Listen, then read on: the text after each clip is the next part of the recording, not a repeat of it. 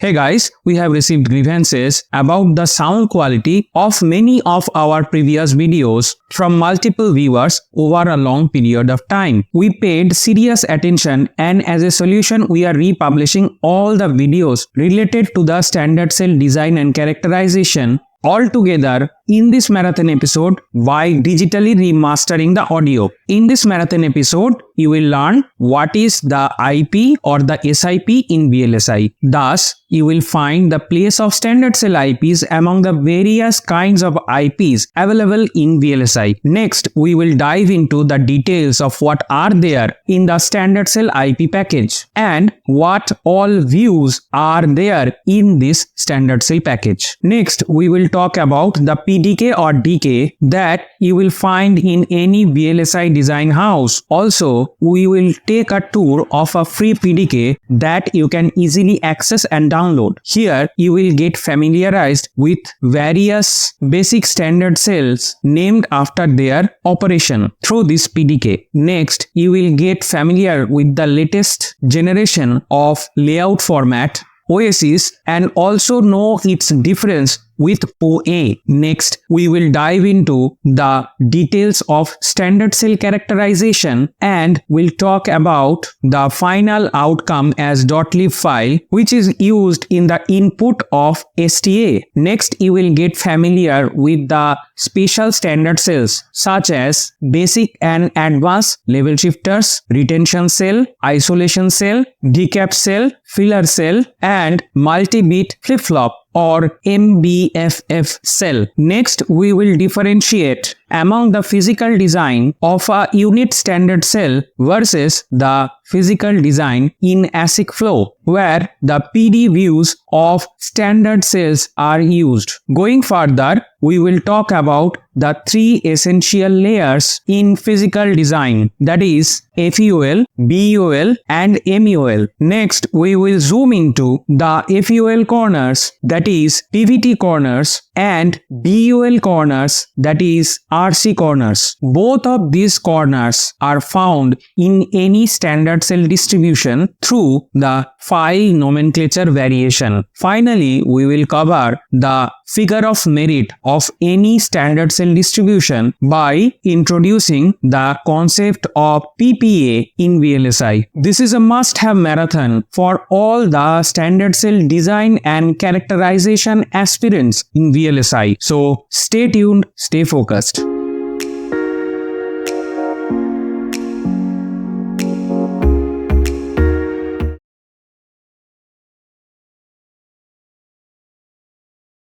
Hey guys, welcome back. In today's episode, we are covering the below topics. What is IP or IP core in VLSI? Why concept of IP was introduced? End customer usage of VLSI IPs. IP classification by genre. IP classification by size. IP classification by distribution package. IP classification by circuit nature. Forms of IP, soft IP and hard IP with visual example. That's the menu for today. Without any further delay, let's begin. Semiconductor IP is the building block of any chip. This you can relate with a very simple graphics. These are the Lego blocks. In childhood, you might have played with the Lego, or in case you have not played, you might have seen these things selling here and there in almost every toy shop. So what the children does with that? So they assemble these things and make a bigger block, which is a functional, maybe a house, maybe a car, something like that. So this Lego block concept in semiconductor is IP. So here you can see in the picture, here you can see red, green, blue, all these blocks are there. And once the chip design engineers have all these blocks ready, they can start building the chip design. Although in the design house, the IPs are not everything inside the chip design. Each individual design house have their own parts of the design. So they have to design that by themselves. And in addition, they have to use the IPs. Now, here you can see the picture. You can easily visualize is engineers who are making bigger block with the smaller blocks, so that very much resemble to the chip design process. And once they are assembling and the building is complete, it makes a SoC. That means a system on chip. Generally in ASIC we have a chip layout, and once the Lego blocks are assembled, you can see that here is a big block is made out of the small blocks with various colors. Now this is the concept of the IP, where the IPs are picked as a bunch. They are used by the VLSI designers, and finally a chip is built by judiciously placing each block in the layout of the actual SoC and getting maximum output from that design. So this slide is a kind of slide where even a layman can understand what is a IP in VLSI. So we are done with this particular slide. Let's move on to the next slide. What is IP or IP core in VLSI? IP is the abbreviation of intellectual property, also known as semiconductor intellectual property, abbreviated as SIP. So interchangeably you might hear these two terms, that is IP or SIP. Both are pointing to the same thing. Don't worry if you hear one place IP and another place SIP. To brandify something, some company may add some other extra text to these things. That is the company specific. In general, these are called IP or SIP. In VLSI design, IP is basically a pre-characterized, sorry for the typo here, building block of any of the digital design or analog design or analog mixed signal design that consists of both analog and digital blocks. So from the previous slide, you have the concept that it is a building block and different colors means different things. One may be analog, one may be digital, one may be analog mixed signal, and together they make the chip. An IP is always reusable general purpose design block which can be made specialized upon request. So here comes the functioning of the IP design house, because the IP design houses, they can receive a special request and turn a generalized IP into a specialized IP based on that particular request. So in your company, you see a particular specialized version of the IP that is coming from that kind of special request, which your company has made a request to the IP vendor and they have modified the basic IP in another shape and given you the specialized shape. Let's go to the next point. Verification IP, also known as VIP, is non-design test vector IP, which one can directly plug into a test bench environment in front-end verification of the digital design. This is another kind of IP, and this is not a design, this is a test vector. It is used in the test bench because in the digital verification, we need to have a huge number of test vectors to exhaust all the possible combination of the ones and zeros. Based on its packaging, functionality and size, an IP could be called a IP core or IP block. Now, these are two different terms and these are not the same meaning. Will come. IP can be distributed as two major formats, that is soft IP and hard IP, based on its design stage or state. We have these things to be covered in later part of this particular episode. To avoid design complexity, previously designed blocks like bus controller, CPU, and memory subsystems are integrated as IP ASIC or SoC design. So also we have further example which you will be able to visualize these things which we have textually have presented here. So this is in a nutshell what is a IP. So IP, maybe it sounds a very short word, however the meaning and the application of the IP is very large and very vast. Historical increase of chip complexity and IP. So here we start with around 70s timeline where any IC was consisting of 10K gates maximum number. Later, as I move in this particular slide one block to another, we are jumping off by a decade and the corresponding number of gates.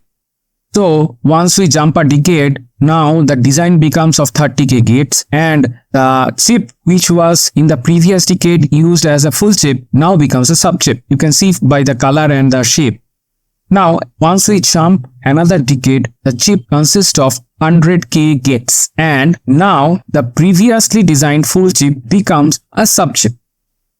And at the last part, we come to our present scenario where we are designing a ASIC chip or system on chip. So there, whatever in previous decade was the full chip now becomes a sub chip, and we have other different blocks. Now these blocks, as you in timeline you can see, so one small block is the part of a bigger block. However, each small unit block has to be designed by the designers, and from here the concept of IP was borrowed, so that to make a bigger chip like we have in the rightmost part of this slide. So here you can see the ASIC one. Here if we have to design this entire big block from scratch, then it will be huge time consuming, and hence these parts are purchased as IP, and maybe this part is designed in the company and this part is also purchased. And once all these things are assembled, the chip becomes a full chip in today's scenario. So that's the kind of graphical interpretation of the origin concept of the IP. Why the concept of the IP was introduced? We had the visuals in the previous slide. In this slide, we will be describing it by the text. Building each block and its sub-block for a major design every time would increase the design to tape out duration, and sub-blocks are more prone to faults. In previous slide, the rightmost block, which is the biggest block, if we try to do everything from scratch, we'll end up having miscellaneous errors in miscellaneous part.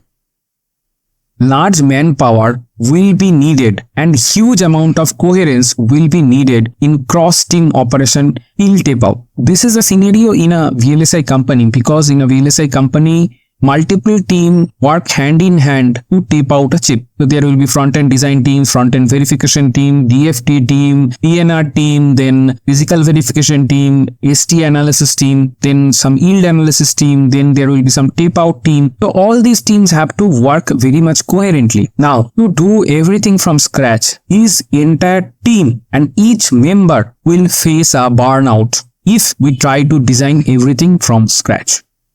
Hence, the time to market will be elongated and the business cannot thrive in the cutthroat competition of worldwide semiconductor market. Nowadays, you can see today we are having a phone with some amount of gigahertz of speed. That next month or the next to next month we have a much more advanced processor with higher speed, higher RAM, and this is a continuous battle going in between different companies to release a much more advanced and sophisticated device as we proceed in time. So in this scenario, if we try to make a chip from scratch, every block from scratch, then what will happen? That the chip will never make it to the market, and which will lead to the business loss. This is the business point of view. And designer point of view, as I have mentioned, maybe 5, 6 or 10 teams are working together hand in hand. Each member of each team will burn out by doing this from scratch.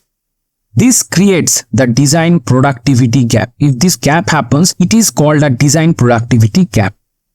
Sorry for the typo. To bridge this gap, design reuse methodology was brought into picture. IP vendors will dedicate their time to produce various kinds of IPs, while by using them or reusing them, the ASIC or SoC designers can produce their chips faster and hence make their chips impression in the open market at the right time of point by facing the competition. Hence, by the use of the IP, that means the design reuse methodology, the time to market is slashed down and hence the companies making their way ahead to stay out of the competition. We are done with this particular slide, so let's move on to the next slide. End customer usage of VLSI IPs. So before going any further, let us look in what sectors the IPs come in our hand in different form and shape. First is the IT and telecom. In the IT or telecom, there will be routers used in the networks and there will be switches, hubs will be there. So all these things are there. They are constantly operating, and today no cell phone connection is without internet. This technology, the 4G, 5G technology, all those need smart chips. So all those are supplied from the VLSI, and hence the IPs ultimately land in the IT and telecom sector. Healthcare devices. Nowadays, we have smart healthcare devices, wearable healthcare devices, and healthcare devices which can get attached to the smartphone and give you some reading like a blood sugar monitor or something. All those healthcare devices now enabled with a smart chip. Next comes the consumer electronics. What is a consumer electronics? Consumer electronics means that whatever things we use very easily in day-to-day work. The previous two were the specialized devices. Now the consumer electronics is generalized devices like a MP3 player or a smartphone or some Bluetooth headset. Like these things are consumer electronics. That is, every single person can use with minimum effort. All these things are consumer electronics. I have named couple of things. They might have smart chips from the ASIC or SoC design, or maybe a VLSI design. All those things will go to the consumer electronics. Next one is the automotive application. Now this is nowadays becoming very important, because nowadays you can see the unmanned car or the self-driving car, all those things are coming. So they need a smart chip inside, which the hardware and the software correlation and faster operation can happen. So these sectors, the automotive sectors, not only the ground transport but also the aviation or the railroads, all those areas now are coming under the smart operation. This way the VLSI IPs which are produced in the IP vendor, they get spread across all these type of application: IT, telecom, healthcare, consumer electronics, automotive application. The design reuse concept, even a single IP which is made as a particular block of design, can be applied in multiple sectors in multiple way of application, where the end user is different every time. This is the usefulness of the IP. We're done with this particular slide, so let's move on. Hey guys, so far you have came across what is an IP and what makes an IP so special in the world of VLSI and in the electronics world. When we look into a particular thing from various angles, we get different perspectives. In the upcoming section, we will talk about various classification from various perspective of the IP. IP classification by genre. First, we have the standard cell IPs which are used in the ASIC chips. Here I will take the names one by one and you can pin all these names into your mind, because here we are giving the classification and we are not going any very much in depth of them. That will make this episode much more longer than expected. So I will take the names only. Next is the memory IPs like SRAM, DRAM, NVM, etc. Also the BRAMs are there, called the battery powered RAM. Next, we have analog IPs like PLL, DC-DC, D2A converter, A2D converter, all those stuffs.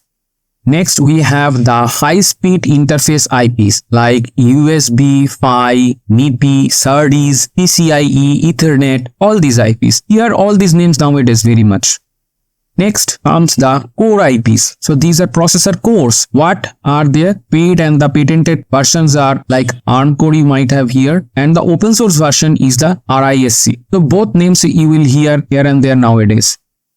And the final block here is the verification IPs, which I have already mentioned. These are the test vector IPs used in the digital verification of the front-end design in the ASIC flow. This is the IP classification by genre. Why I am doing all this classification by genre? So that you have the full pictures of the IP. What are the classification? This is kind of a way of looking to a particular thing from various angles. The first angle was by genre. We are done with this slide, so let's move on to the next slide. IP classification by size.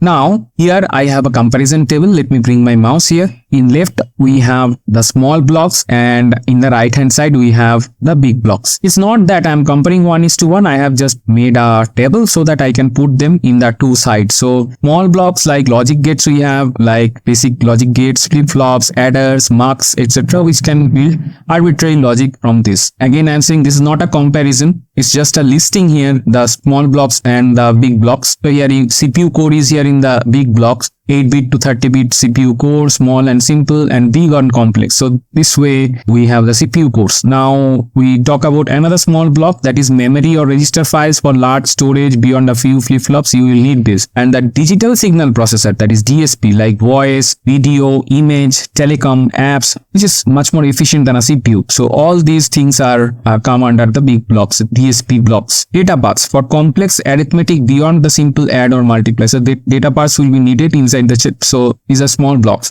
And big blocks again, single purpose cores like MPEG engine, MP3 engine, Ethernet processor. So you might have a MP3 player there, this MP3 engine is used, or you might have a video player which can play your video from the USB, that will have the MPEG engine. So these are the chips blocks that comes or supplied as IP. So here we have listed out by size the small and the big. So I have given a couple of the examples, and this was another angle of looking to the IPs by size.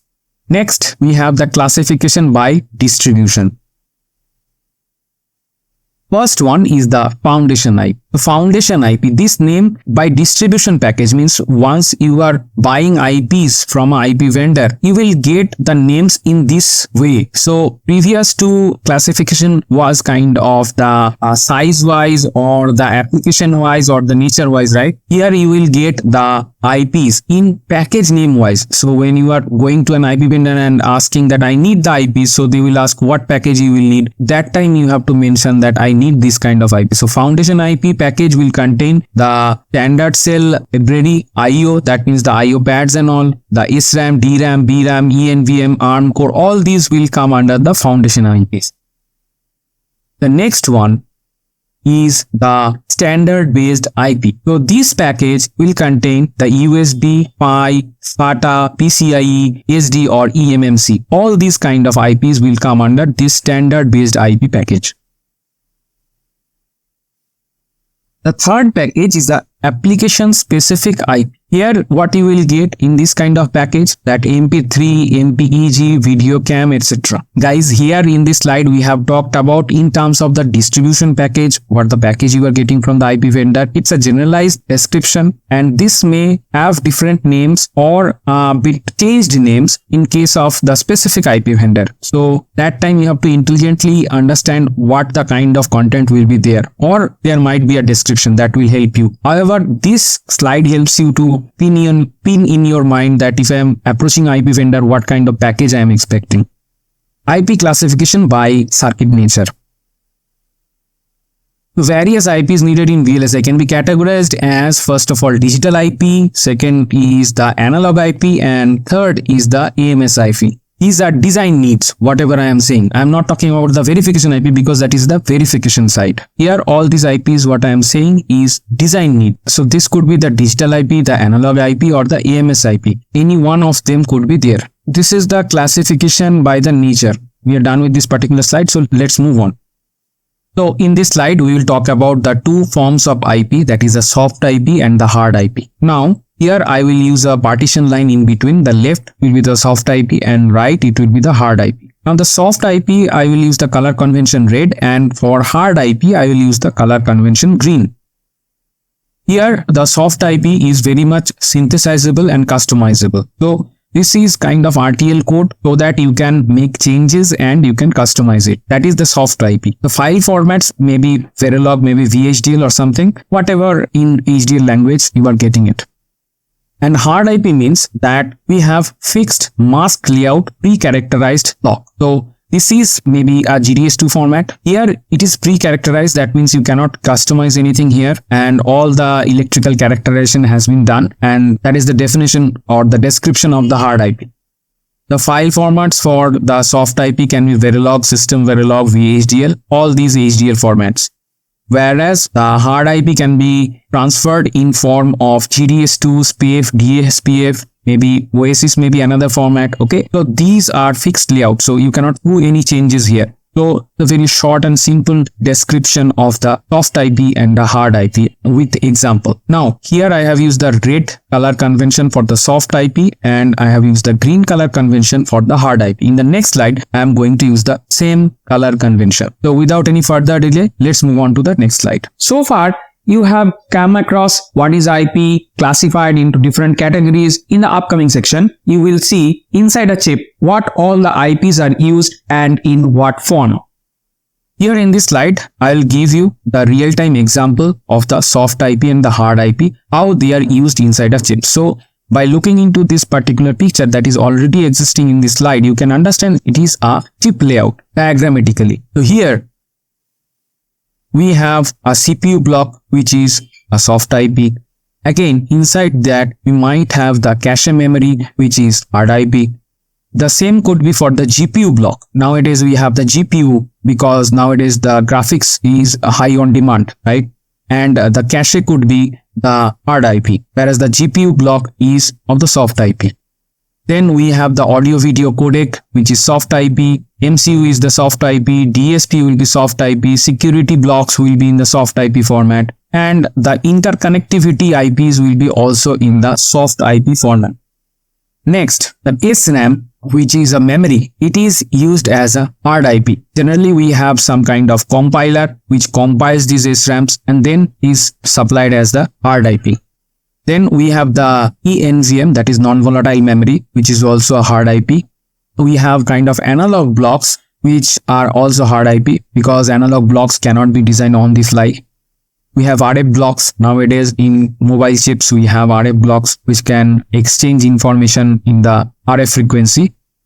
And next goes our interface and the Phi element. So this is a very important in today's chip because we nowadays have different kind of ports and data transfer mechanism through different kind of IPs like the USB, the PCIe, the SATA, the MIPI, the HDMI, the LPDDR. So all these will be hard IPs, and the controller of all these interfaces will be supplied in the form of soft IP. So here I have diagrammatically made you understand that what type of IPs are used. That means soft IP and hard IP type. Which type of IP are used in a chip, that is SoC or ASIC chip. So there, what parts are started with soft IP and where we directly use the hard IP. So this gives you a concept with this particular diagram. We are done with this particular slide, so let's move on.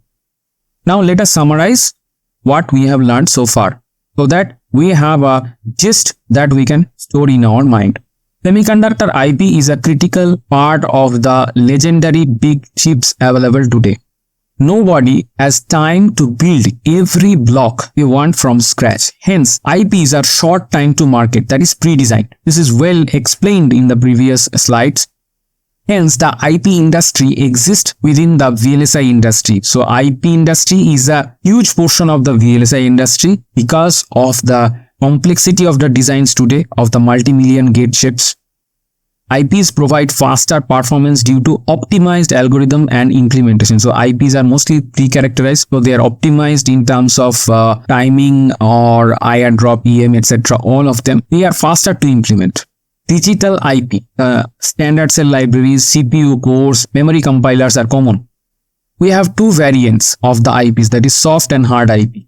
Analog IP is the mostly the hard IPs are available today. Analog blocks cannot be very much customized because the analog design flow, the semi-custom or full custom design flow is different from the ASIC design flow, and that's why the analog IPs are hard IPs. Still, it is a big and active research area for digital and analog. So, if you are a student, undergraduate student, if you are looking for a kind of project to work on for an internship, you may be end up into a particular team where development of an IP or some innovative design of an IP is ongoing. So, because this is a very much area where the research and development continuously ongoing to make the blocks much more efficient. The reason you already have came across that IPs can be applied and various types of designs in various areas. So, this way the thing will be very much important, and hence it has a huge prospect for the research and development. So, we are done with this particular slide.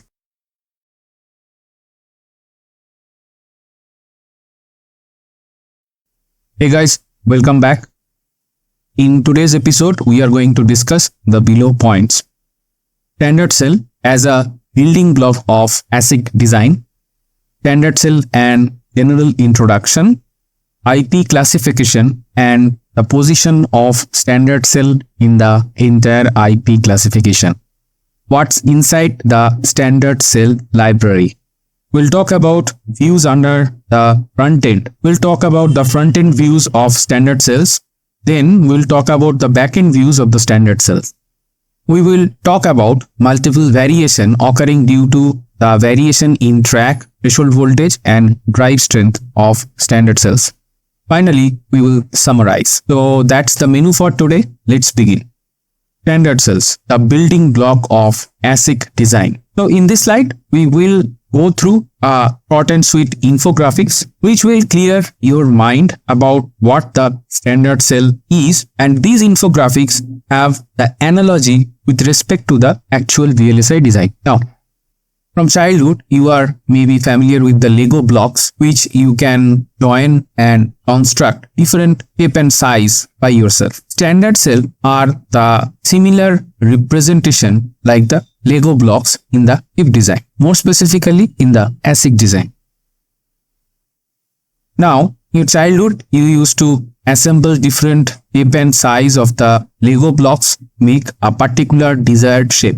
In the chip design process, the engineers, they make the design with various cells present in the entire standard cell library to make a system on chip, that is a SoC. Now, once the design process is done, your SoC, that is system on chip, is done. Here in the final picture, you can see that there are several Lego blocks of different color and shapes, and they are arranged in a particular way. So they fill the entire area, and this is very much similar to the chip that you make, where the entire area is filled up by different IPs. Majority of them come from the standard cell. Now, the whole picture is in front of you. We have the Lego blocks, that is the standard cell. We have chip designer who are assembling the blocks in the topmost picture. That is, we are undergoing the chip design process, and finally the chip is made with the assembly of the standard cells. Obviously, we have many other IPs that are needed to create the SoC, not only the standard cell. However, standard cell have the lion's share of the entire SoC footprint. So that's all, folks, for this particular slide. Let us move on to the next slide. Standard cell, a general introduction. Standard cell libraries are required by all tools used in the ASIC design, RTL to GDS to flow. So the standard cell come in a package, and that package can be read by any of the design tools, whether it is a front end or back end. They all can read these standard cells because these are the building blocks. Any tool that is trying to contribute in a SoC design, they have to read them. It contains primitive cells as well as complex cells too. Primitive cells means and or not this kind of cells, and also we have multiple combination and some advanced cells also. Standard cells are designed by variation of power, performance and area. So whenever you receive any standard cell package, somewhere in the documentation you will find that there is a power, performance, area figure of merit is there, and this comes from the wide variation across various design parameters. For each cell, a variety of drive spans are present. Very much important because sometimes it needs some amount of drivability and some other times we need more drivability. So this way there will be multiple drivabilities present. Inverters and buffers have much larger drive spans varieties than any outer cells. Cells contain balanced rise and fall delays. This is another important point. Cell with delay variation present in the standard cell distribution to aid the fixing of static timing analysis violation.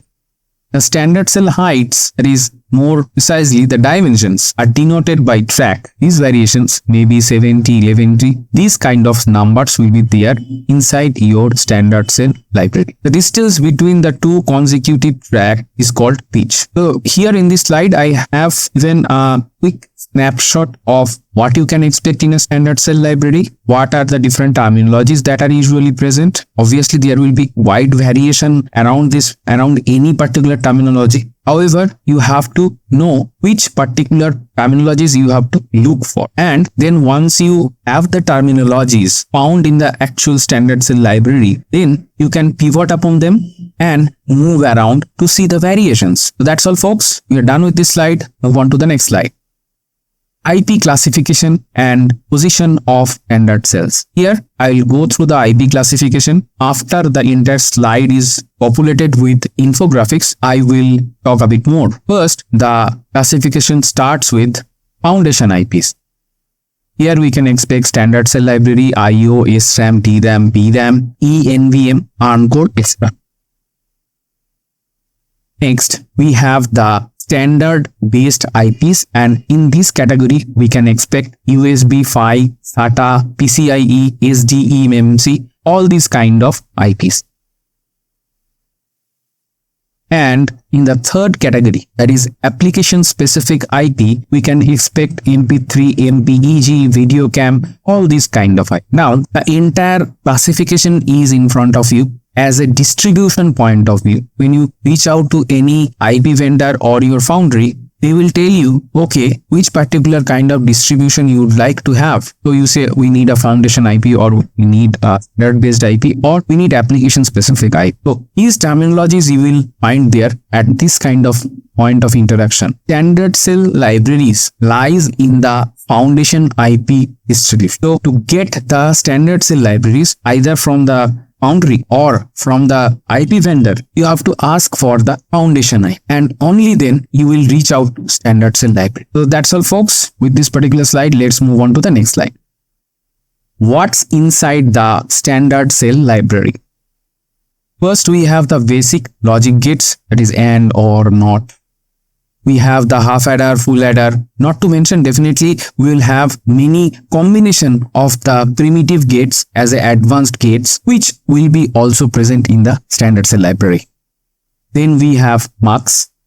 We have ECO cells. These are cells which are specifically used during the engineering change order of the backend. Then we have tie cells. These are used to tie either to the positive or negative power supply.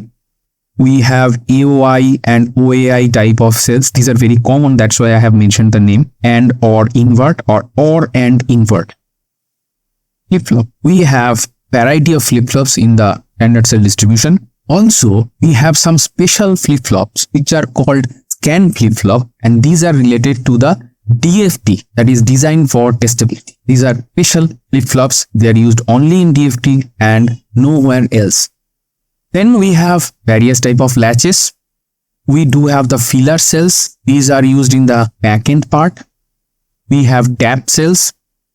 We have end cap cells. We have decap cells.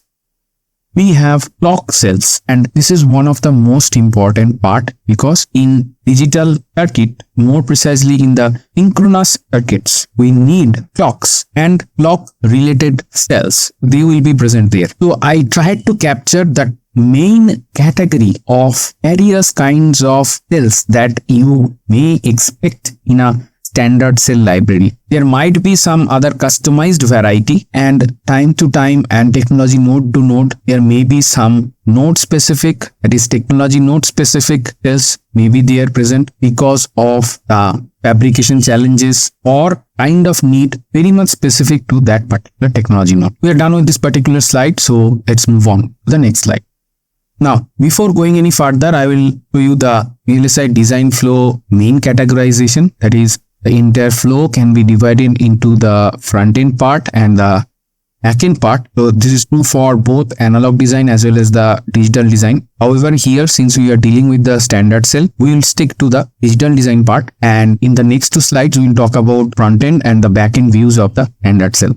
Standard cell front end views. So in a standard cell package, you may expect some front end views. So let us get familiar with them. These are mainly the RTL views. Specifically, there could be Verilog views, some Verilog views, or VHDL views. Now, apart from this, there could be DB, which is tool specific. I think Synopsys tools use the DB format, SDB, SLDB. And also you may expect the UPF, that is Unified Power Format, or CPF. So UPF is used by the Synopsys tools and the CPF is used by the Cadence tools. Now, these two particular type of views contribute to the power management, which get along with the RTL views. And also there you can expect another view which is called OA view or the OASIS view. So this is, I think, acceptable by multiple tools. And one thing here you are not seeing, that is the timing.lib, that will be there. And generally the .lib is a consolidated file. It will contain all the cells inside one single file. And there could be variation of the corner and other factors. So I have made one entire episode on the timing.lib that is present in the STA playlist. Please go ahead and watch from there. here I have explained in detail, so you can go ahead and see the variation and the detailing. So we are done here with this particular slide. Let's move on to the next slide. Standard cell, the backend views. Once the front end is done, we will go to the backend of the ASIC design, and at this stage, what we pick up from the standard cell library are basically the layout related views. There will be mapping file, there will be NDM file. I think NDM file goes with the synopsis tools, and GDS file. There will be DB, there will be lef and def. This lef and def goes for the cadence tools.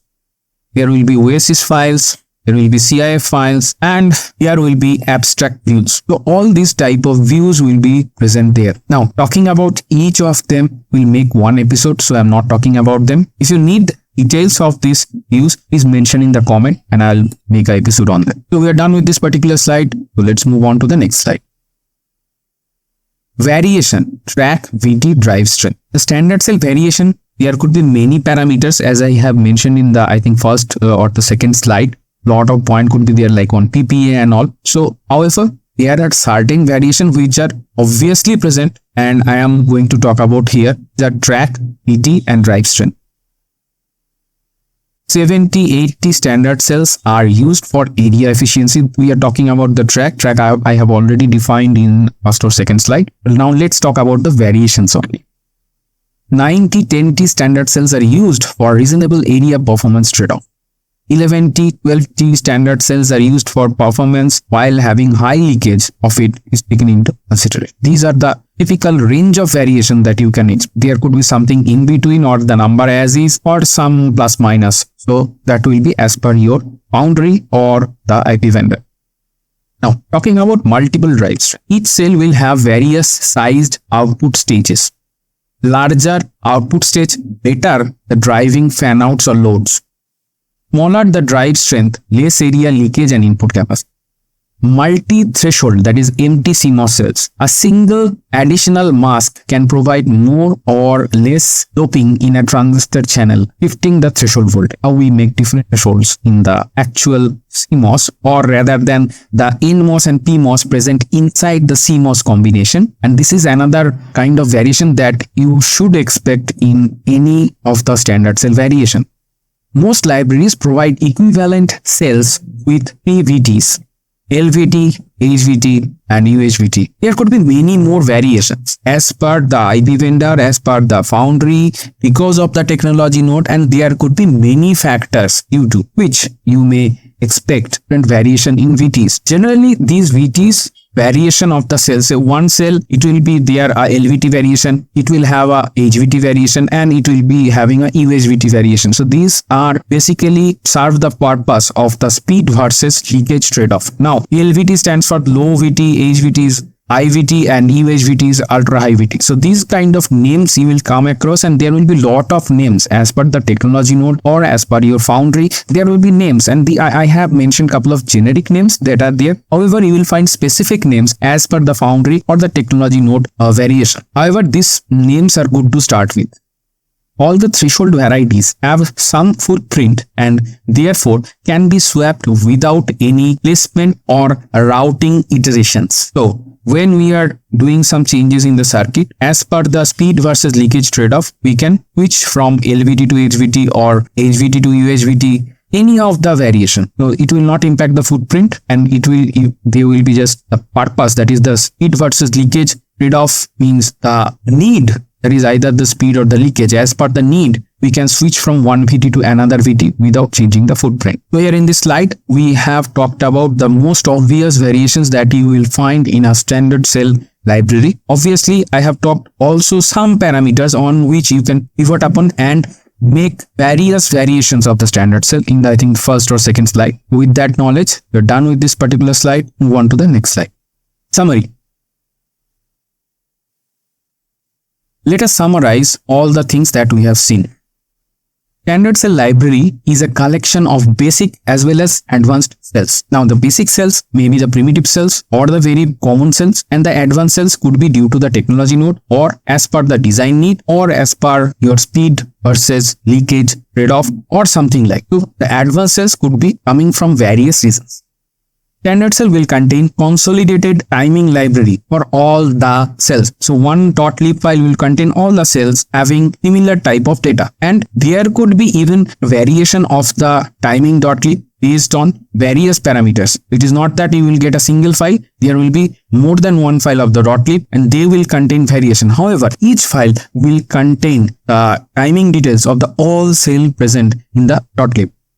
One particular cell will have multiple views and variation based on the parameters like track, VT or drive strength. I have just talked about in the previous slide, so I will not talk about much here since we are summarizing here.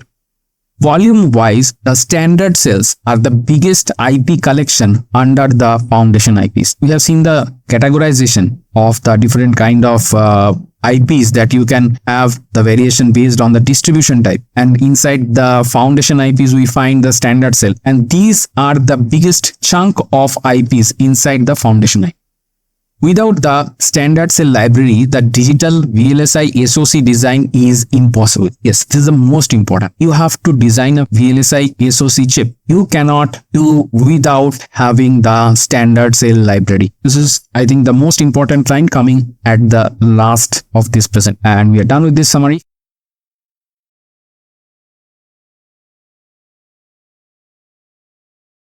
Hey guys, welcome back. So in today's episode, we are going to discuss these below points. What the view means. First, we talk about the front-end views. We start with RTL views. Then we talk about timing views. Then we move over to the back-end views in VLSI. We start with layout views. Then we cover the physical verification views.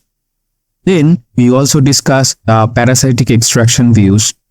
And finally, we discuss about the compiled macro views. And at the end of the episode, we summarize of our discussion. We are done with this particular slide, so let's move on. First, here we will talk about what the view means. When you receive a design kit, there will be several files inside it. Not only folders, there will be various extensions of files. So, as a beginner, which file to choose for which particular tool, that knowledge is very important. Each different EDA design tool requires or outputs its own input and output file format. That means you cannot use one particular proprietary file format from one EDA vendor for the similar type of the tool in another EDA vendor. The same unit cell, while passing through various stages of design, requires a specific format as for the stage. As you know that the IC design process contains multiple steps, and at each step, it will require the necessary view to complete that step. So this is the reason behind creating so many views or file formats. Now, EDA tools have their proprietary format for each unit cell or block of the design. This restricts an end user to stick to the same vendor, and this is a business move rather than a technology need. Generally, any EDA vendor will think that they can retain their business, so they will make a generic format of the files. So each EDA vendor makes their proprietary format and they stick to it, and over time there may be version 1, version 2. This way the proprietary format may change. So this is the reason. That is why you will see so many of the file formats, and one of the file format is not compatible to the other vendor tool. So this is the kind of initial knowledge you need to have before we begin our journey. We are done with this particular slide. Let's move on. RTL front-end view. Here I will just touch base the views. I'll not go in very in-depth of them because that will make this particular episode very long. And it is also not feasible to go and deep each and every file format in one single episode. If you want to know, just write down in the comment. Separate episodes will be created for different file formats. First, in the RTL view, the very common thing that you came across is Verilog view. Also, due to the assertion and other capabilities, the system Verilog view is much in demand. Also, in some cases, you might see the VHDL view. So these views are there for a unit cell. Hey, let us suppose we are talking about standard cell only. So any and or not cell, whatever is there in the standard cell, so they will contain one Verilog definition, one system Verilog definition, one VHDL definition. So this way, each cell, each unit cell will have its view in various formats. Whatever format is suitable for your tool, you can pick it up. Then comes the DB, SDB and SLDB. So these are also file formats. Those are used in the front end. Also we have UPF, that is Unified Power Format, CPF, that is Common Power Format, Open Access Format. It is an altogether different format. So UPF already I have created a series. You can go ahead and find out the particular playlist and watch it. UPF is also similar to UPF. Once you have one concept of UPF, you can extend your knowledge to CPF very easily. The Open Access is a kind of format that is a much more generic format. So here we talked about all the particular file formats or views, that is RTL views of the front end. We are done with this particular slide, so let's move on. Timing front-end views. Now, the timing views are contained in the .lib file. There will be corner-wise variation, process corner, fast, slow, typical, this kind of variation. So you will see there will be lot of variation in the .lib. Not everything is related to view, but there will be also related to the process corner related changes. Now, inside the .lib, there can be variation of the methods how the lookup tables are taken care or timing models are taken care rather than NLDM, OCV could be there, CCS could be there, ECSM could be there. I have one entire episode on the timing.lib and explaining almost all these things there in the episode, and you can find that particular episode in the static timing analysis playlist. So the file from outside, the timing.lib, may not look different. However, as per its content, you can have various variation. So either it could be NLDM or CCS or ECSM, OCV, AOCV, all those things are latest things, so they will be there. We are done with this particular slide, so let's move on. Transistor level front-end views. So the transistor level views are very much important when you are doing a particular design where you have to craft something at the transistor level. This is not very common. However, in case specific manner, the transistor level views may become necessary for the designer. Now, generic transistor level netlist is SPICE or CDL. Now, CDL and SPICE both are kind of representation of a circuit with the transistor level data. Now, specific views could be a SPICE view, LDO view, or Spectre view. So these are three famous simulators from three different vendors. So these could be specific view. Otherwise, if you talk about generic view, it could be SPICE, it could be CDL. So all these views can be present there in the design kit when you start the design. However, any view has to be used as per your tool and as per your need basis. Here we are done with this particular slide, so let's move on. Layout backend views. Now we are entering the backend part and we will start with the layout view. The layout views are created with layout editors. The first thing in the layout views, you will find the mapping file. There could be various types of mapping file, and these mapping files generally contain the layers, various layers and their numbers, or it could be different from case to case basis. There is another layout view for, I think, ICC2 is the NDM. The GDS2 is the very common view. There could be the DB view. I think the Synopsys tools use the DB. The Cadence tools use the LIF and the DEF view. And there could be the OASIS view. It is much more generic view. There could be CIF files. And there could be abstract views. So your entire design kit as a layout view can contain some of them or many of them or all of them. So as per your design tool or the EDA vendor, you have to pick up the right view and the right file extension. So here we are done with this particular slide. So let's move on. Physical verification backend views. So here lot of physical verifications are performed on each unit cell, and as per the tool's requirement, there could be a physical verification view for each of the unit cell. Now let us look what type of data we can find there. Redoc files could be there. Redoc is a well-known tool for doing the EM&IR analysis. Ashura could be there. Ashura is from Cadence. Voltus could be there. Voltus Views. Voltus is from Cadence. The Hercules is from Synopsys, so you can find this kind of Hercules views for the physical verification. ICV, I think it's a latest physical verification tool from Synopsys, so you can have also ICV views.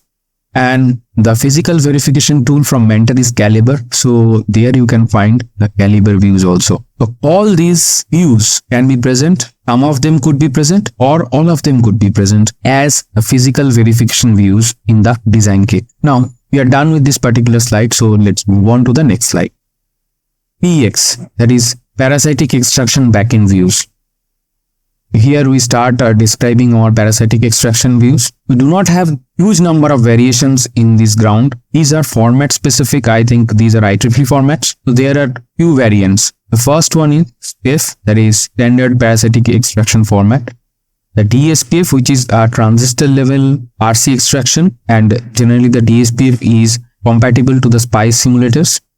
And we have the binary format SBPF. It is generally used by the Synopsys tools, and rest of the vendors may either consume the SPIF or the DSPF. So these kind of views would be present as a parasitic extraction view of the unit cells. Now we are done with this particular slide. Let us move on to the next slide. Here we talk about the macro backend views. More generically, these are called the compiled macro views. Now, generally these are compiled means there are compilers which can compile things and give you a view. What type of cells generally have compilation views? The SRAM, the non-volatile memory, DRAM. This kind of memory, that is semiconductor memories, may have a compiled macro view, or you may get some other sort of view for this kind of cells. We are done with this particular slide, so let's move on. We have covered all the types of views by genre, and now let us summarize whatever we have gone through. Views are basically file formats. Views are created to facilitate as many as EDA tools possible. Variation of views may be different from one technology node to another technology node, because it could be that some tool is compatible, some tool is non-compatible, some tool have a file format specific to one particular technology node. In another technology node, it could have other kind of file format. So there could be lot of variation due to the technology node to the technology node. Number of views may vary from one standard cell vendor to another. Generally, no two vendor gives the same amount of view, and sometimes in-house in the design houses, people create their own views which are missing. So some views can be your internally generated views. Same view of associated with a particular tool may become incompatible over time due to the fabrication technology related changes inside the tool. This is a very important thing, because you are using one tool and using its own view for a long time. Suddenly you see there is a change. Now the change is because of the fabrication technology, basically the UV lithography and lithography related changes. Then definitely you have to move on to the new type of view. Otherwise, your tool will not be able to stream out the GDS tool.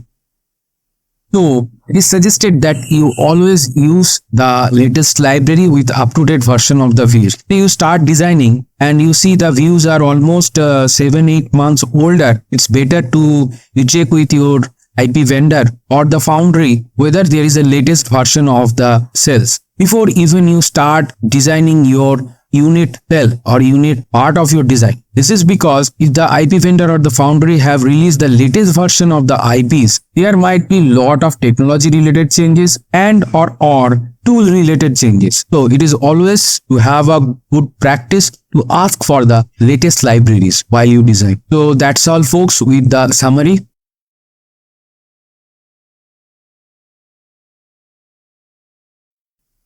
Hey guys, welcome back. In today's episode, we are going to discuss these below points. Complete design kit. We'll talk about all the subdivisions. Init-Files is our tool-dependent initiation files. Process design kit, PDK, its technology data, and process design kit, its physical verification decks. Next, we will talk about IP kit, where the major section of the cells are Standard Cell Library.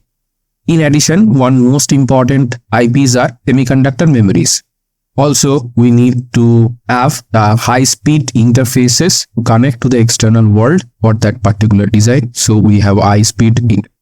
And finally, there are some analog blocks which may be necessary as per the design. So this is the menu for today, and without any further delay, let's begin. Complete design kit. Now, the design kit can be subdivided into three sections. First is the PDK or process design kit. The second part is Init-Files, that is initiation files or tools. The third part is IP kit or the IP library. Now, in some of the companies, there could be a little bit rearrangement among these classification or subdivisions. However, grossly, this particular classification is there. So, the PDK generally contains text file, design rule manual, NXT-GRD file, ERC, LVS, ERC, ESD, and antenna rules. Also, EMIR rules. So this PDK part comes from the foundry. The Init-Files also comes from the foundry. The IP kit may come from the foundry or foundry partners.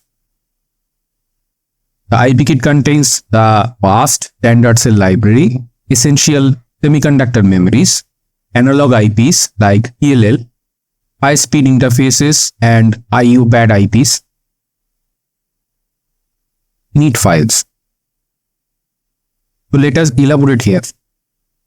So these are basically the shell script files somehow related to the tool initiation. Some of these init files can be tool specific commands also. Now, what in general we can find? The PSHRC file for license setup. There will be a license daemon and the license path. All those things will be there, compatible to your CSHRC file that will come along with the PDK or the entire design kit distribution, which you have to add into your own CSHRC file. Next comes various.rc file. These are configuration files for different tools that you are or your team or multiple teams inside your company are going to use. So they could have a .something RC name or extension. Then you can have project specific init files. Say your company, you have 5 groups. Each group is working on a separate project. There could be project specific init files. Path inclusion file. These are generally here and you have to use them to include various paths of the tool installation or licensed installation or some bare necessary files, or it could be the working path of your projects. Process design kit, PDK. First, look at the technology data. What type of technology data that comes along in the PDK? I again tell you that PDK comes from the foundry. So the technological data that comes, that is compatible or must use for the semiconductor fabrication process, or somehow it is related to the fabrication process. First, there will be a text file. This is a must. It will be there. Sometimes there could be a variant of this as per the tool, or it may be the basic text file. Metal, via, contact layer, etc. information will be there in the technology data. Intrinsic and extrinsic silicon layer information will be there. Layer names, layer purpose, pairs here will be there, and layer maps will be there. Colors, fills, and display attributes will be there. Process constraints will be there. Next, another important file is the NXT-GRD file that will be there. And the most important part is the human readable design rule manual will be there. Generally, this is in PDF format. So this will be there, which you can read by yourself. So this is a gross content of the technology data inside the PDK.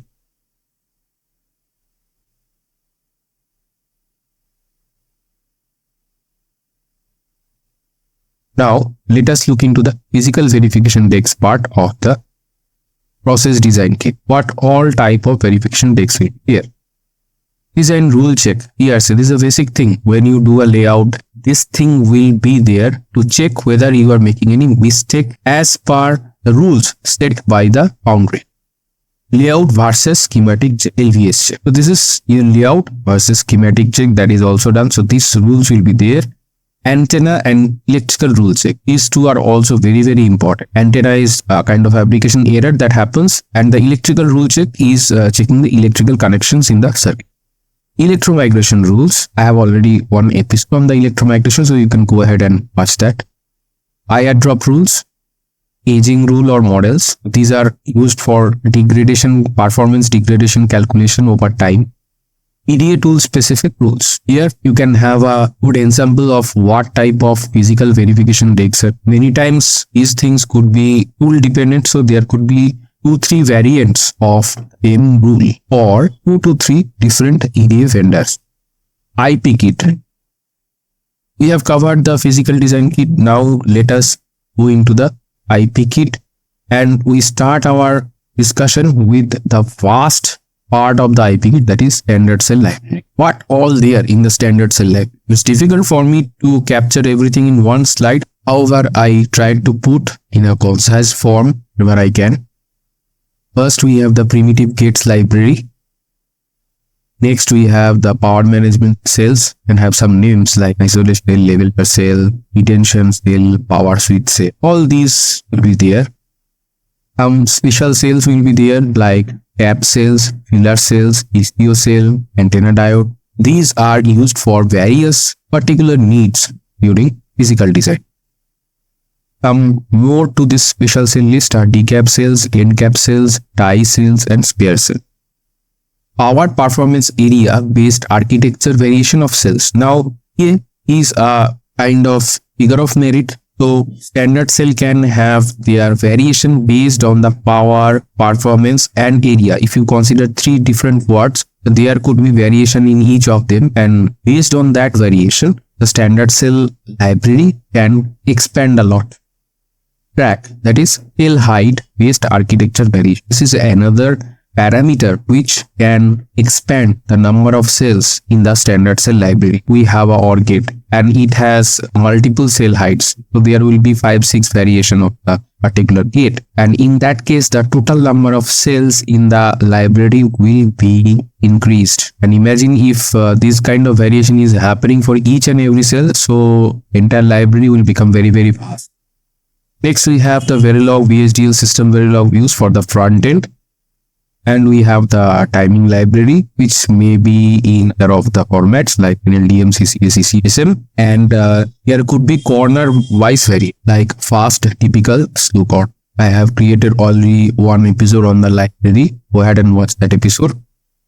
Finally, we have the Lib GDS views for the backend. So these are individual cells view. These are not the entire layout that is you are going to make in the backend. These are the unit cells views which you will be using as is, that is kind of ready-made fashion in your end design, that is physical design. That's all with the standard cell library. Let's move on.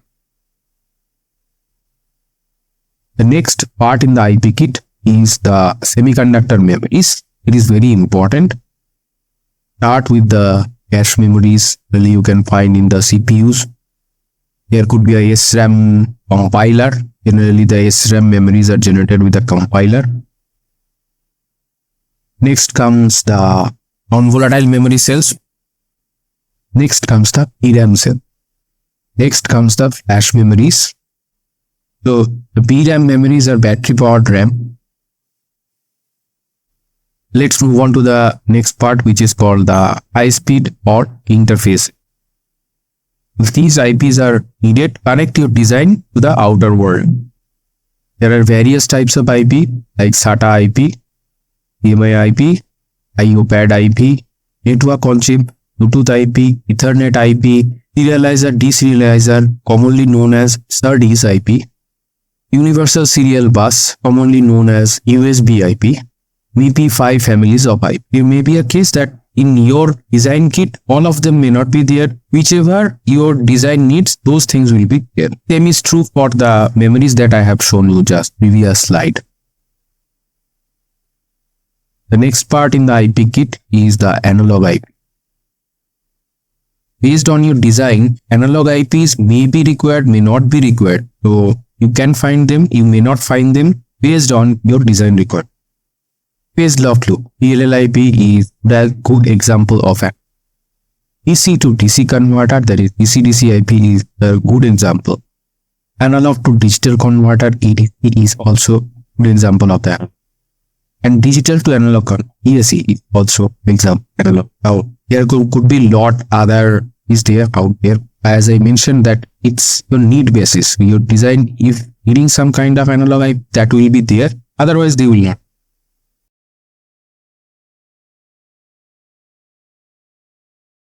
Hey guys, welcome back. We are sharing a free PDK that is available in this URL. Don't worry, this is provided in the video description. From there, you can directly come to this PDK and let me go through it. And what you can see here, this PDK is designed by Oklahoma State University. I think they have the collaboration with the North Carolina State University. When you are availing this PDK, there are several tools like Magic, the Cadence tool, the Synopsis tool, and the MOSIS tools. So all these you can use. So you can use the PDK with all of these tools. So the following page gives information regarding design flows for system on chip design, the SoC, that is the ASIC flow, that were developed to use at Oklahoma State University for use with MOSIS process. Okay, so we have developed jointly with North Carolina State University a free PDK 45 nanometer. This is our focus today. A variation of our 45 nanometer design flow for the Semiconductor Research Corporation, SRC. The SRC designed with Synopsis Cadabra, which allows full chip synthesis and place and route to CDS, that is the Cadence encounter. You can download the design flow and standard cell library here and technology kit from the North Carolina State University. So let us see what are there in this free PDK that you can download. So here supported technologies are whatever files are there: AMI 0.5 micrometer with pad cells, AMI 0.35, TSMC 0.25, TSMC 0.18, and we have the free PDK 45 nanometer. So this is our episode today. So other things you also can browse and you can explore by yourself. So here whatever package, like if you are downloading the 45 nanometer free PDK, then you can have the libraries, the timing libraries, like Lib is used in Cadence, DB is in Synopsis, and TLF again used in Cadence. Simulation libraries, this is for the RTL library, right? This is used in the synthesis part. So Verilog is there, VHDL is there for the standard cells. Now geometry libraries, this is used in the backend flow, and for Cadence we have Lib here, and for Synopsis tools we have the FRAM files. And cell layouts which are compatible with Virtuoso, Magic, GDS2 and CIA. So you can see almost all the tools you can use this free PDK, and here you can see that there is a download link. So if you go here in this download link, you will be able to see the files, and accordingly you can download the .gz files. Some files you can directly access, which I'll show. So let me right click and open it here. So here you can see all those things are there, the free PDK and standard cell datasheet, right? So if I go here, right click it and open it in another tab, you can see here the free PDK is there. There is a .gz file. There is a CHSRC file. So if I open it, you can see that the file that is coming here has the set environment cadence, open license file. You can see the license file, and you can see the free PDK here, and all these environment variables are set first, and then you can see again some set environment. So all these things are set so that you can start doing your work. And here you can see that some entries are here. Again, some set environment variables are here. So in the Linux episode, I have explained what is a CSHRC file and how you can use that. And here is a real-time example, things that you can append to your existing CSHRC file. Keep this file somewhere and source from your CSHRC. I have provided the link in the video description, so you can see the CSHRC episode in case you do not understand what is a CSHRC file. So you can see here some path related commands are also there, and here you can see some more commands are here, and you can see that this is also source. So you have to keep in mind that this file you have to keep in a particular path, right, from where it can source this file. And once this is sourced, this entire file is sourced, it will give a message. You are now able to set up, use the cadence properly and to use the free PDK. So this will give the message. So let me close it. What else are there? So here you can see the free PDK 1.0. So here you can see flow, leap and reference design. So there are things you can see here. So if you go here and you can see, flow is generally the automated files, right? Like you have tickle file here. You can see the encounter tickle. This is used in Cadence and this is used in Synopsys, right? All these things. And .v file is there and .vhdl file is there. Here it is RC. I think it's a Cadence thing. DC is from Synopsys and RC is from Cadence. So these files are also there. You can use these files readily in these tools. With the flow here we are done. And you can go ahead and click and download this file. It is very easy like any other. So again, here let me go back, go in the lib and right click here. It opens up the library. Here there is files, then free PDK cells, HTML source. So here is files. Let me see what is inside the files. You can see here the SP, general this is files.em file is there, the db file is there, the lef is there, lib is there, elf is there, v is there and vhdl is there. So in the initial page, I have talked about these files, right? These are generally the basic setup files you need. Like db is for Synopsys, lef is for Cadence, lib is used in the timing tools, TLF is again for Cadence, V and VHDL is used in DC and RC of the Synopsys and Cadence tools. So I think this is the PICE file for the PICE simulators, and here we are done showing this. If I go for lib, what is there goes here. Now files we have just talked. Let me go to this and open it in the. So you can see there are several standard cells again. Let's open this AND cell, and here you can see all the things are there. The layout is there. If you go there, this is an open access OA file, okay, and you can use it in any of the layout tool. Let me go back, and here you can see the abstract file. So this is also needed. The abstract is needed in the design, the backend design. Here we have the layout. We have the layout here, open access again, and here we have the schematic. So schematic is open access format is there, and all the files are there. Here you can use the schematic for your spice, right? Or in your design, maybe you are doing a design, there you need a schematic, so here you can. So all these things are there. So cells I have just shown. Let us open the HTML. If we go here for one particular cell, you can see here the data sheet is there. This is the HTML data sheet, and you can see lot of data is there. So there is a delay table, right? You can see there is a delay table. Here we have the X and Y data, and correspondingly we have the entire data population for these values. So here TS and CL, I think CL is for this one and TS is for this. So we have this data, and we have for power, similar table is for power. Again, this is 0A201Y, this arc is for this arc here. All these details are here. You can go and read this data from the HTML folder. Okay, function is there, y equal to a and b. Power detail is 1.69 watt. We talked about the power, performance and area, right? The power data comes from here, and you can see the pin capacitance is there. Any pin has the capacitance, and the output driving strength here. How much output it can drive strength is given here. Now let me close it. And here is the entire list of the HTML. From that you can go to the cell level data that is already there and which is already characterized. And one thing I would like to mention here, again I open it, you can see all this data comes from the standard cell characterization. That means when you do the standard cell characterization, all this data is generated. So this is already the generated data you already have in your data sheet. You can say call it it's a standard cell data sheet. Here you have, and here I am closing because there are similar data for all the cells starting from here to here. So you can see different types of cell: and, buffer, clock, full adder, half adder, inverter, latch, mux, NOR, OR and, OR, and XOR, etc. All the cells are here. So from this HTML page, you can go to the pre-characterized data sheet of the standard cells. Now open it again. Here is the source file, right? Let me open it and see what is there. So you can see here the categorized here, GDS here. If you go right, all the cells that we have visited, their corresponding GDS is here. You can open in any of the layout tool. You can see and view their cell level GDS. And here I am not opening since I need a layout tool. I am avoiding this link, and maybe in some other episode where I do some layouting, there I will show. So here open the source again, and here the netlist is there. We have visited the GDS and the netlist is here. PEX means the parasitic extracted netlist. I open it, right, a new file, you can see right, has been used in a caliber XRC, and here there are details, and here you can see the capacitance value.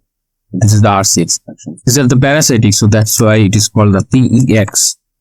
Then another file is there, EXI. So here you can see the PI format. Here is again you can see the coupling capacity. The similar files are there for all the cells that are a part of this particular library, that is the Standard Cell Library, including the data that is coming from the foundry. That means whole sum, the PDK and the design kit here. The data are here. I have just demonstrated. So here GDS netlist, and here is the Cadabra, I think, netlist and lib and all something here finally. So lib is the timing lib. So let me open it here. We could download it.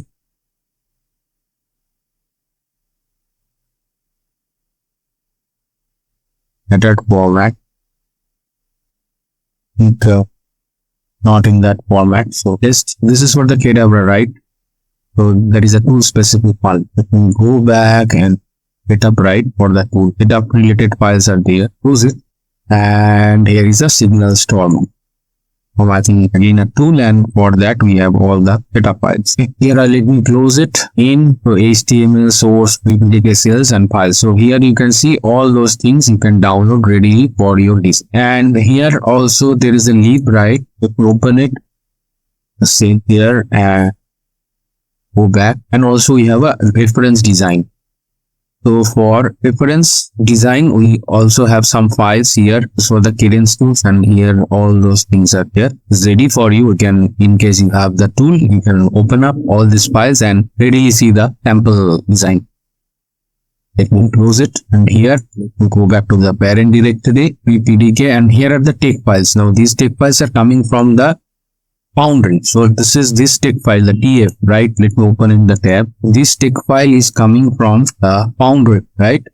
This text file is there coming from the foundry, and all these details need to be preloaded into your design tool, the layout design tool or any other design tool that you are using. All these details have to be preloaded. Otherwise, you will not be able to interpret the rest of it. So these are the must-haves. So this text file and the caliber DRC rule. So this is the caliber rule file, the design rule, DRC check rules. Go and open it, right? So you can see the different rules are written here.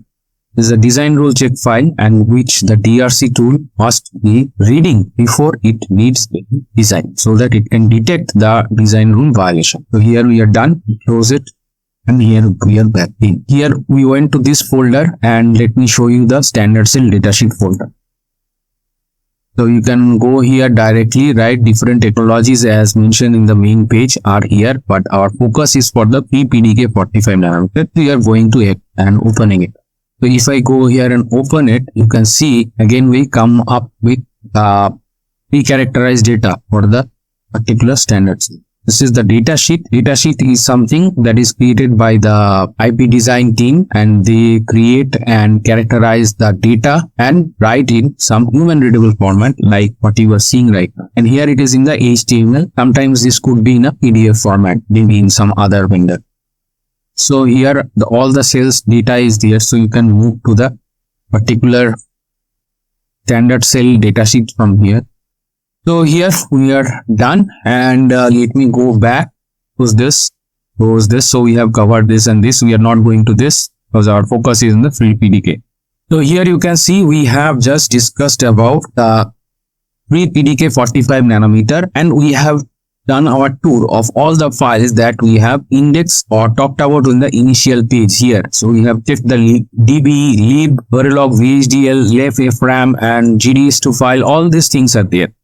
So you can see and come to this particular page, right? This particular page link is in the description, and from there you can download your free PDK. The way you have to navigate I have already shown in this video. So be rest assured and follow those steps, download the files, and here we are done.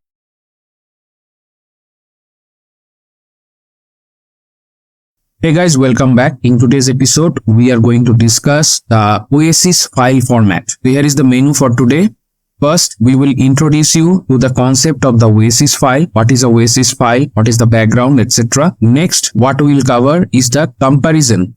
Why the OASIS is better than the GDS format, that is GDS2 file.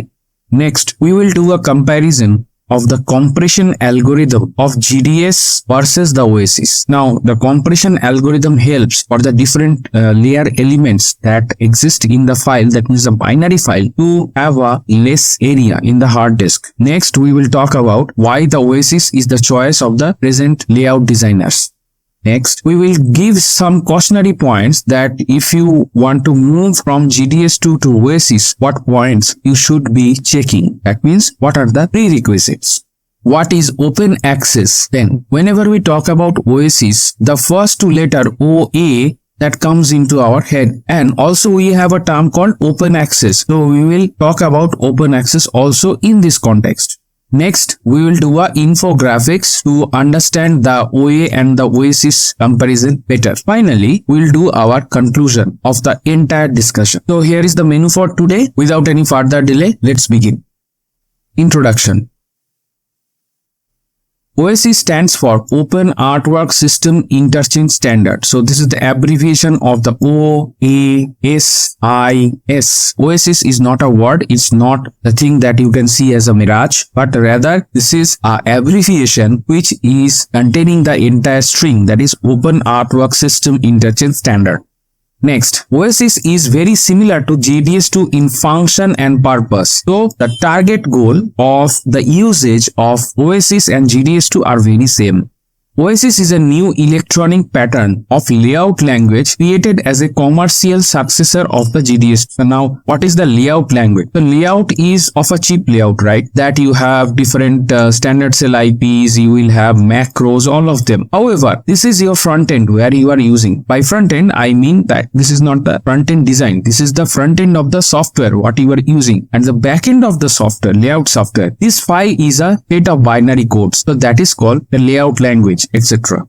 It was developed to solve the problem of large GDS2 files that were unable to keep up with the growth of the integrated circuit layout complexity. We are moving down below the 10 nanometer today, and the OASIS has a better compression algorithm as compared to GDS2. Hence, whenever we are exporting our layout into the binary files, that can go to the foundry, right, as a mask, so that format is GDS, and it was causing a lot of area in the hard disk because their multi-million gate designs are today done in our chip design area, and those are not very small files, very large files. And GDS2 was consuming a lot of hard disk, and the OASIS is developed with a better compression algorithm so that it takes less area in your hard disk.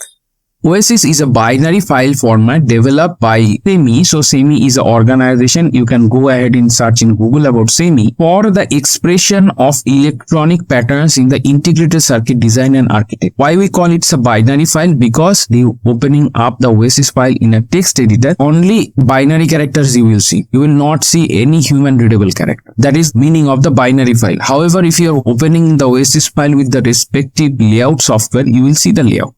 It defines the code of geometric shapes, their properties, organization into cells, and relative placement. So these are things what you expect from a layout software. That means where you design the layout or you process the layout, whatever you are doing with the layout.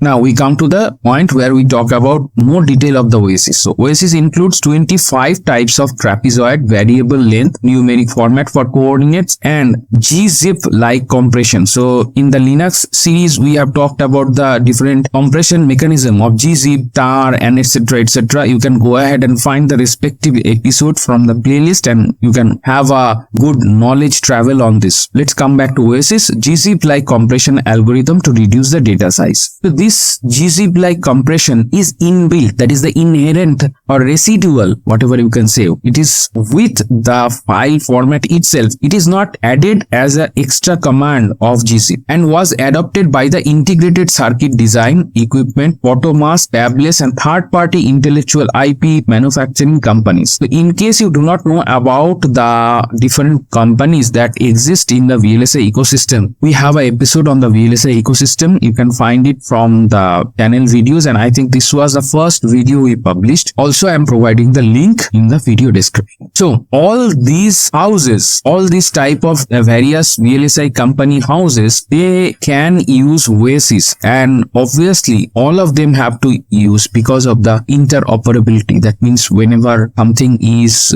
going from one design house to another, or it is coming from foundry to the design house, whatever, once you watch that episode, you will better understand what is the exchange between the different type of companies inside the VLSI ecosystem. So here we are done with our introduction. Let's move on to the next slide.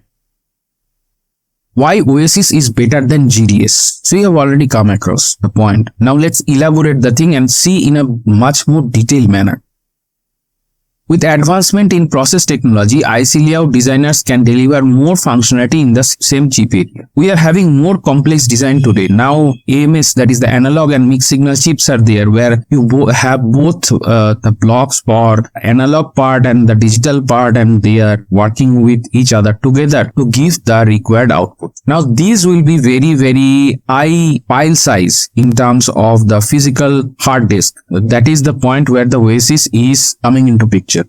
However, this leads to the large file size with full chip GDS files layout that you can be hundreds of gigabytes or even terabytes in size. So why we talk about full chip? Full chip means we can have full chip, we can have sub chip. Sub chip means we just design the layout of a part of a chip or the chip as a whole. So at that time, the layout consisting of macros, consisting of analog block, consisting of digital blocks, and all of them what you want to get the required output. That ensemble is huge size, terabytes. Okay, so earlier even your desktop PC or laptop PC had maybe 500 GB, 1 TB. Right now you can have 4 TB, 8 TB of hard disk. However, as the area of the hard disk is increasing with time, we also have the respective layout design files going larger. Now you will say that, okay, I have a large hard disk file, and why I need the compression at all? Because it is not you alone who is designing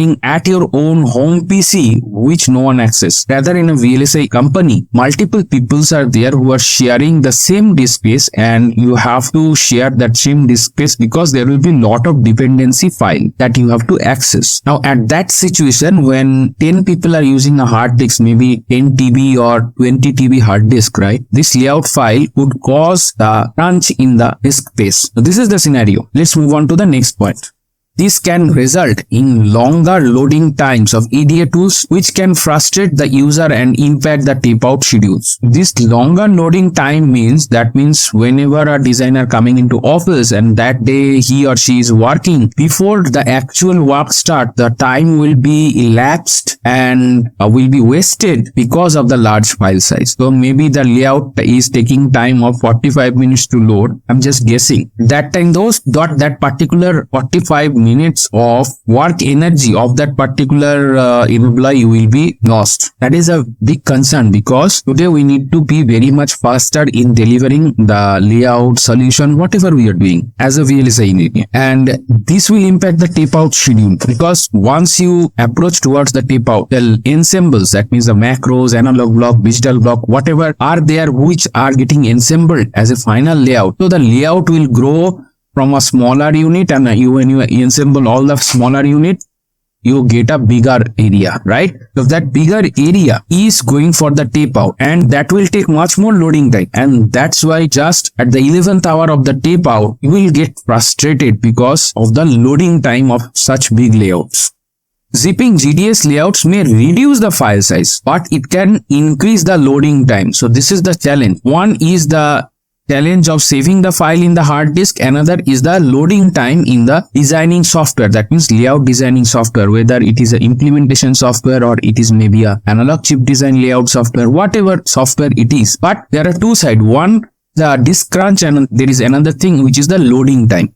a better solution to switch to the OASIS format, which is accepted by the major of the foundries. Today, most of the foundries support the OASIS file format, and it can reduce both file size and loading time. So there are two aspects. One is the disk space, another is the loading time in the RAM of the respective machine that you are using. And you know, right, when you are working in the VLSI industry, you are using a LSF or UG kind of machine. In case you do not know anything about that, there is one particular episode or multiple episode there in the Linux series. Go ahead and find the respective episode there. Hey, we use Linux at all. I think this is the title of the video where I have already explained why the importance of the Linux is there in the VLSI industry. Now let's come back to this point, and what happens that the file is loaded on a machine, but that machine is not the physical machine that you are using. It's a remote machine that you have invoked to the LSF or the UG command, and that machine having a large RAM and all these things, these machines are not in an abundant quantity in any design house. So they will be in a very restricted quantity. Where you are booking and using a machine dedicatedly with the large RAM and the disk area, so you are actually at that time you are depriving others to use that particular machine. And that point, when all these crucial things are ticking on your head and you are towards the tape out, the two things will bother you. One is the disk size, the common disk space which you are sharing with other co-designers, and the loading time in the LSF or the UG machine. So that will make your life hell. So just to save you out of that hell, the OASIS jumps into the picture and give you the solution. So here the OASIS, why it is better than GDS, we have talked about. Let's move on to the next slide. Now we will compare the compression algorithm between the GDS and OASIS. OASIS data uses variable byte lengths to represent the numerical values, while GDS format uses fixed byte lengths. So it's inside the algorithm to save the disk space, nothing else. OASIS can recognize complex patterns and store them as repetition, and hence it reduces the file size. So this is the internal method of the OASIS that is better than GDS. OASIS C blocks. C blocks are the basic binary blocks in the OASIS file. Features applies internal gzip compression. So these blocks, each unit block can apply the internal compression algorithm to individual cells within a layout. This enables, that is enabling parallelized unzipping and faster loading time. So this means that when you are loading the file, so it's not a two-step process. It's not first you are unzipping it and then opening and loading the file. Rather than it is on the go. When you load the file, the things are internally unzipped and loaded into the RAM of the layout design software. Picked mode OASIS layout contain internal lookup table, which improves loading time efficiency by allowing the reader to parallelize the loading of the layout. Word of caution: zipping an OASIS layout, as it only provides the minimum file size. Okay, so it can have the disk space problem reducing. That means it can help out in the disk space crunch reductions and increases the loading time, since the tools must uncompress the file twice. That means it becomes a two-step process, that it uncompress the file and then it have to go through this internal process of the file where the internal C blocks are unzipped and loaded. So it can cause rather much loading time than our regular OASIS. So this is a word of caution when you are using the OASIS. OASIS itself is enabled with the C block gzip compression internally, so that you do not need to do the compression externally. While in some cases, zipping an uncompressed OASIS layout may reduce file sizes more than using C block. In some cases, it may happen. You might be doing a subchip or maybe a block level OASIS. So in that case, you can use that. Layout readers cannot load a zipped OASIS layout in parallel without first unzipping the file, leading to increased loading time. Generally, what happens in GDS2 file, to save the disk space, we whip it or tar it, whatever we are doing. We are using a compression algorithm, and if we do the same thing with the OASIS, we will be facing only problem, will not get a solution. The recommended approach is to use the C blocks, which offer internal compression within the file and can be uncompressed in parallel, providing significant loading time. So it is advisable at the final.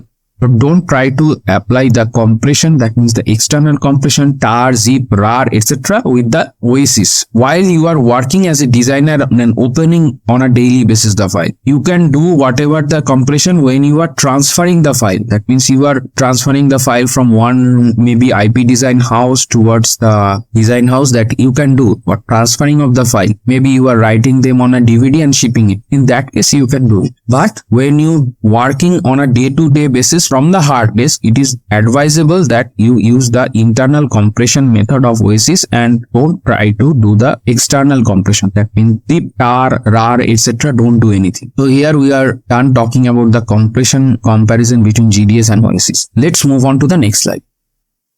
Why the OASIS is the choice of the present? Nowadays, we have multiple type of layout engineers. Maybe a mixed signal one, that means where we have the analog and the digital. Or it will be a solely a digital where we have multi-million gate design. All these layout designers, why they are preferring OASIS today? OASIS is a system that reduces the size of database in optimizing file structure, suppressing redundancies and compact values. It reduces the size of the geometric description by reducing the number of coordinates needed to describe a polygon and reducing the size of each individual coordinate. The internal things, in case you are not a layout engineer or you have not seen the layouts, it will be very difficult for you to understand these points, because we have to yet create an series on layout. Otherwise, I could have told you that go ahead and watch that episode. So at this point, we are still, the layout episodes are in pipeline, so wait for those. It also overcomes the limited precision of numerical values by storing them with variable length encoding. OASIS optimizes the layers, data type values, and geometric repetitions of design, and it allows for the hierarchical structure of a chip. So all these points are preferred by the layout designer today. Whether that layout designer is designing a SoC of multi-million gate or doing an AMS chip, whatever that person is doing. OASIS also enable compression of some blocks in a file using gzip-like format.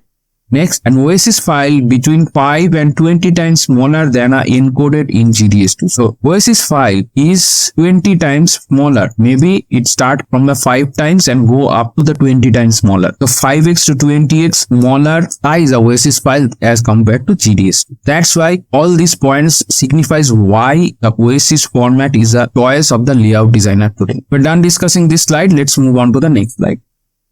Checks before you switch to the OASIS format. I consider that you are a layout designer or you are maybe heading towards a layout engineering post. So what things you should be checking? What are the prerequisites or the checklist that you must look before you leap towards the OASIS? Most major foundries and commercial EDA tools now support OASIS. However, you must double check at this point on your own. So you must check whether your tool is supporting, your PDK has OASIS, all these points. If you work with a smaller foundry or use internal layout tools, it is recommended you check both of them the support of the OASIS format. That means the PDK or the DK you are using and the internal layout tools. In case you are using an in-house layout tool that is a proprietary to you only, in that case you must double check the compatibility of the OASIS in all the cases, in the entire chain of the VLSI design from start to finish. For the layouts only, I'm not talking about the synthesis on all those tools.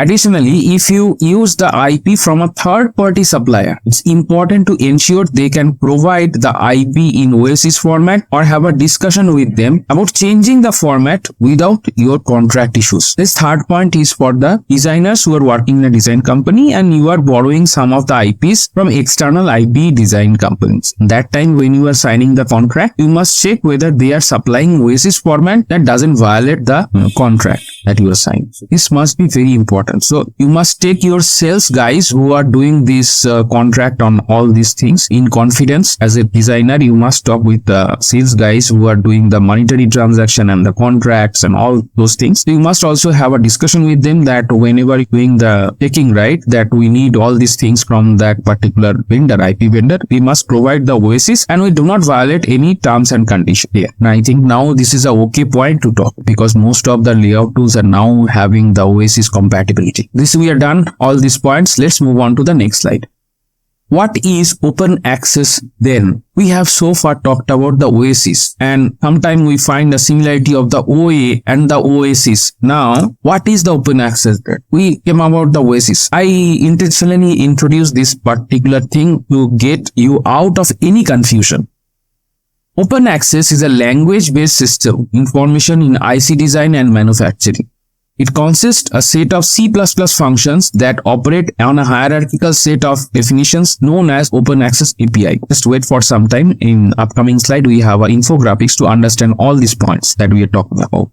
Open access offers many advantages such as a freely provided reference database implementation, supports the API and tested and production level quality of the performance. So the open access is a kind of API, that is the application programming interface in the layout tool. What it does, what it takes as in, what it gives as out, we will see in the info. The reference database is highly structured, modular and open source, making it accessible to the public and able to be used by the commercial application within IC design and manufacture flows.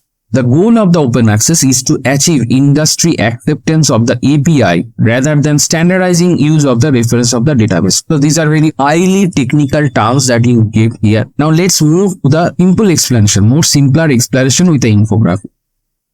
Here is the infographics. This will make your life easy to understand the OA and the OASIS, how they are related. You have to wait till the end till I fill up the entire infographics in this entire slide. First, we have our designer, that is you, who is designing, and you have your layout mask, that is layout and optical proximity correction, etc. You are doing all this data with you, and these will go to the open access API that is present in your layout tool. Now, what else goes to the open access API? We have the PPA, that is power, performance, area, timing, target, design intent, all these things. That is the goal of the design that you are doing, which are fed through our EDA software. And that things also go to the open access API. Next, we have the boundary side data, that means the equipment characteristics, the characteristics of the fabrication equipment, DFM design for manufacturability, DRC design rule check, and we have the variability today. All this data that comes from the foundry that will also go towards the open access API, because this open access API interprets all these things to give the output. Okay, let's wait for the suspense, what output it gives. More to go, fab constraints are there. That means there are some constraints provided by the fabrication house. And like that, what we have, lithography details, DFM, mask, all these details. And those also being fed to the API. Now, as a designer, apart from all these details, you have your design database, right? What you have made ready after front end and after back end, multiple steps in the back end. So there you have the design database, right? When all of these things are together, we put into the open access API of your layout tool, it can give the output as GDS2, or it can give the output as OASIS. Now you can understand the, you can say correlation, you can say difference of the open access and the OASIS. The open access is an API, that is the application programming interface in your layout tool, that does take all these inputs, right, and give GDS2 or OASIS as a output. So this is the infographics to understand. When you face your actual layout tool, you may find this may be written, maybe a script talking about all these details, right? All these details there may be in a tickle script, and it may be getting auto source you without even you notice. But in case you have this slide or a snapshot of this slide with you, that time you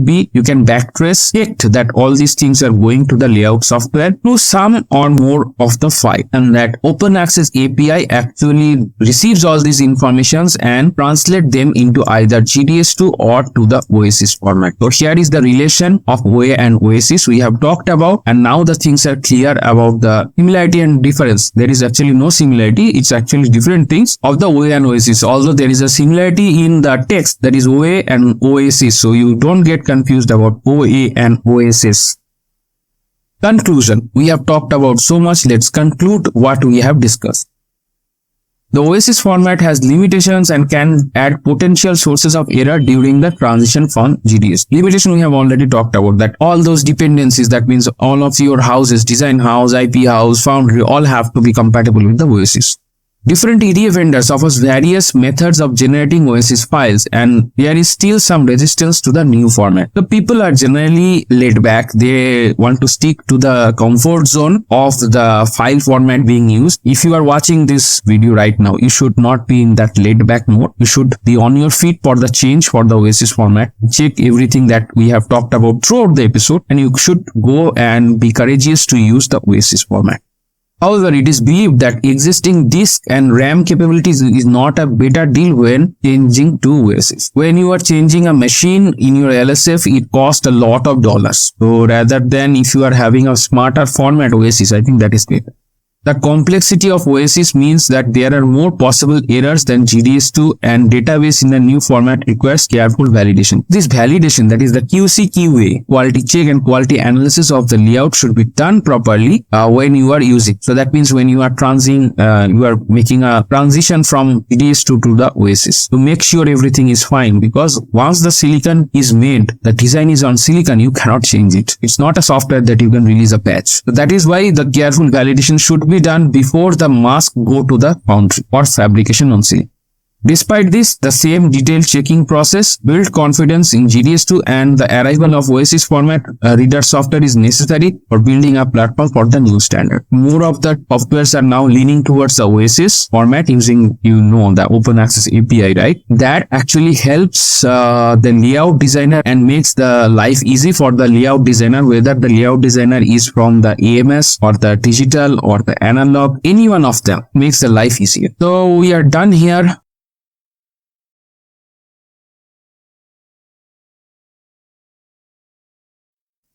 Hey guys, welcome back to the computer screen. In this episode, we are going to talk about standard cells, building block of ASIC, standard cell design flow.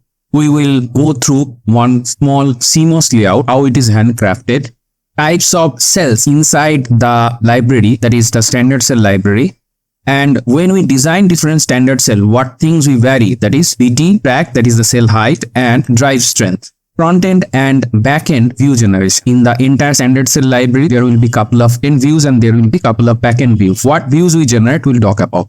Next, we'll talk about how the Liberty file is created, and we'll go in a generic infographics way to understand the Liberty file generator.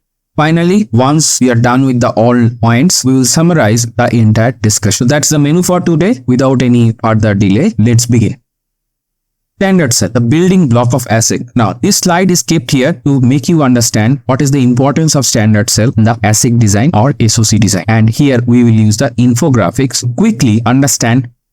These are Lego blocks that you are already familiar with. At your childhood, you might have been played with the Lego blocks. The standard cell are very similar concept in the ASIC design process. So you can consider standard cells as the Lego blocks of the entire ASIC design. Now, these Lego blocks are taken by the chip designers, and they, as per the design, they have to be placed in the entire layout through the floor plan. Now here, the infographics is very similar to the chip designing process, where the small characters are actually the chip designers who are making use of the standard cell, which is Lego blocks, to make a SoC. Now, once the entire designing process is completed, the entire floor plan of an ASIC chip with the various types of standard cell are done. So this is the significance of the standard cell in the ASIC design process. We have just understood through a very simple example. We are done with this particular slide, so let's move on.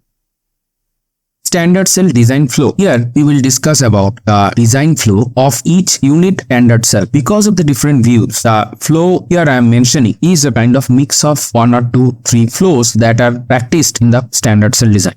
First is the design specification. The cell which we are designing must have a specification. That means cell, what is its intended functionality, how much it is drive strength, and all the necessary things that you can think of to be present in a datasheet. Those specifications have to be first gathered so that we make our intent clear to make a design. Now in this direction, the entire flow will go. Next, we do the schematic or the RTL design. Schematic is for the analog circuits or the SPICE circuits, and RTL is for the digital hardware description language. Next, we do the PDL or RTL simulation, get the electrical characteristics. Next, we do the spice out. Now, RTL we cannot do the spice out, but for the serial or the schematic, there we can do the spice out. We can get the spice netlist. Remember this step, and later I will come to one point where I will discuss about the characterization. What happens inside the characterization? At that point, this spice netlist will be very important. Next, we do the spice vector or L2 simulation of spice netlist. Whatever format we have done out as a spice out step. Finally, using all these steps, we do the functional and electrical check of the design. So, one cell can have RTL description. At the same time, it can also have a spice disk. And both are taken care by this flow. As I mentioned earlier, so there is a mix of more than one flow here when I am saying the standard cell design flow. So, everything I have punched in here. Now, after this step, our backend starts. Here, we do the layout drawing by hand using a popular tool known as Virtuoso. Here we do the layout drawing. Also other tools are there, but it is mostly used one. Next, we do the PRC and LPS on the layout that we have drawn. And obviously this layout is very much corresponding to the schematic or RTL which we have drawn in the left side.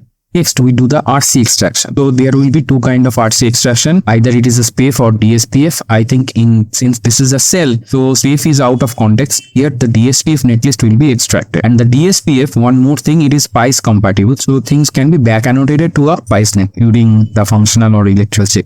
Next, we have the physical verification. Now here we do multiple kind of physical verification. It could be antenna, it could be electromigration check, it could be ion drop analysis, it could be aging analysis. There are a lot of physical verification checks are there to do on the individually designed cell. And once all these things are done, rather we can say all the things are ready, we can enter into the characterization process. And once the characterization result is with us, we proceed towards the standard cell package delivery. So that's all with this particular slide. So let's move on to the next slide.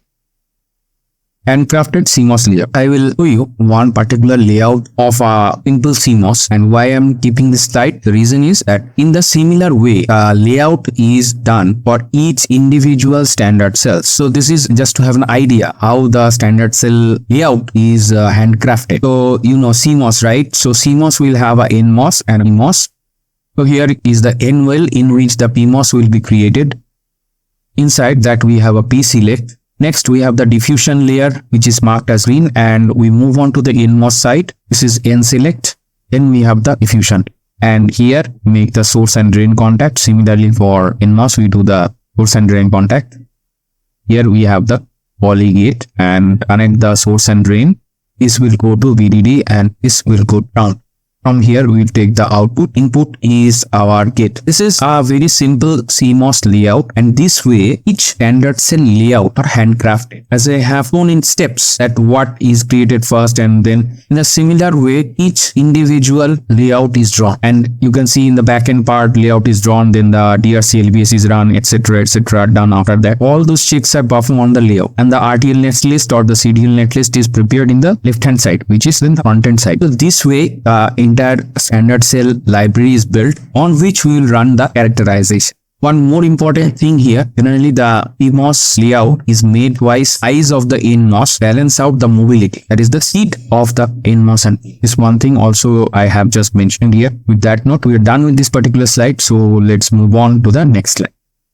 Types of cells inside the standard cell library. Now this is a slide. Here I am just touch basing all the names of the types of cell. It's difficult for in a single video to cover all types of cell. So I'll just touch base the names. These kind of cells you will find inside the standard cell library. Start with basic logic gates, that is AND or NOT, all those logic gates. Then we will have half adder and the full adder. We'll have multiplexer. We'll have ECO cells. Those are used in the ECO steps. That is the engineering change order.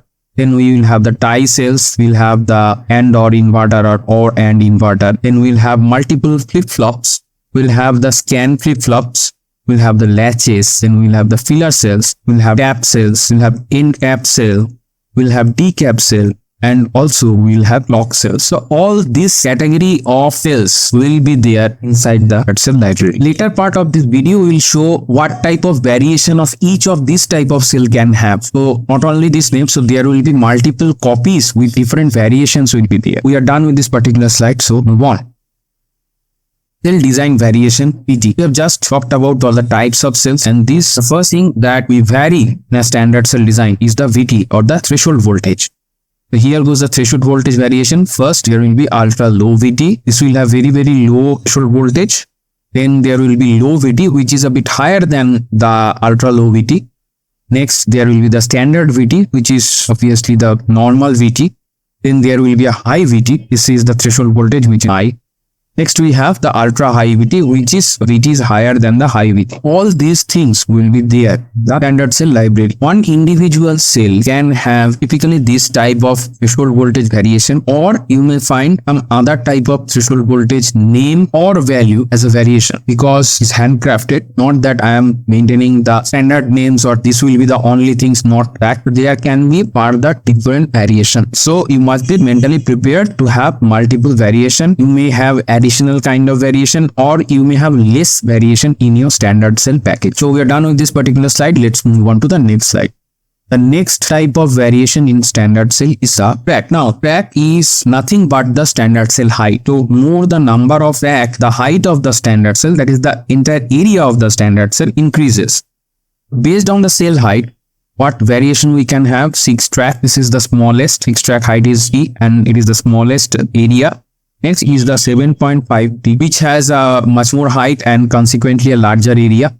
The next one is 90, which is a higher number of track and hence the much more area.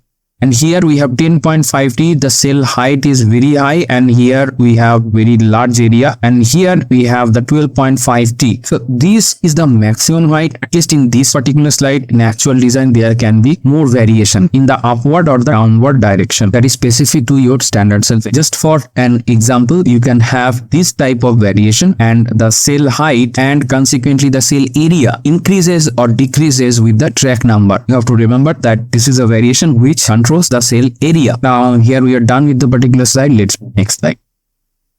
Cell design variation, the drives. Now we come to another point where the drivability of a cell, that means how many output it can drive, the drive strength. So as per the drive strength, any standard cell can have the variation. First we start with 1x, we have 2x. 1x means it can drive 1 output, 2x means 2, 4x, 8x, 12x, and there could be many more increase in the number as we can design the cell, increase its drive strength. So this is the variation with respect to the drive strength. Now at this slide we have already placed 3 different kind of variation, that is VT, track and drive strength for a single, I repeat, a single standard cell. So you can imagine in physically when you receive a standard cell library, it will be very huge. We're done with this particular slide, so let's move on to the next slide.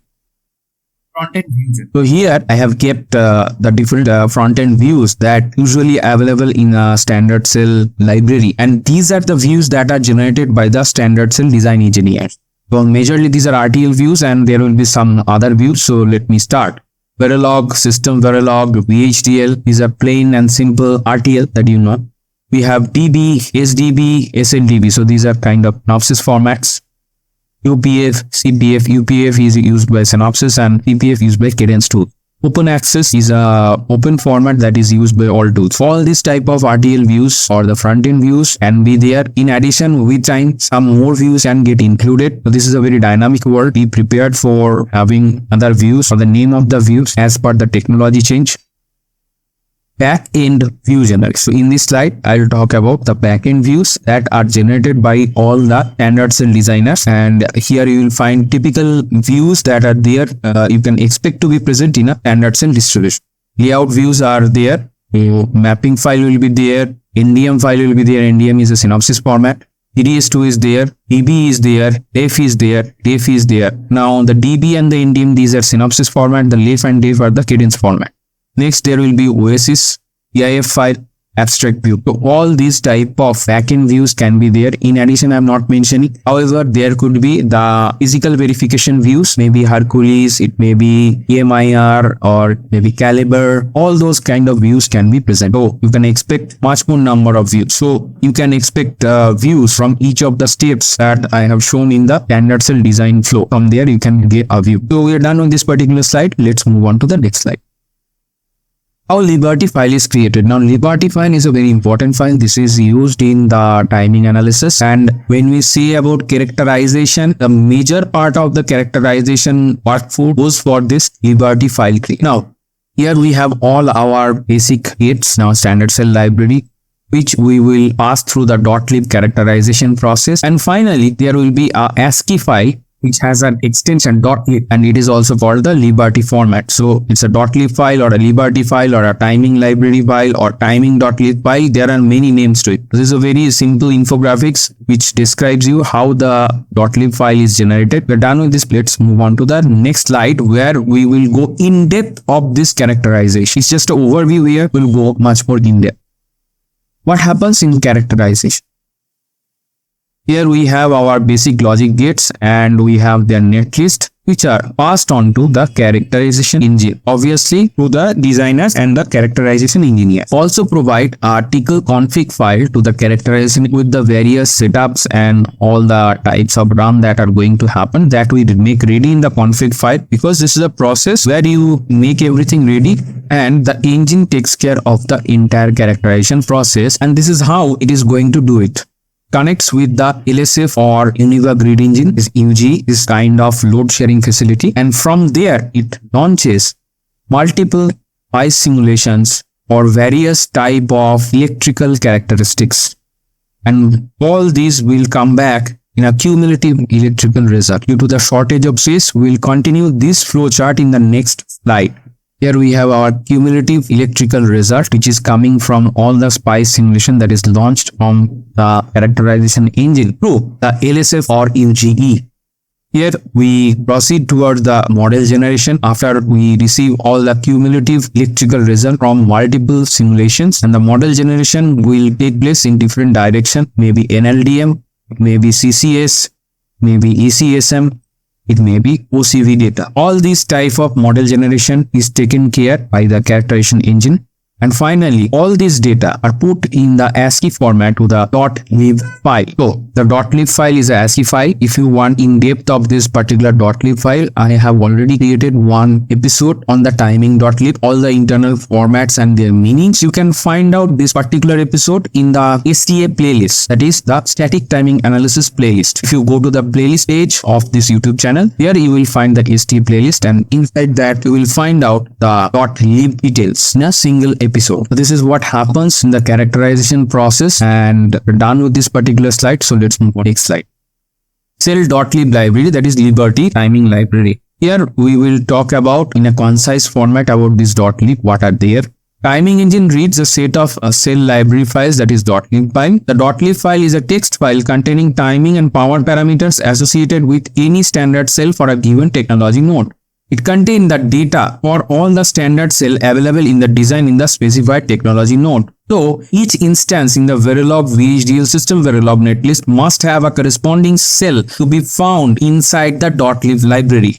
The .lib file contains pre-characterized timing models and data to calculate I/O delay paths, timing check values, and interconnect delays. To compensate, the PVT and OCV variation derating factors are also included. So this is in a nutshell what are there inside the .lib file. I would like to suggest you to go to the episode where I have talked in detail about the .lib library to get more in-depth knowledge. We are done with this particular slide, so let's move on to the next slide. Summary.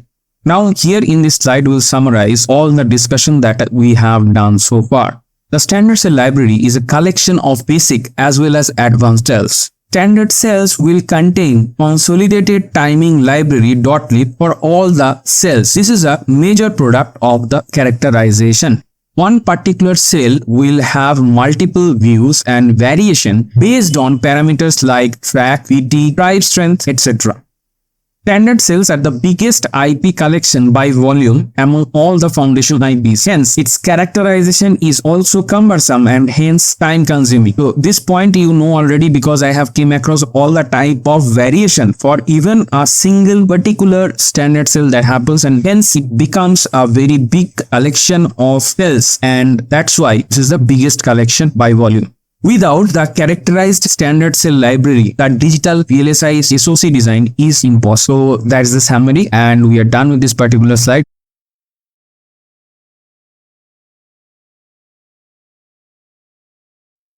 As you already know that we are exploring the timing library file here in this episode. So today's learning breakdown for the episode is how Liberty file is created, Liberty File Introduction, Liberty File Internal Format and Sections, Internal Format, Name Tokens and their meaning, Header, LUT, Cell, all this section definition, Lookup Table, LUT section, various standard cell sections inside the Liberty file with example. We are done with this particular slide, so let's move on.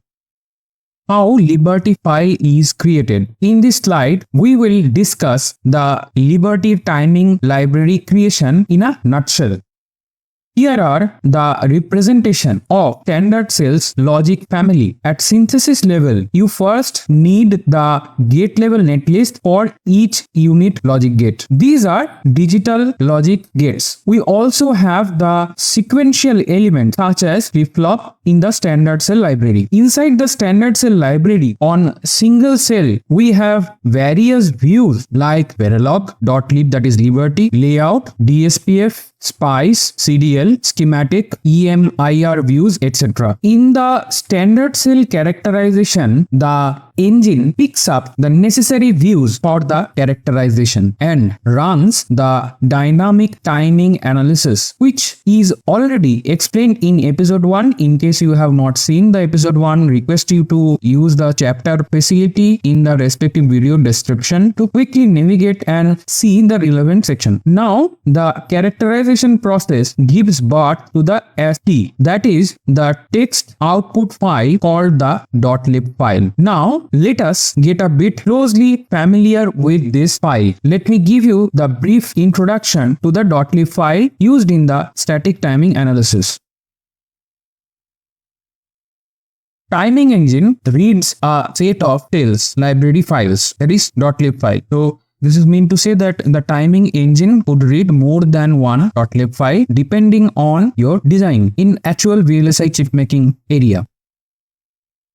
The .lib file is a text file containing timing and power parameters associated with any standard cell for a given technology node. Now here one term I would like to explain, that is the technology node. You might have heard it's a 2 nanometer chip, or it's a 5 nanometer chip, or it's a 10 nanometer chip. So this nanometer number that you are getting nowadays on the chip is the technology node. However, each company has their own method to describe this technology node. You can take the ITRS technology roadmap for a standard where they define that the technology node, that is the nanometer that we speak for any of the chip, is the DRAM half pitch. So the distance between the DRAM half pitch is called technology node as per the ITRS guidelines. Now the .lib file contains not only timing but it also contains the power parameters. That is one more thing you getting to know here. And this .lib for a technology node will contain the exhaustive list for the timing and power parameters for all the logic gates, sequential cells, etc. And there will be a couple of special cells also. Those special cells I have explained in the UPF video. You can go there and see. Also, I will put the link in the description.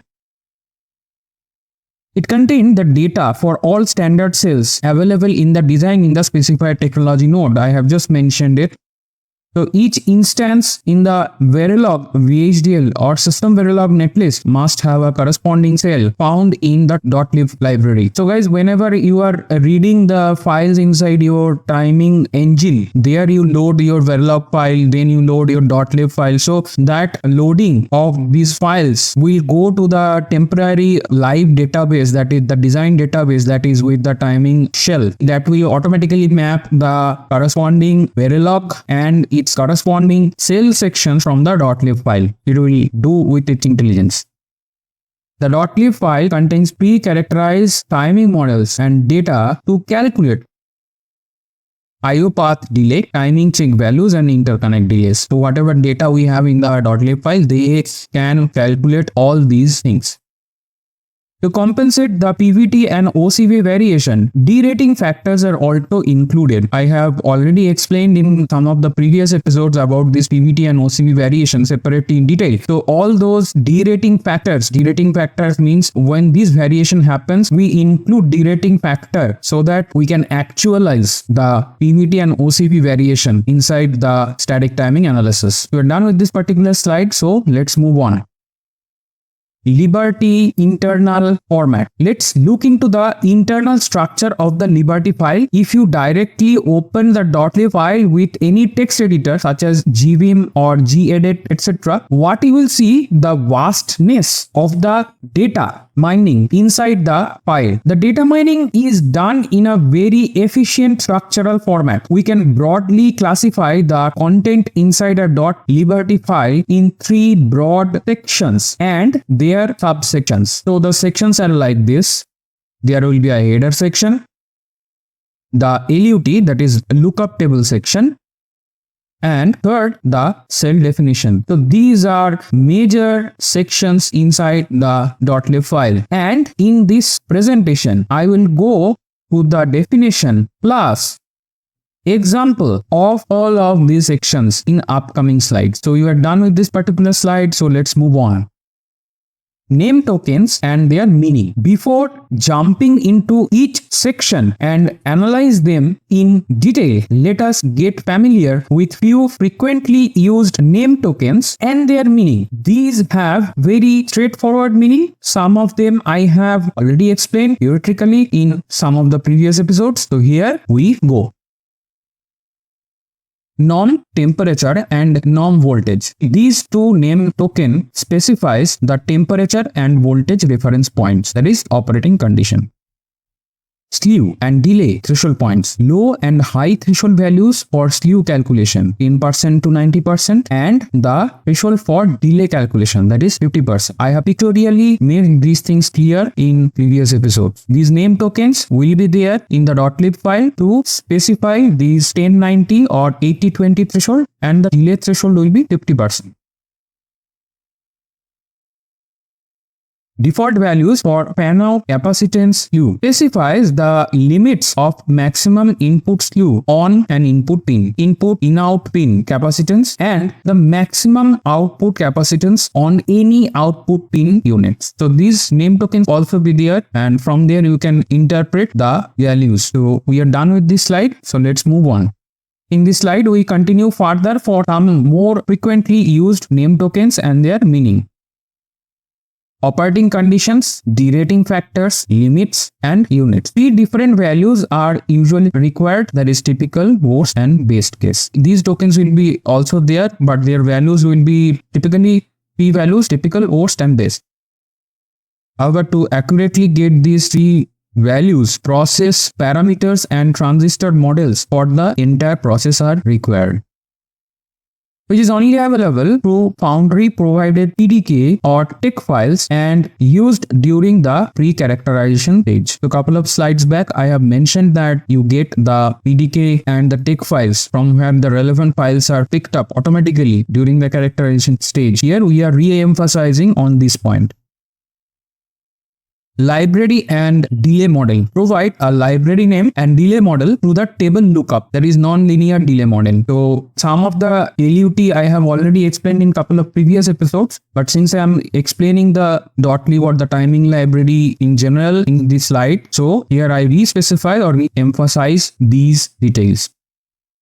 Norm process property. Specify the reference points for process scaling used for the characterization of the cells. So these will give the scaling factors of the process. So these are very straightforward, so I'm not going in detail, and you will come across in the example all of these name tokens. Why we call them name tokens? The reason is that these will be fixed text in the .lib file, and these text will be fixed across multiple .lib files, and they will have a value which may vary from one .lib file to another .lib file, but these name tokens will be fixed text phrases. I have already explained all of the common type of name tokens in the last 2 slides, so we are done here. Let's move on.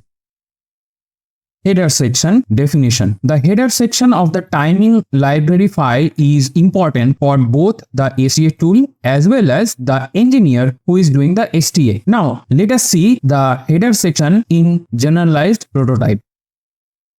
We start with the library name. In the angle bracket, the library name will be there. Then starts the header section. Here you can see the slash star, and the star slash acts like a comment in the .lib file. There will be delay model. The delay model is table lookup, that is LUT. Time unit, it will be given the time unit in second or nanosecond or something like that. Voltage unit, it will contain the voltage unit. There will be current unit. There will be capacitive load unit. Sometimes we called the load, which also means the capacitance. That will have its unit here. It has two parts. One is the float, another one is the unit. Leakage power unit, pulling resistive unit will also contain the resistance unit. Then there will be norm process. There will be some double here. It is, you can say, the double real int, that double here we are mentioning. Norm temperature double, norm voltage double. Operating condition, in the angle bracket there will be actual instance name. Process double, temperature double, voltage will be double. We close the operating conditions here, and default operating conditions, there will be an instance name. So this is the kind of detail of a header section that will, what the details it will contain. Sometimes in the library file, there could be some additional name tokens. In that case, you have to interpret by the name and the meaning. I'm done with this particular slide, so let's move on. LUT definition. LUT is lookup table. The body of the Liberty timing library contains lookup table and cell definition. The lookup table or the LUT has a prototype defined in the topmost sections in the Liberty file and just after the header section. So here we define the prototype and later on we use it. You must remember the variable values are subject to change in the data populated LUT inside timing block of each cell definition section. So here we are starting the LUT prototype definition. Lookup table template definition. This is a comment. LUT table template, and there will be the table label or the name. Variable 1, then variable name. This will be a text. Index 1, string of the data points for variable 1. So if this variable have 5 different values, then there will be 5 values mentioned inside this index 1 values section. Variable 2, the variable name, and similarly it will have the index 2 and set of data points for variable 2. And here we close the LUT table template. And further, such more template definition will follow. Such multiple LUTs are defined for each particular dataset at the beginning of the library file. Just for example, I can say that you are having multiple LUT template. One thing could be for delay, one thing could be for rise, one thing could be for fall. We will come and see the examples later on today's episode. We are done with this particular slide, so let's move on. Standard cell definition. For each standard cell, we have a standard data structure for its data mining purpose. In this slide, you will get familiar with this general structure. Here goes our comment, cell definition, then cell, then cell type, pin name, direction. So here just I would like to emphasize cell type means whether it will contain the name. From that you can check whether it's a logic family or it's a sequential or it's a latch, etc. or it's a special cell. Now we continue again. Clock, that will be Boolean. Max capacitance will be there, that will be a double value. Mean capacitance, that will also again have double value. So these are the upper and lower cap. Then starts the timing block. Related pin, then it will be pin name. So this is very much important. Now if you look here, we already started with a pin. Pin means the cell pin on which we are having all this data, and timing is always between two pins. Whatever AT/RAT we define, that is between the two pins, and here the pin and the related pin are the 2 points in between which we are having the timing data. So these two are very important. Combinational or sequential definitions will come in the next section depending upon the cell is a combinational type or a sequential type. Then we close the timing. There could be more timing definitions. As per the number of pins, the more pin sections will follow. Here goes our more pin definitions that I was talking about, and the more timing definition will contain the details of the timing. From here we close curly bracket, we have closed the cell, And the next we have more cell definitions now, and then we totally close here. So this is the kind of cell type definition, and this is a typical structure you will have inside the AUT. Whatever the cell type is, whether it's a logic family or it is a sequential or it's a latch or it's a sequential cell, there will be cell section. This is must. One more thing not shown here is the functionality. This is a section that contains the truth table representation for combinational cells and present state versus next state table for the sequential cell. This is well understood by any human eyes. We're done with this particular slide, so let's move on.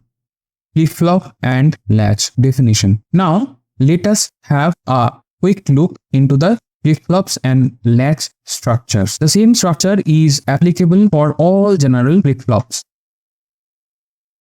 Flip-flop, state of non-inverting output and state of inverting output. Clocked on, then there will be a clock pin name. Next state, input combination that produces the next state. This is typically looks like a equation. Clear, active value of the clear input. Preset, active value of the preset input. Clear preset variable 1, value of non-inverting output when both are active.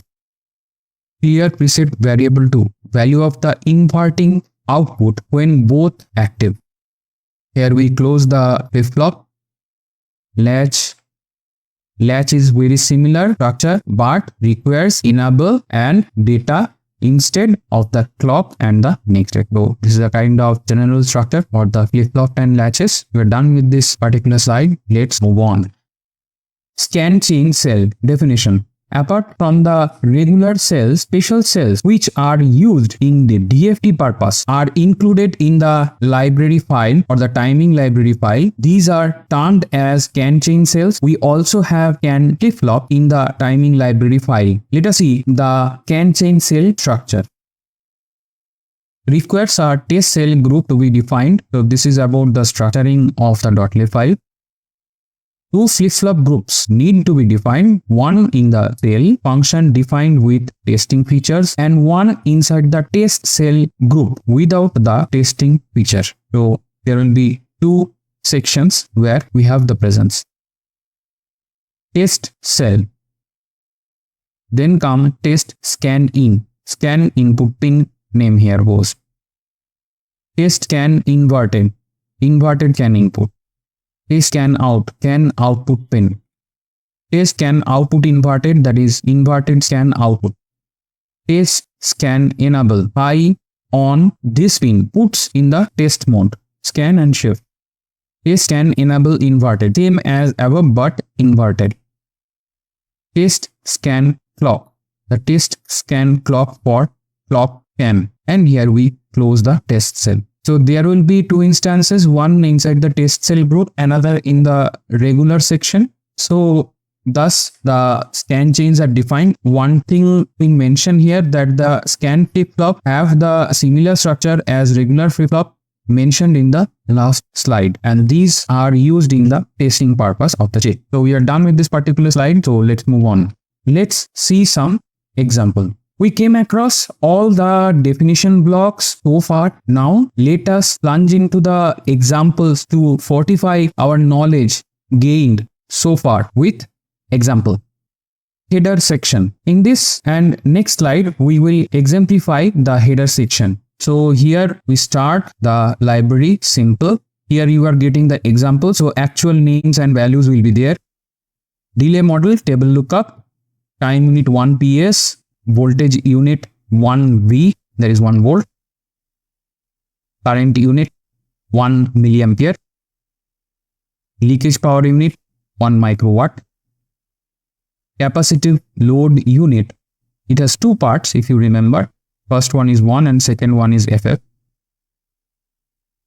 Cooling resistance unit 1 kilo ohm. Default fan out load 1.0. Default in-out pin capacitance 0.0. Default input pin capacitance 0.0. Default output pin capacitance 0.0. We continue again. slew load threshold PCT rise 20.0, slew lower threshold PCT fall 20.0, slew upper threshold PCT rise 80.0, slew upper threshold PCT fall 80.0. So here in these 4 lines we have just explained the thresholds, that is 20, 80 in the slew. Input threshold PCT rise 50.0, input threshold PCT fall 50.0, output threshold PCT rise 50.0, output threshold PCT fall 50.0, norm voltage 0.7, norm temperature 70.0, norm process 1.0. So I would like to mention one thing. Here you can see that in the right hand section you can see rise, fall, rise, fall, rise, fall for all of these thresholds. This is because in actual transitions the inclination of the rise or the slew transition may not be same. So explicitly we define here both of them. So we are done with this example of the header section here, and we have it continued in this slide. Operating condition typical underscore 1.0, process 1.00, temperature 70.0, voltage 0.7, pre-type balance tree. We close the operating conditions. So here you can see the operating conditions as process temperature voltage, that is PVT values. Default operating conditions typical 1.0, LU table template delay output slew template 7/8, variable 1 total output net capacitance, variable 2 is input net transition, then comes the variation of the variable 1, that is index 1 means the total output net capacitance. These will be the values on which we have done the variation. Index 2 have a set of variation values here, and we close the LU table template. In upcoming sections, this particular LU table template will not be mentioned. Only the explicit table will be there. So there only index 1, index 2 or variable 1, variable 2 will be mentioned, but these names will not be there. I emphasize the names will not be there in the example in upcoming slides. And one another thing, in the above section, in the operating conditions, we have kept 1. There could be more than 1, and the default one will be picked up by the default operating conditions. We are done with this particular slide, so let's move on. Cell begin and end. Each cell contains huge amount of data that varies from one cell to another. So we will segregate each section and look into them separately. Here in this slide, we will look into the beginning and end block of any cell because this part will be common. So the begin section of the cell, here goes our example. Begin cell is a comment inverter X1. So it's an instance name X1 and the type is inverter. Cell inverter underscore X1. Then pin O, direction output, capacitance 0.0, max capacitance 12.80. Now here we define the capacitance values, and the capacitance unit already we have defined in the header section. Mean capacitance is 0.0. Start timing. After these definitions, the timing section inside the cell will begin.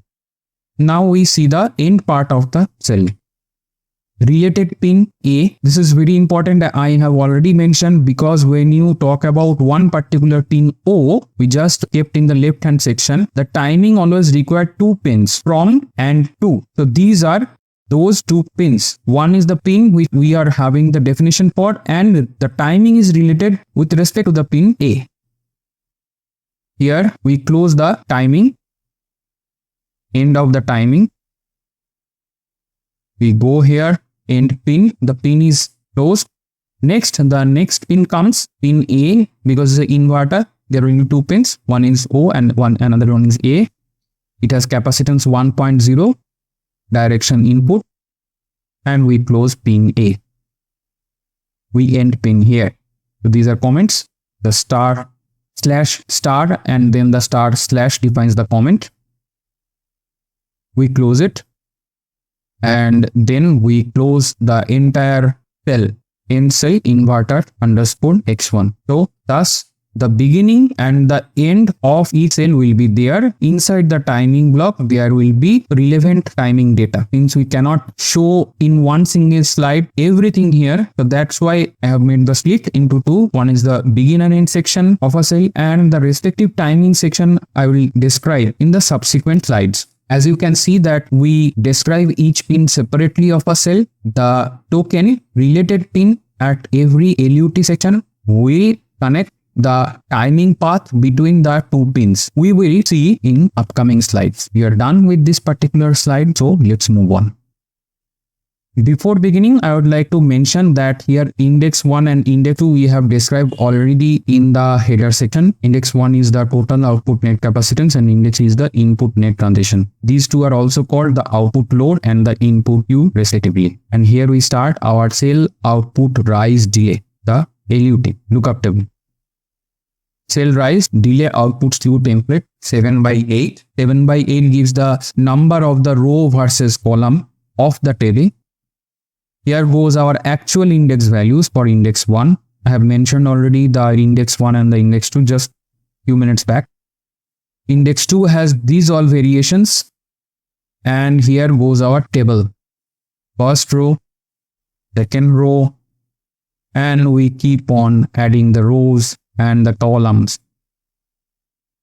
Here our table gets closed and you can see. So let me bring my mouse. Here goes our row values and here goes our column values. That means index 1 and index 2. Here we close the entire cell rise, the delay output slew template. LUT section we have closed. Cell output rise delay of pin O with respect to pin A. Here related pin is A. This is a kind of I have emphasized here. I have already told, but I have emphasized here just to knock into your mind that the timing is always in between two pins, and we just started to describe the O. We left the timing section blank there. We have just kept beginning of a cell and end of a cell, and here now we are defining the timings inside each cell.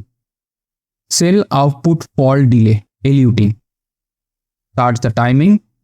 Cell fall delay output slew template 7/8. We have index 1 variation, index 2 variation, and here starts our table. Here starts our row, and we keep on adding the rows and corresponding columns, and here we close the table.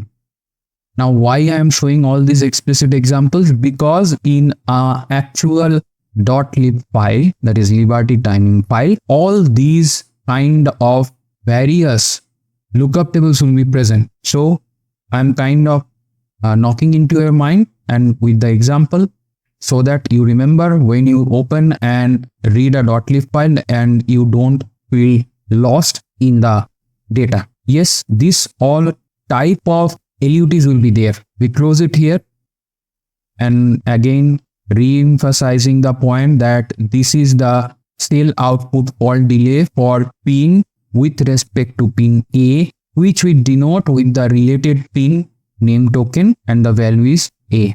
So we are done with this example. So let's move on. Cell output rise slew LUT. Rise transition delay output slew 7/8. Here goes our index 1 variations. Here goes our index 2 variations. Values start our row, and we keep on adding the rows and corresponding columns. And here we close the table. And here we close the rise transition block. So this is the LUT for rise transition, that is rise slew. Cell output rise time of pin O. We are done. I have not talked much because I have already talked and explained in previous examples. So you can understand by your own about these names And I have also mentioned earlier that rise and fall will be there because the slanting of the rise and fall transitions are not same in actual transitions, and hence explicit data for rise and fall will be there. We're done with this slide. Let's move on. Cell output FallSlew LUT. Fall transition, delay output table template 7/8. Now here goes our index variation, index 2 variation. We start the table values, first row, and then we keep on adding the rows, and the corresponding columns are automatically added. And here we close the table, and here we close the fall transition block. Again emphasizing till output fall time of pin O. We are done with this slide, so let's move on.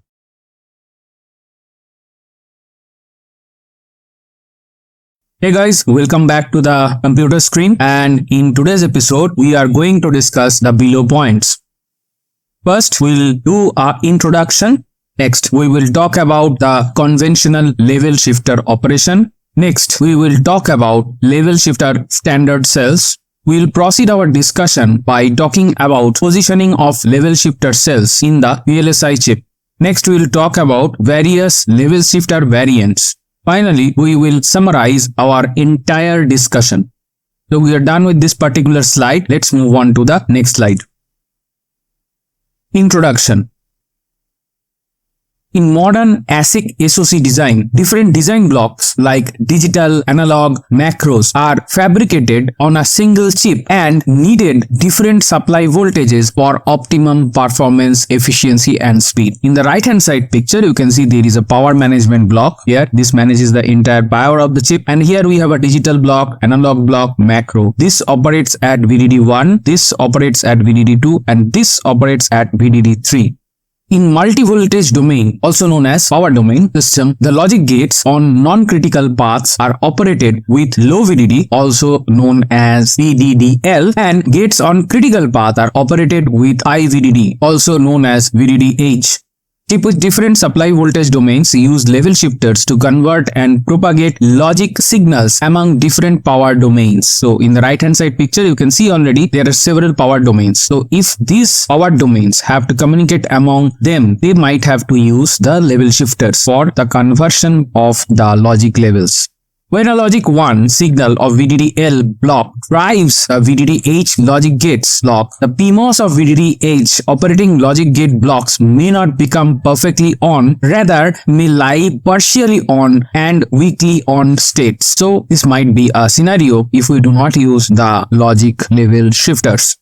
The level shifters are inserted at proper domain crossings to change the voltage levels accordingly to mitigate the above situation. That means somewhere it is partially on or weakly on. So that should not happen. That is protected by inserting level shifter. Also, level shifters are inserted between core circuits and I/O circuits in the multi-power domain chip. Core means, so in this picture you can see this is the core where all the blocks are there. Obviously around there will be I/O circuits for connecting with the outer world. So all those I/O circuits, when they are communicating here with these core blocks, right, level shifters are also needed at those junctions. We are done with this particular slide. Let's move on to the next slide.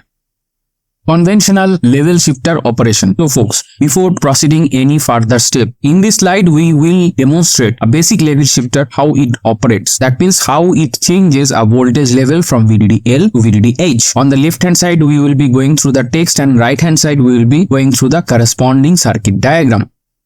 The circuit diagram is a conventional level shifter that converts the logic level 1 from VDDL to VDDH. Right hand side you can see the logic circuit here. Now let me start the text, and the labels I will do dynamically while we are discussing. Just before proceeding anything, you can see there is only PMOS and NMOS in this circuit, and there is one input port and output port. You can see the grounds with the green triangles and the VDDs with the red rectangles supplies. Okay, so let me go through the description and label accordingly. This is VDDL, this is VDDH, this is VDDH, and this is VDDL. So we have marked the supplies where the VDDL is given and where the VDDH is given. Now let us proceed about the signal propagation to this level shifter. When one, that is VDDL, is applied to the input, here is the input, P5 goes off and N5 turns on, resulting output 0. So this is P5, N5 and out. This 0 at node T5 is applied to N1 and turns it off. Here is corresponding P1 and T1. It also goes to the inverter T4, which makes P4 on and N4 off. So here is T4 and P4 and N4. The output of T4 is now 1 and is applied to N2, thus turning it on. This is N2, P2 and P2. N2 now pulls P2 to 0. This turns on P1, in turn pulls P1 to 1. P1 is connected to the gate of P2, which now gets turned off. T2 remains at level 0, which turns on P3, and this is N3. P3 pulls up the value of out to logic 1, that is VDD H, in the output port. So this way, the level shifting operation happens inside a basic level shifter cell. So here we have gone through the operation of a conventional level shifter circuit, and we will move to the next slide. Level shifter standard cells. When two blocks are powered with different voltage levels interact with each other, invalid signal transmission and crowbar current generation may take place. And here is our picture where we have different power domains, and we can see here, let me bring my mouse, here LH level shifter, it is HL level shifter. So how this abbreviation comes? Here you can see VDD is 0.8, here is 1. So LH means low to high. So here if the signal goes in this direction, the conversion will be low to high. That means this is low, this is high when we are comparing two VDDs. This is a low VDD, VDD-L, this is VDD-H. And when we are going this direction, so we are giving HL level shifter. However, if this scenario is different here, the power domain here, if it is 2 volt and here it is power domain 4 is 1.2 volt. When the signal goes from here to here, we use, so this is VDD-H and this is VDD-L now. So here we insert a HL level shifter, and if the signal is going from this to this direction, we are using a LH level shifter here. So I think it's a very straightforward description of how the level shifting operation is happening between VDD-L and VDD-H for various power domains inside a single chip. The right hand side picture is of a single chip where we have PD1, PD2, PD3 and PD4, the 4 power domain with different VDDs. Let's move on to the next point. To avoid this, level shifters are placed between the blocks with distinct voltage values, as we have seen in the picture. Level shifter cells can convert high voltage levels to low voltage level between the domains. And level shifters are placed on signals that have sources and sink operation of different voltages. Now, as you can see in the right hand side picture, right here PD1, PD2, here when the signal is moving from one direction to another direction, this acts as a source and this acts as a sink. And when we are doing the reverse, say the signal is transmitting from PD2 to PD1, here this acts as a source and this acts as a sink. In actual VLSI design, these level shifters may be not here, may be placed at this boundary or this boundary, or maybe here. So that is vary from one PDK to another PDK, where you will find different positioning of the level shifters here or here. We are done with this particular slide and the description with the right hand side infographics. Let's move on to the next. Positioning of the level shifter cell. This is very important slide. You must emphasize each and every point in this slide. Level shifter position defines where the level shifter cells are placed in logic hierarchy. All necessary supplies need to be available in the specified location. Here you can see the entire domain here. The top domain is here. Here is PDX, power domain X, power domain Y, power domain Z. Here we have isolation cell. In previous episode we have talked about this. And here in this episode we are talking about level shifter. So here signal is crossing from X to Z. It is having a level shifter. And inside the PDZ we have sub block Z1, Z2. But in that case we are not using any level. Even for PDY we are having Y1, Y2 different blocks. For there we are not using level shifter. We are using level shifter at the boundary only. That means with PDX versus PDY, entire supply voltage is different. PDX, the VDD is different, and PDZ, the VDD is different. Similarly, PDY, the VDD is different from PDZ and PDX. The VDD supply for X, Y and Z domain are different from each other. Self, the level shifter is placed inside the model or cell being shifted. This is what I have just touched base in previous slide, that the level shifter can be there inside a cell being shifted, right? So self is a position parent, the level shifter is placed in the parent cell or model being shifted. So here if you can see, right, PDX is a kind of parent here. You will see if the top is PDX, right?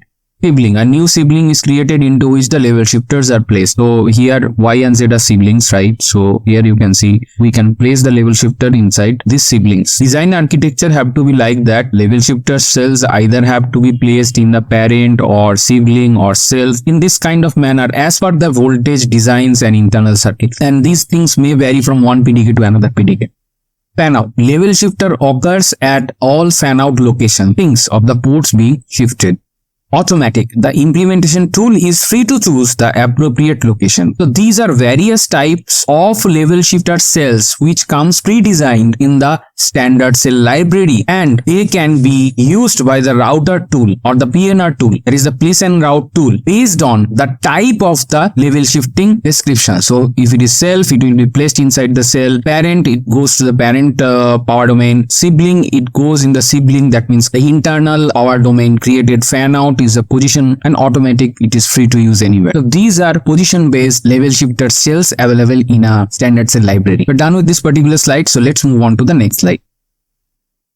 Level shifter variants. In this slide we will talk about variants. In last slide we talked about positioning, and in this slide we will talk about variants.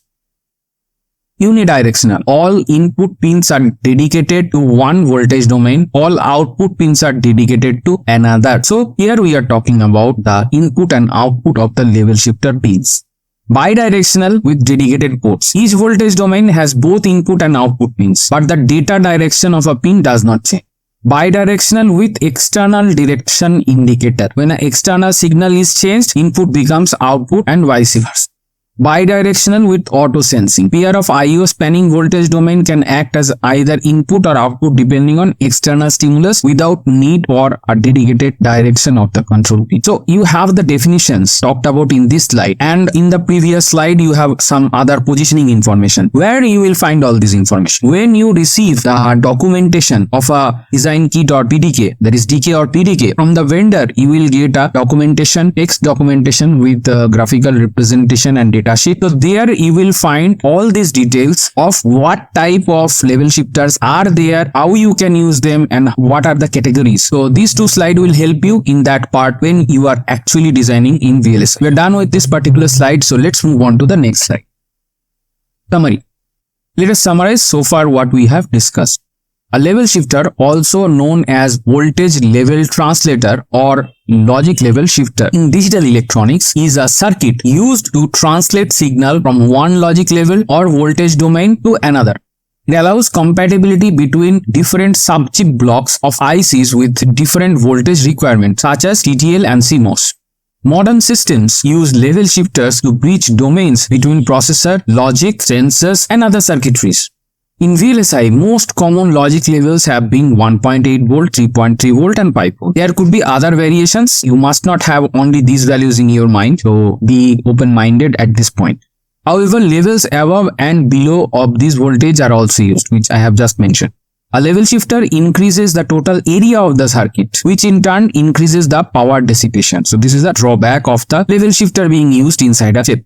If voltage levels are far apart, the level shifter design becomes complex and error prone. So this is another risk if and only if the voltage levels are very far apart. Otherwise, it is very fine and good to go. Generally, it's a theoretical point. However, these points are well taken care when the power performance and area, that is PPA, is done on any standard cell library. So you don't have to worry when you are using a already characterized standard cell library that you are receiving from your standard cell vendor. We are done with this particular slide.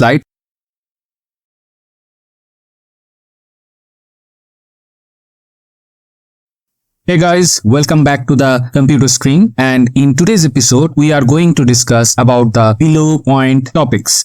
First, we will go through the level shifter philosophy. Next, we will briefly explain the clock domain crossings. Next, we will briefly explain the voltage domain crossings. Next, we will start our discussion on advanced level shifters by talking about cross-coupled level shifter. Next, we will talk about the bootstrap level shifter. Next, we will talk about DC-Vs basic level shifter. And in the next point, we will cover the DCVS Advanced Level Shifter. Finally, we will summarize our entire discussion. We are done with this particular slide, so without any further delay, let's begin. Level Shifter Philosophy. Among multiple voltage domains, threshold voltages are also different. One thing I would like to say here, in standard cell distribution, you will find LVT, HVT, UHVT and many type of VT, that is threshold voltage variations. In order to interface between the super threshold, near threshold and sub-threshold cells, appropriate level shifters must be placed. So, this kind of threshold boundaries based on the different VT dependency of the standard cells being used from all the distributions like LVT, HVT, UHVT, etc. Here goes our level shifter diagram. This is the sub-threshold logic circuit and this is the super-threshold logic circuit, and in between we have our level shifter. In between you can see that 0.4 volt and 1.12 volt, these voltages with reference to which the signal propagates is also marked in the diagram. The level shifter is required because the logic high output of the sub-threshold gate does not meet the minimum logic high input of the super-threshold gate. The three combinations that are required for hybrid methodology include interfacing of sub-threshold to super-threshold, sub-threshold to near threshold, and near threshold to super-threshold. So, when in a circuit we have multiple VTs, we will see multiple combination of the last three bullets that we have just discussed. We are done with this particular slide, so let's move on to the next slide. Clock domain crossings. Each clock domain or voltage island can be considered as individual layer block. In a modern day chip, that is in a SoC, we can find multiple clock domains or we can find multiple voltage domains as we have just mentioned earlier. Here is a simple diagram with multiple flip-flops and muxes where this is the first clock domain owned by clock A and this is the second clock domain owned by clock B. So this way, different clock domains are there in a modern day SoC and these clock domains evidently cross at some point. Number of clock or voltage domain crossings need to be minimized. Among multiple clock domains, all the scan cells of same clock domain are tied together. Scan cells, you can relate the cells, those are used for the DFT, that is designed for testability. All flops in the same clock domain are also grouped together. The number of interclock domain lockup latches are kept fixed. So we are done discussing about the clock domain crossings. Let's move on to the next slide. Voltage domain crossings. In multiple voltage island or blocks, logic level shifter is needed to calibrate the voltage change between different voltage of logic levels. Here is a brief and neat diagram of multiple voltage domain, or we can call multiple power domain, managed by a power management block of a modern day SoC. Here, the power management block controls the power distribution among PD1, PD2 and PD3. And if any signal is traversing among the three, that is PD1, PD2 and PD3, those signals have to be taken care and go through by the desired voltage level shifters. Scan chain design in DFT for multiple voltage island also raises the power sequencing issue. One solution is that power sequencing circuitry is held to the power on state during the test operation. Another solution is that each power sequenced island is tested independently. The combination of multiple clock domains or multiple voltage domain islands needs special consideration and attention. We are done talking on voltage domain crossings. So let's move on to the next slide. Cross-coupled level shifter. So far we have discussed the different theoretical backgrounds and physical needs of a chip of having a level shifter to the clock domain crossings or voltage domain crossings. Now in this slide we will talk about the cross-coupled level shifter, which is an advanced level shifter in modern day IC technology. Conventional level shifters are designed using cross-coupled P MOSFETs. So here is a circuit diagram of a cross-coupled level shifter. The circuit diagram is very easy to understand. There are two sets of CMOS here on the right hand side column and the left hand side column. And you can see the connections very neat in this diagram. Let's proceed on the description. The incoming low voltage signal is inverted using a inverter connected to a low voltage domain, that is VDDL. Cross-coupled P MOSFET transistors P1 and P2 are used to pull out through the high voltage, that is VDDH. So in this diagram you can see clearly the VDDH and VDDL, that is the high VDD and low VDD are mentioned clearly. We are done talking on cross-coupled level shifter. Let's move on to the next slide. Bootstrap level shifter. So let's explore this new kind of advanced level shifter. In bootstrapping technique, transient power is reduced during the level shifting. Let us see how in this diagram. This is also a very neat diagram and you can clearly see every active or passive devices in this circuit and their interconnections. Two boot capacitors C-boot1 and C-boot2 replace NMOS transistor to maintain the voltage difference at the gate terminals of P2 and N2. The pull-down network NMOS N2 at the output stage is driven by 0 and VDDL, whereas the pull-up PMOS is driven between the difference of VDDH and VDDL and the VDDH itself. Bootstrapping technique achieves lower power at the expense of significant increase in physical area due to the relatively large boot capacitors. We're done talking about the bootstrap level shifter here in this slide with a neat diagram. So let's move on to the next slide. DCVS basic level shifter. One of the famous level shifter design approach is based on differential cascade voltage switch, abbreviated as DCVS level shifter. Here is a neat diagram of our DCVS basic level shifter. The input NMOS transistor are controlled by a low voltage input signals. This low voltage is shifted to a high voltage at the output of the level shifter. The DCVS level shifter operates as follows. In the beginning, in equal to 1 and in bar is equal to 0. Out is equal to 1 and out bar is equal to 0. Then the transition happens as in equal to 0 and in bar is equal to 1. The NR goes off and NL goes on. PMOS PL remains at 0 voltage, maintaining PL on to resist the NL transistor by simultaneously charging node out. NR and NL is connected to the low input signal related to VDDL and operate in cutoff region. Gates of PR and PL are connected to high voltage supply. NL and NR struggle to sink more current than the PMOS pull-up transistor source. If NL sinks greater current than PMOS pull-up transistor source, node out discharges. PR transistor toggles from off state to on state and charges node out. This cuts off pull-up transistor PL, completing the transition. So we are done talking about the DCVS basic level shifter. Let's move on to the next slide. DCVS advanced level shifter. Here, additional logic NRT, NLT, PRT and PLT is added over the basic structure for improved performance, as you can see from the right hand side picture, which is a clean and neat diagram of the advanced DCVS level shifter. NMOS, NLT and NRT are biased at a nominal voltage VDDH. Therefore, NR and NL size can be smaller than a standard level shifter. However, NL and NR should be sufficiently large to force the transition within differential structure. When the differential input is sufficiently shifted, the significantly stronger NLT and NRT transistors complete the transition.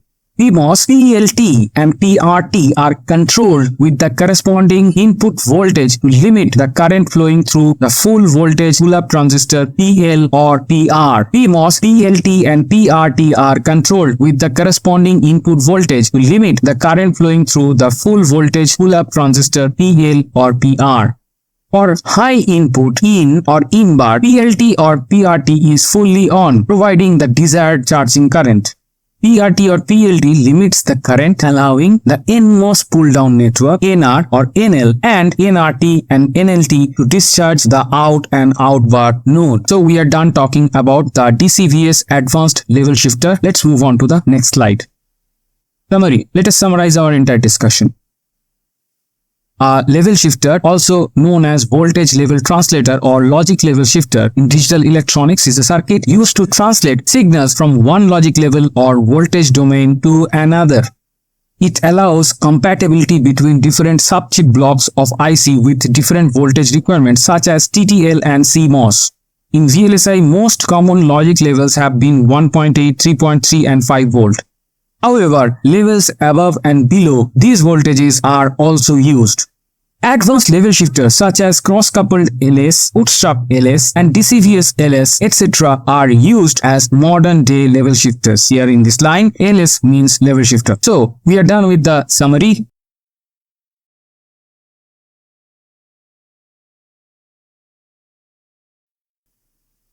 Hey guys, welcome back to the computer screen, and in today's episode we are going to discuss the below points. Power management methods. Next, we will introduce the retention concept. Then we will explicitly discuss about the retention cell, also known as T-latch or retention flow. Then we will cover the topics PSO and SRPG. We will later go in the nomenclature abbreviation detail. Next, we will talk about the simulation and verification stage for the retentions. Next, we will talk about the physical design stage for the retentions.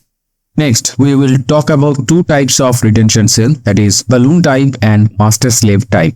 Finally, we will summarize everything that we have discussed. That's the menu for today. Without any further delay, let's begin. Power management methods. Here in this slide, we will show you infographics through which you will be aware of different power management methods that are used in modern day chip making. Here goes our power management, and the different method starts here. First, in chip design, we can use multiple threshold voltages, and this threshold voltage variation comes in the standard cell nomenclature like UHVT, HVT. All those nomenclatures nowadays you will find inside any standard cell package. Multiple VDDs. Because of the various power domains, you will get multiple VDD variations of standard cells.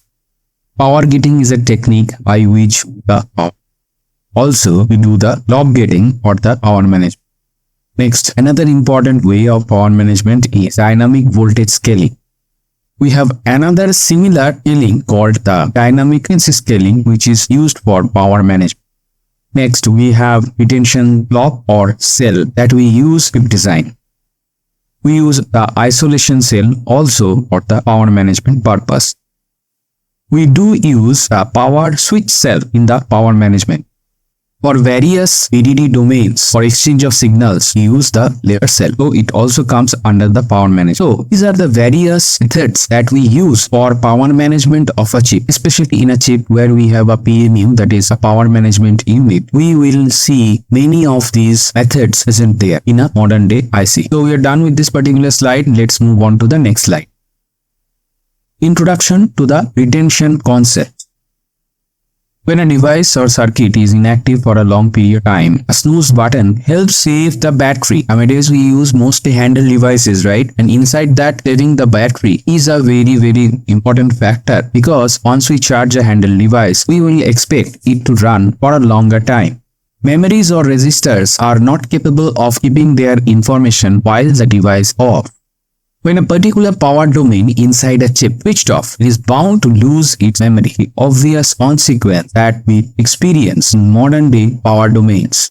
And here is a photograph for the various power domains. You can see here, this is the power management block, and here it is the power domain 1 with the V1, power domain 2 with VDD2, and power domain 3 with VDD3. So this block diagram, you can see we have three different power domains, PD1, PD2 and PD3, which is controlled by the power management block. So once the chip is in operation, say PD2 is not being used, so the power management block will send an instruction to switch off for its inactive period, and in this situation is going to lose its memory. Now this is a challenging situation, and how we tackle it, we are coming to that point. To save such scenarios, special retention cells have been adopted in most of the commercial standard cell libraries coming from the foundries like TSMC, UMC, GF to support the state retention power gating, also abbreviated SRP. Retention cells store the last state before power off of a clock inside the power domain. So from the right hand side picture, it is clear to you if we can switch off one particular power domain that the last states will be saved in the retention cells.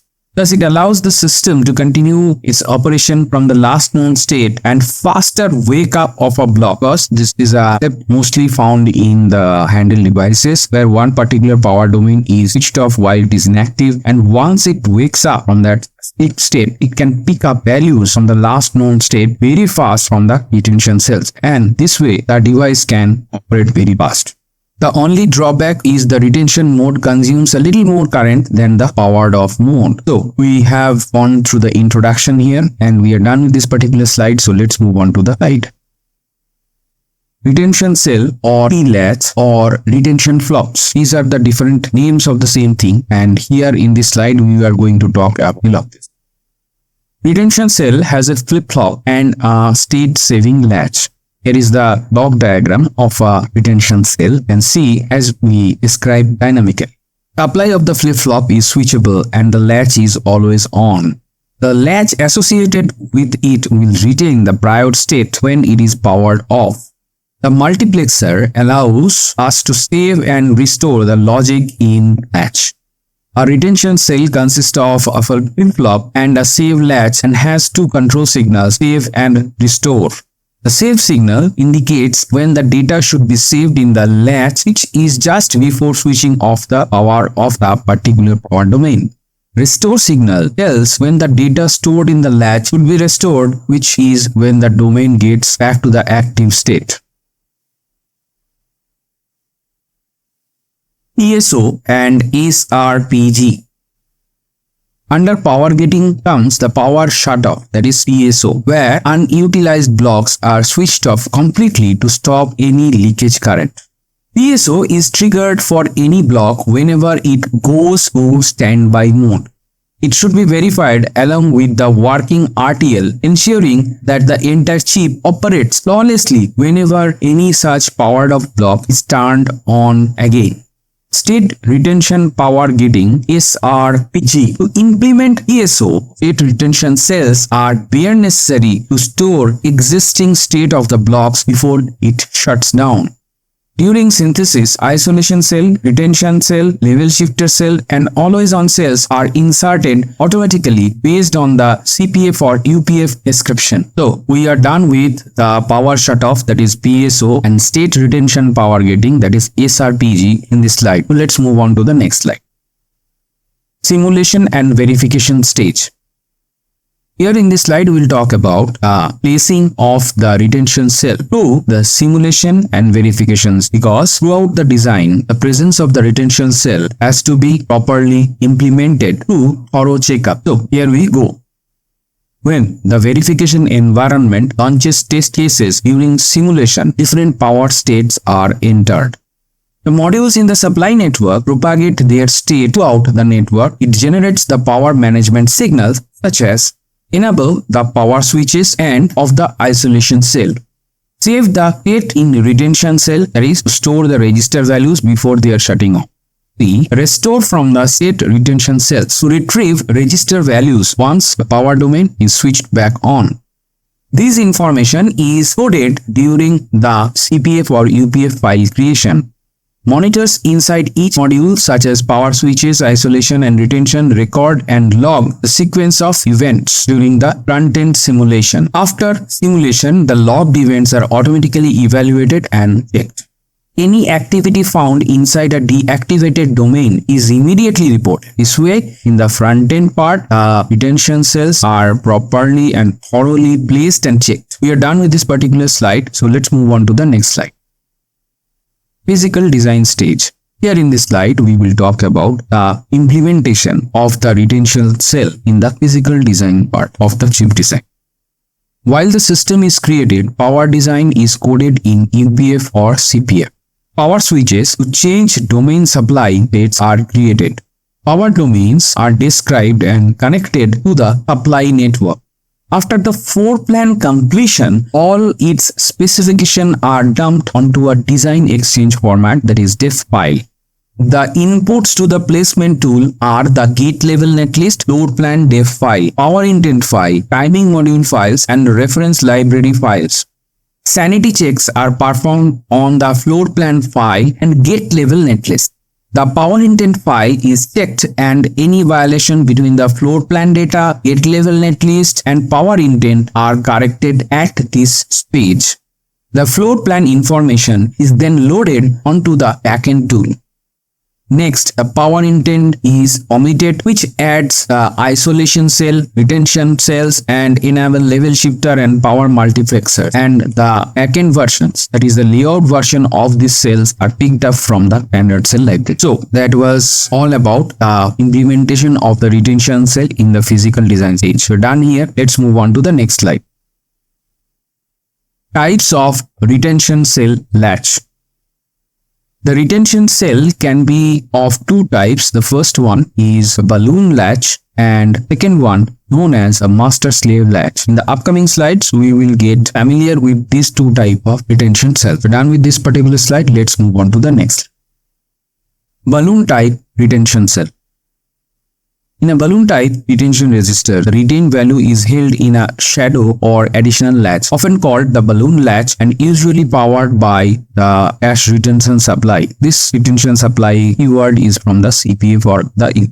A balloon type retention register typically has additional controls to transfer data from a storage element into the balloon latch, also known as the save stage. And the transfer data from the balloon latch to the storage element, also called the restore page. The ports to control the save and restore pins of the balloon style retention register needs to be available in the design, describe and implement this type of retention register. The balloon element is not in the functional data path of the register. That was all about the balloon type retention cell, and we are done with this particular slide. So let's move on. Master-slave type retention. Let us see what is a master-slave type. A master or a slave alive retention register. The retained value is held in the master-slave latch and also powered by the retention. This is a keyword from the CPF or UPF. In this case, the retention element is in the functional data path of the register. This is a very much striking difference with the previous slide. Remember this one. A master or a slave alive type retention register typically does not have additional save or restore controls, as the storage element is the same as the retention element. Additional controls on the register may part the register into a quiescent state and protect some of the internal circuitry during the power down state, and thus retention state is maintained. The restore in such registers typically happen upon power up, again owing to the storage element being the same as the retention element. Thus, this style of registers may not specify save and/or restore signals, but may specify a retention condition that could take the register in and out of a retention state. So, this was all about the master-slave type retentions. We are done with this particular slide, so let's move on. Summary. Retention cell is an integral part of the present standard cell library and used in the ASIC design today. It is a must for the chips where there are multiple power domains are existing. In the power-aware RTL design, retention cell is equipped to the UPF or CPF description. There are two major types of retention cell known as balloon type and master-slave type. So we have summarized our entire discussion here. We are done with this particular slide.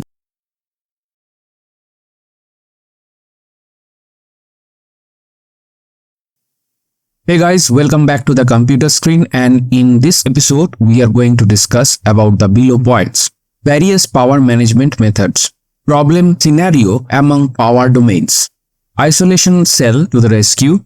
Isolation method and isolation cells. Isolation standard cell example. Drawbacks and improvements. And finally, we will summarize our entire discussion. So that's the menu for today. Without any further delay, let's begin. Power management methods. In modern day ICs, the power management inside a chip is done through several different ways, and here in this slide we are depicting all of them. The first one of the power management method is to use multiple threshold voltages, that is multiple VTs. And we use multiple VDDs for multiple power domains inside a single chip.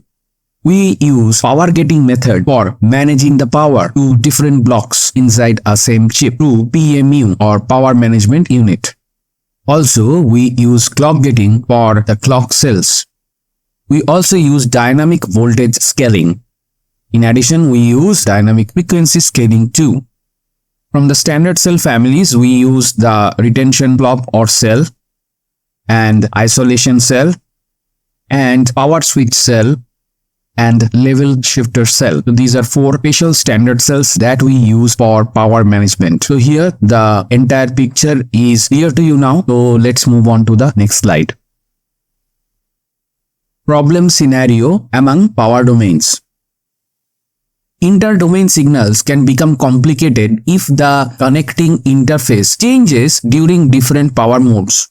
Here is a very short and sweet example of multiple power domains. This one is a power domain 1, that is PD1 with VDD1. Here it is depicted as a digital block. Here it is PD2 with VDD2 and it's an analog block. PD3 with VDD3 for macro. And here is our power management unit, that is power management block that manages the power among all these independent power domains. So power domain 1 is independent of 2 and 2 is independent of 3, and mutually they are independent of each other. These blocks may communicate among them during the normal course operation of the entire chip, and these signals become complicated when the chip is in action. Let us see what happens.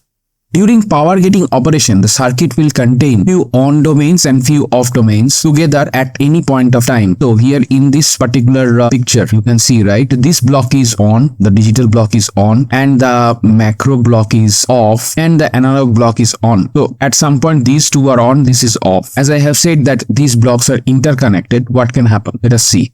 In such situation, output of an off domain sends an invalid signal to the on domain. And this is a scenario what happens. So this is a power gated block. So imagine any of these blocks as this block, which is a power gated block, and another one is the active block. So this is the signal transmission line here, and here we see there is no isolation. And if there is no isolation, the line, if it is off, right, then this line, the signal line, will contain floating output. So it could be 1, it could be 0, could be in between. So no one knows what is there. It is in a metastable state. So the active blocks receives an invalid signal here. When this floating voltage is propagated to the inputs of the receiving end, a short circuit current is produced. Prober current may flow because output pins, the off domain, might be in the metastable state or dangling. So this is another risk. There can be a crowbar current, and that can confuse the active block of about the signal that is coming from the power gated block, which is off at particular time, and that time the active block may get confused about the coming signal. So the scenario is well explained with the infographics and text. So let's move on to the next slide. Isolation cell to the rescue. So this situation which we have just explained, how to overcome that situation. Here in this slide we will discuss about that. To deal with such problematic situations, specially designed standard cell, also known as isolation cell, is placed in between power gated block and the active block.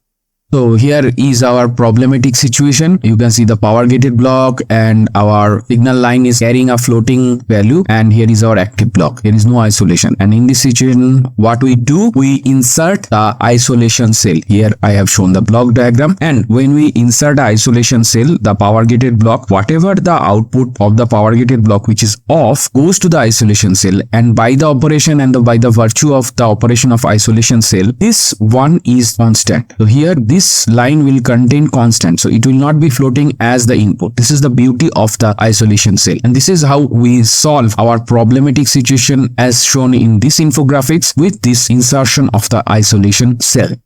An isolation cell clamps the signal at its input pin to a defined known state, either 0 or 1.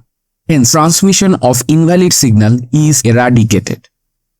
Controllers are used to control and synchronize local power switches and isolation cells with clock gating or power gating signals. So this is another good terminology. Remember, there will be controllers to control and synchronize local power switches and isolation cell. So this is another circuit component there.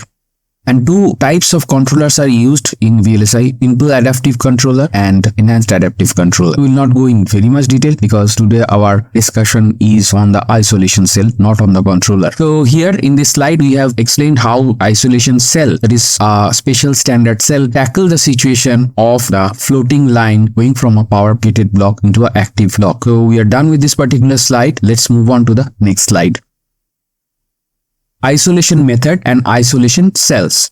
When power gating method is applied to a design, in particular mode of operation, we might end up few on domains and few off domains. So this is a cluster of on domains and a cluster of off domains. They were interacting before this particular time when the off domains became really off. Before that they were on. If the outputs of the shutdown domain are connected to the active part of the design, then it might lead to invalid signal transmission and a crowbar current as a result, as we have discussed already. To avoid this, an isolation cell is placed on the output nets of the switched off domain interacting with the active portion of the design. So now here we are taking the broader aspect. We are placing one isolation cell for each of the single instance that we have just discussed in the previous slide. So here is our schematic of isolation cell, or you can call it as a block diagram. So here you can see our power gated block and always on block. This might be another scenario. Always on blocks are also there, and here that means if this block never goes off and this block can go on or off, and here in between we insert the isolation cell. I have used the AND. However, there could be two different type of isolation cell based on the architecture. One is the OR type, another one is the AND type. So here you can see input will be data and isolate bar, and here is the isolated signal for a OR type cell, and for an AND type cell this is data and isolate, and the isolated signal is here. So this is a simple explanation of the two types of the isolation cell generally found in the standard cell package. Any commercial standard cell package can have both of them, so OR and AND. Later we will have some examples. So we are done with this particular slide, so let's move on to the next slide. Detection of missing isolators. The isolation and level shifter strategies are defined at RTL stage itself if the UPF and CPF file. Power management block. This one is digital block, power domain 2, that is analog block with VDD2, and macro with power domain 3 and VDD3. So all these things is designed by the power aware RTL, that is with the UPF or the CPF description. In UPF or CPF, if a isolation and or a level shifter strategy is to be defined between power nets connected to source and sink domains. Unable to do so, the resulting in malfunctioning of the design. So if we have missed out any insertion of the isolation cell where it is needed, then this situation might lead to a malfunction of the chip while the chip is in operation. Such scenarios are detected by the standard EDA tools and an error is flagged. So there we have methodologies to detect if any isolators is missing where it should be there. Then the error is flagged by the EDA tool. We're done with this particular slide and let's move on to the next slide. Isolation standard cell example. This one represents the OR type isolation cell, comes under the standard cell package. And this represents AND type isolation cell that comes under standard cell package. The first one you may see with a name like this, ISO-LORX. So here if you see, right, the ISO-L or the ISO represents the isolation cell, and OR here inside the name, ISOL or ISO, okay, this is represent to the isolation, and OR means it is OR type, and X1 is the drive strength. So in the standard cell package, if you browse further, right, either in the documentation or in the actual standard cell physical library, you may find other isolation cell of the OR type with different drive strength like this one and this one. And for the AND type cell, you can see that the name is ISO or ISO-L, and AND is there for the AND type, and drive strength is 1. So if you browse through the physical standard cell library or the documentation of the standard cell library, you might find the different isolation cell with different drive strength, as maybe with this one or this one. So depending upon the design, the standard cell library may contain various drive strength. So don't stick to these names only or this drive strength only. In actual scenario, go to your documentation or the physical library. There you will find different AND or OR type isolation cell with different drive strengths. So we are done with this particular slide. So let's move on to the next slide. drawbacks and improvements. Here in this slide, we talk about our isolation cell drawbacks and some improvements that we have made already to deal with the drawbacks or backlogs of the isolation standard cells. Isolation cell need to be inserted at the interface of different power domains.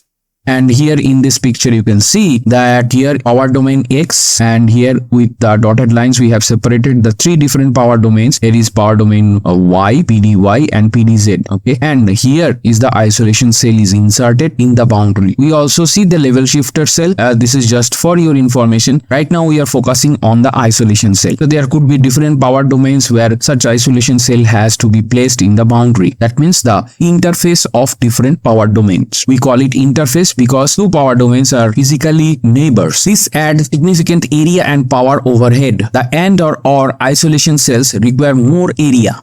To lower the area overhead, the isolation cells use CMOS pull-down transistor.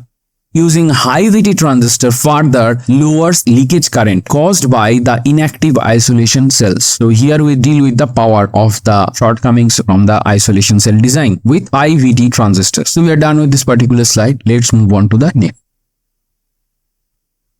Summary. Let us summarize whatever we have learned so far in this episode. Conventional techniques are applied to perform electrical checks for voltage crossing domains and power islands. Voltage level shifter, electrical isolation cell, retention cell, etc. The special standard cells are applied in through power-aware RTL using PPF or UPF language. Isolation cells, abbreviated as ISO, also this used in the standard cell nomenclature, enable electrically safe power shutdown states from affecting powered on regions by fencing off the propagation of non-deterministic logic states. Two types of standard cell isolators are used, OR and AND types. So here we have summarized our entire discussion in 4 bullets. We are done here with this particular slide.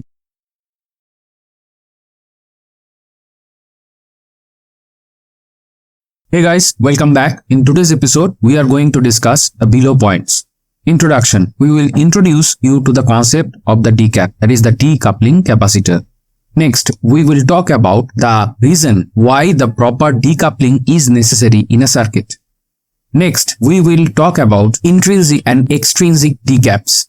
Next, we will talk about the different positionings of decaps in a chip. That means the entire chip from the silicon up to its packaging. Next, we will talk about the on-chip decoupling capacitor that is used in your VLSI design. Next, we will talk about the decaps and the physical design process. That means where we use the decaps in the physical design. Next, we will talk about the decaps that are used in FPGA designs. Next, we will show you the simple architecture of a decap using a CMOS capacitor. So that's the menu for today. Without any further delay, let's begin. Introduction. A decoupling capacitor, that is decap, is a capacitor that is used to decouple one part of an electrical network, a circuit, from another. Basically, we are making a electrical isolation between the two parts of an electric circuit. Both off-chip and on-chip decaps are used in VLSI. We will restrict our focus on the on-chip decaps in today's discussion. However, we will cover different type of decaps through a diagram in a later slide. As per our circuit theory, including the KCL and KVL, that is the Kirchhoff laws, if the voltage level of a device is fixed, the changing power demands are manifested as changing in the current. This is true for one single element, and this is true for a sea of elements that is connected in a VLSI circuit. When the current draw in a device changes, the power supply responds to that with the transient change, or it is called a transient response of a circuit. That means it is not instantaneous. It takes some time and follows some graph for the change based on what type of circuit element are there. Such noise caused by the circuit elements is generally shunted to the decap. So decap acts as a shunt, thus reducing the effect of the noise to the rest of the circuit. These decaps have to be manufactured into the chip and their placement has to be decided at the design time. Hence, we are having this episode that in the design, the ASIC design or the FPGA design, when the decap are useful and where at what design stage we are inserting them and where. So we are complete with the introduction. Let's move on to the next slide. Why a proper decoupling is necessary in a circuit. Generally, here we are talking about a silicon chip. However, in a circuit perspective, let us understand why a decoupling is here necessary. For high performance, that is the high frequency digital ICs such as ASICs and FPGAs, the allowable tolerance for the supply is typically 5%. That means the VDD and VSS, if we allow the change, it should be there within 5% only. This includes the sum of the DC error, ripple and noise. So from your class book text, you know about the DC error and the ripple, and noise is something that you come across in the VLSI only. The noise is something you might be familiar with, the crosstalk noise. That means one line is carrying the current, another line is getting induced by the noise. And sometimes the circuit, if it is used in some, maybe in the space application, there will be cosmic noises. So generally the noise can come from anywhere that is within the circuit or from external sources. Altogether, it can impact the circuit performance. The digital device will meet specification if this voltage remains within the tolerance. That means 5% we have talked about. The tolerance will decide whether the digital operation, that is 1 or 0 operation, is proper of the digital circuit or the sub-circuit or the sub-chip, whatever we are analyzing. So it is necessary to keep high frequency noise from entering into the chip in the first place. For this reason, we have various type of decaps. This slide I will show you all the type. However, we will restrict our discussion to the on-chip decaps, that is which are used in the VLSI design, specifically in the ASICs and the FPGAs. This is generally done with a combination of electrolytic capacitor for low frequency decoupling, ceramic capacitor for high frequency decoupling, and possibly using ferrites. Now here, this point we just discussed is for the entire set of decap, not for the on-chip, there is the silicon decaps. At the end of the slide, that means the last slide, we have the silicon decap. We will show how the structure is there and you will understand the basic structure of a CMOS decap. All the decoupling capacitor must connect directly to a low impedance ground plane in order to be effective. That means it should act as a shunt and it should pass the noise to the ground. That's how it prevents the tolerance to jump off the upper or lower ceiling. That means the plus or minus 5%. So here we are done talking about the reason where a proper decoupling is necessary for a circuit. Circuit means entire chip, not only the silicon wafer, but the entire chip or maybe the entire circuit that is being used in a particular device. This kind of decouplings will be there. So here we are done with this slide. Let's move on to the next slide. Here we will talk about intrinsic and extrinsic decaps. So intrinsic and extrinsic, you will come to know the meaning. These are not the internal and external decaps. These are not those. So you will understand the meaning as we proceed through this slide.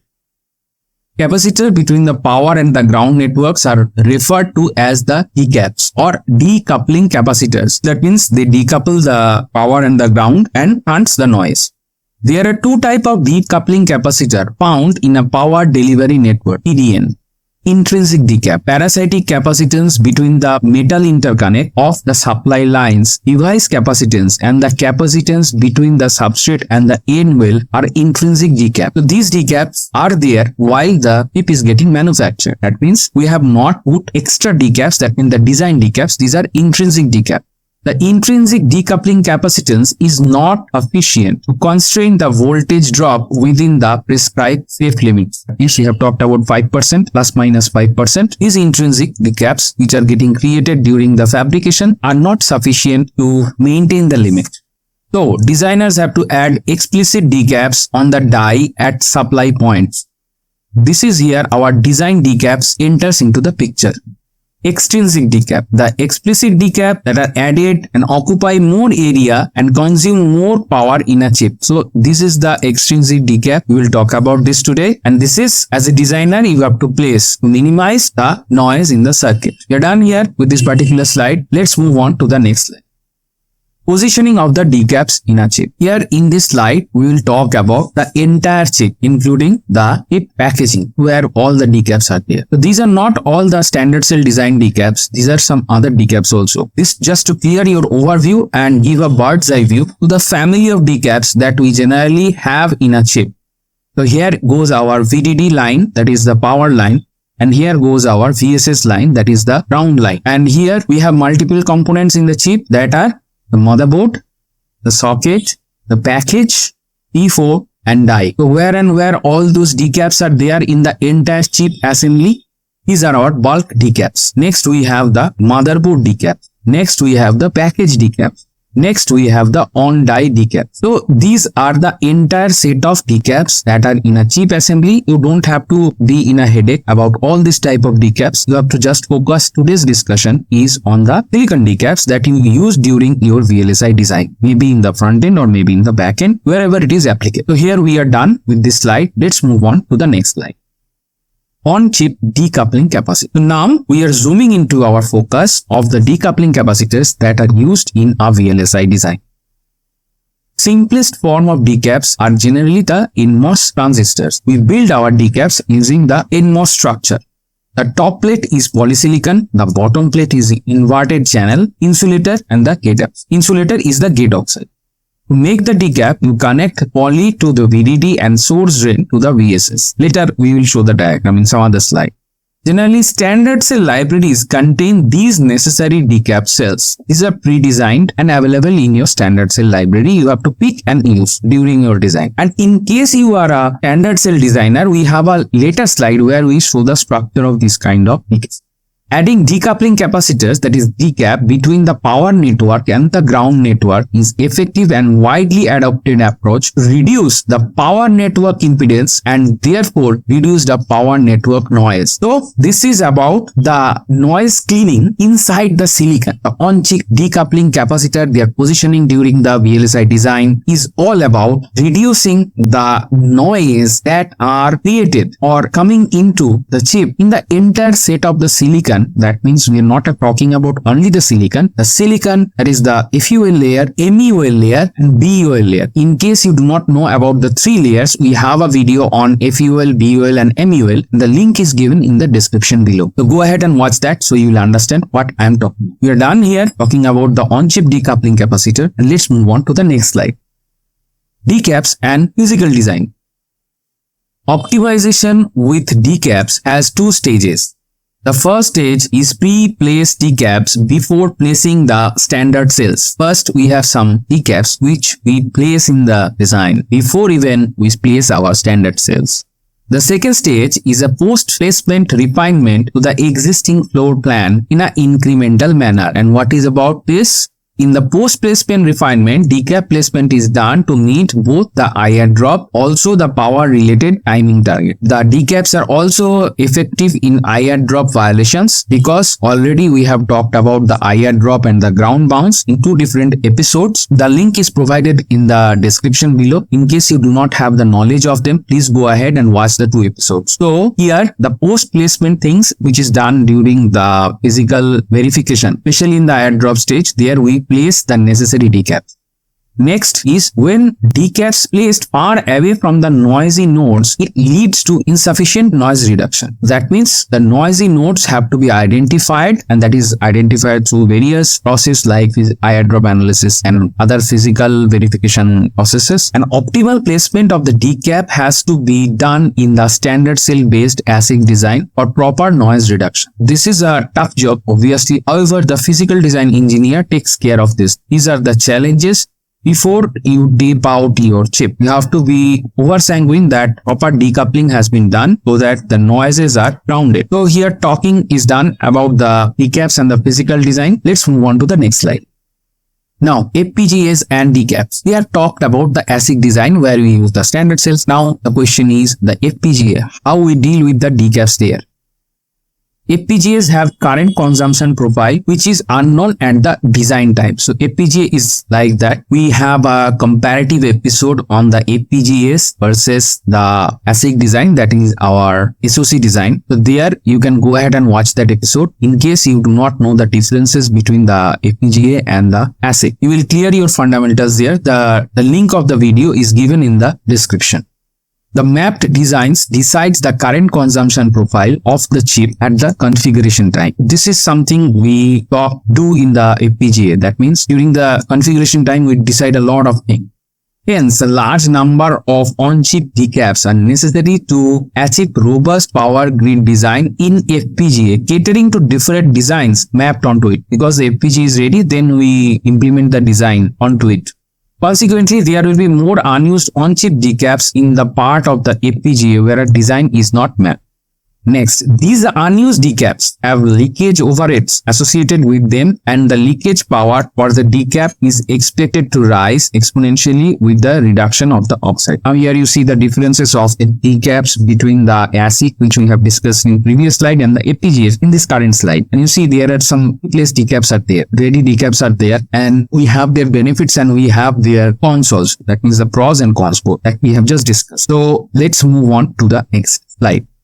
Coupling capacitor using NMOS. This slide is for the standard cell designers who want to have a look what is there inside a standard cell decap, the basic structure. However, nowadays the companies may make a advanced structure based on the technology downscaling, and those designs are proprietary to the company in which you are working. So those you will only see there, not here. This is here where you will get a general concept, the basic building block, and let us see what is the structure of a decap. A standard cell decap is usually made from the NMOS transistor in a CMOS process. And here is our structure.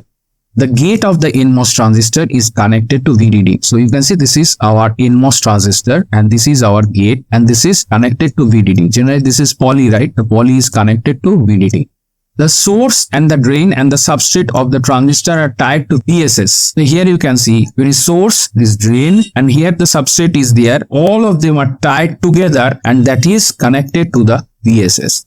This approach is considered effective because the thin oxide capacitance of the transistor gate provides a higher capacitance than any other oxide capacitance available in a standard CMOS fabric. So here we take advantage of the gate oxide as the dielectric of the capacitor of the decap. So you can view this is as a capacitor and this is getting placed, right? This acts as a capacitor and that is getting placed at different places as per your physical design need. That means whatever need is coming from the physical verification process. One we have talked about is the IR drop, and there might be some other things, maybe timings or maybe crosstalk noise analysis. Many things could be there. So from whatever analysis, the physical design analysis, you are getting the need of a decap, you place the decap there. And as a standard cell designer, you can have this basic structure designed as per your technology node. So the gate oxide here will be as per your technology node. The length of the channel will be for as the technology node. Everything will be as per your technology node. Even if you have a SY technology, so there will be some changes here, okay, in the structure that is there that you can explore once you are inside in a company where you are designing a standard cell, or you can use the standard cell as a ASIC designer in your physical design process. That time you will have some knowledge from the standard cell datasheet of the decaps, and there you can have a clear idea. So we have couple of episodes on the standard cell and their structure, and we have talked about a free PDK where you can go ahead and see the datasheets how are there. So all the links are provided in the video description. So here we are done with this particular slide.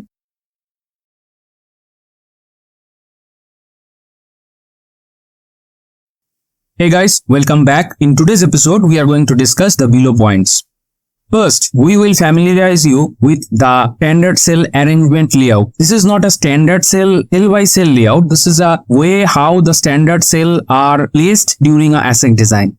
Next, we will further continue our shown layout and how the filler cell comes into the picture.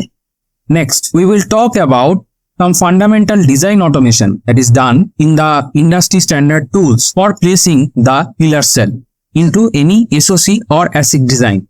Next, we will talk about the physical design aspect of the filler cell.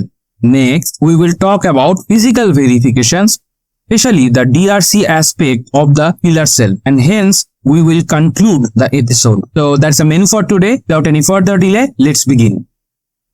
Standard cell layout. Here in this slide, we will talk about how the standard cells are laid in a particular manner during the ASIC design. We will have infographics to understand better.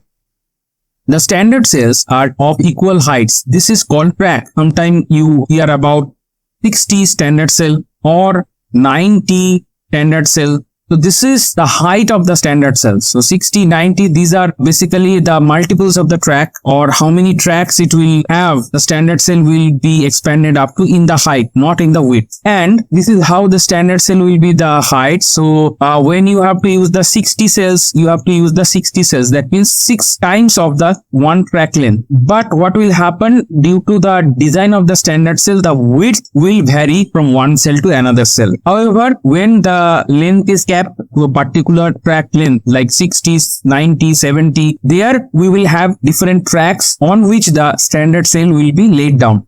Now the standard cell are placed in rows with cells butting against each other. Butting against each other means this is one cell and another one is there. It seems like two human beings are sitting back to back. So that is why it is called butting against each other. This ensures the continuous well across the entire row. Continuous well means we have N well and we also have the P well, right, for the CMOS structure, right? For various standard cell, the continuation of the well should be there. And why we are talking about the continuation? Because that helps in the fabrication process and that helps in the mask design, and that will help you get a better physical mask of the entire design, and better in the sense better fabricable mask. That is the point of interest. So here we have talked about the tracks, right? So this is one track, second track, third track. Generally we call this row 1, row 2 and row 3, like that, and it will go on. There will be multiple rows, and here the boxes, this box, this box, this box, this box, this box, this box, these are standard cells. And you can see the green and the blue wires, they are interconnecting the different cells that when we go further, right, for the design. This allows, this means this arrangement, right, allows to run common power lines such as power VDD or the ground, that is GND or VSS, to the cell array. If we route one particular power track, right, say it is the VDD track, what will happen? That we can give VDD to here, here, here, here in this same manner. So that will help the power lines to be horizontal or vertical, maybe horizontal, maybe vertical, however the design is being done. So that will help in the power lines, as well as when we put in a row structure, we get a better physically fabricable mask. This ensures VDD or GND rails follow pins are fully connected. A desired design is implemented by picking up necessary standard cell from different such rows or columns and interconnecting them as for target functionality. What you can see in this picture, right? So there you can see green and blue wires are interconnecting different standard cells. We have not named, but it's an overall block diagram, right? So there you can see these are interconnecting to achieve our target functionality as per our ASIC or SoC design. So now you have the basic idea how the standard cells are actually laid down on a physical floor plan. Now let us dig deeper in the next slide. Let's go to the next slide. Standard cell layout and pillar cell. So here we have talked about the standard cell layout, means how they are laid down in a floor plan, and now we will see that how the pillar cell is incorporated in this structure. Well, here we also have an infographics for you to better understand. Definitely the last one was for your initial idea. Now we will have a much more informative infographics so that you can understand better. This tile structure, standard cells are optimized for area. So generally we also have a episode on power performance area. So area is a very good concern in the VLSI design. In case you want to know about the power performance area, how they are impactful in a VLSI design, please go ahead and watch that episode. The link is provided in the description, or otherwise you can go to the FAQ playlist and there you can find the PPA episode. Now, however, the standard cell placement never reaches the 100% utilization. That means whatever floor plan we do not fill up the entire area with the standard cells. Although we will have some macros, maybe some analog cells, maybe some mixed signal blocks. Okay, I'm not talking about that. But however, even we are specifying a particular zone for the standard cell, we are not filling up it entirely. So there will be some leftover places which are not filled up by any of the design cells that are in concern. any blank space in the tile structure is filled up with special cell called a filler cell. And also we have the room and we insert decap cells from the standard cell library. Again, we have one entire episode on the decap cells in this FAQ playlist. The link of the direct episode is provided in the description, and you can also watch it from the FAQ playlist. If you go to the playlist page, find the FAQ playlist, and there if you scroll down you will find the decap episode. What is a decap and why it is used? So this blank space are filled up with either filler cell or decap from the standard cell library. So these two are already available in the standard cell library. You just have to use them wisely. And why? Okay, let us see why we use filler cell and why we use a decap cell. So this is a layout first, which I have shown you. These build up spaces are standard cells, right? You understand. We have more compact rows now, and we are not showing any in between spaces like we have shown in the previous one. And this will be filled up by our filler cell. Here is the schematic here of the filler cell. And if we go further, here is our filled up structure, which is done by the automation of the EDA tools, and some rules will be there to fill up the decap cells and filler cell. Later in this slide, we'll talk about them. These pink ones are the filler cells and the yellow ones are the decap cells. The entire leftover blank spaces, the white spaces here, are now filled up by the EDA tool and through a automation with a set of rules. This ensures proper GDS layer to pass DRC and sufficient diffusion and poly densities. Again, I say, why we need a proper density of the diffusion area, poly area or the well area? Because the mask will be very physically feasible for a fabrication. That is why we need some continuation. It's not all about our circuit or design. Also physically, the silicon chip has to be realized in an environment where we are going through the different process steps. That is a CMOS process steps. So those process steps have to be done correctly, and the silicon wafer has to get a proper, say, ion implantation dose or energy or blah whatever things we are going through in the entire physical process. So there we have to have some physical basic requirements like having continuation, continuous wells and etc. so that our mask, when we are taping out, right, when we are taping out as GDS2 to the foundry, that layout should be in a well shaped and physically feasible for the fabrication process.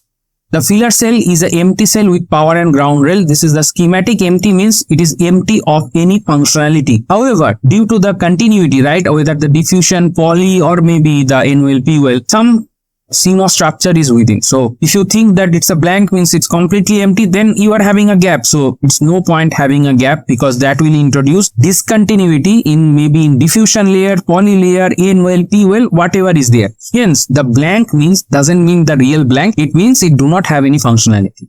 So the total effective area is calculated by the subtracting sum of all filler cell area from the total area of the standard cell tile structure. So that is of the total area of the filler cell. So you can have the visuals here, right? The pink ones are the filler cells and the yellow ones are the decap cells, right? So you can understand how much area it is covering up. Tools can calculate and give you, don't have to visually go and measure it. The tools can give you the area which are covered by the filler cells. If finishing for sign-off includes at the very least insertion of fillers and decaps. Decaps, I have detailed discussion on decaps on the episodes. The link is in the description. Go there and watch that episode to go into the detail of the decaps. I'll not discuss here because it has been already discussed why the decaps are used in the VLSI fabrication process. So here we are done with this particular slide. Let's move on to the next slide.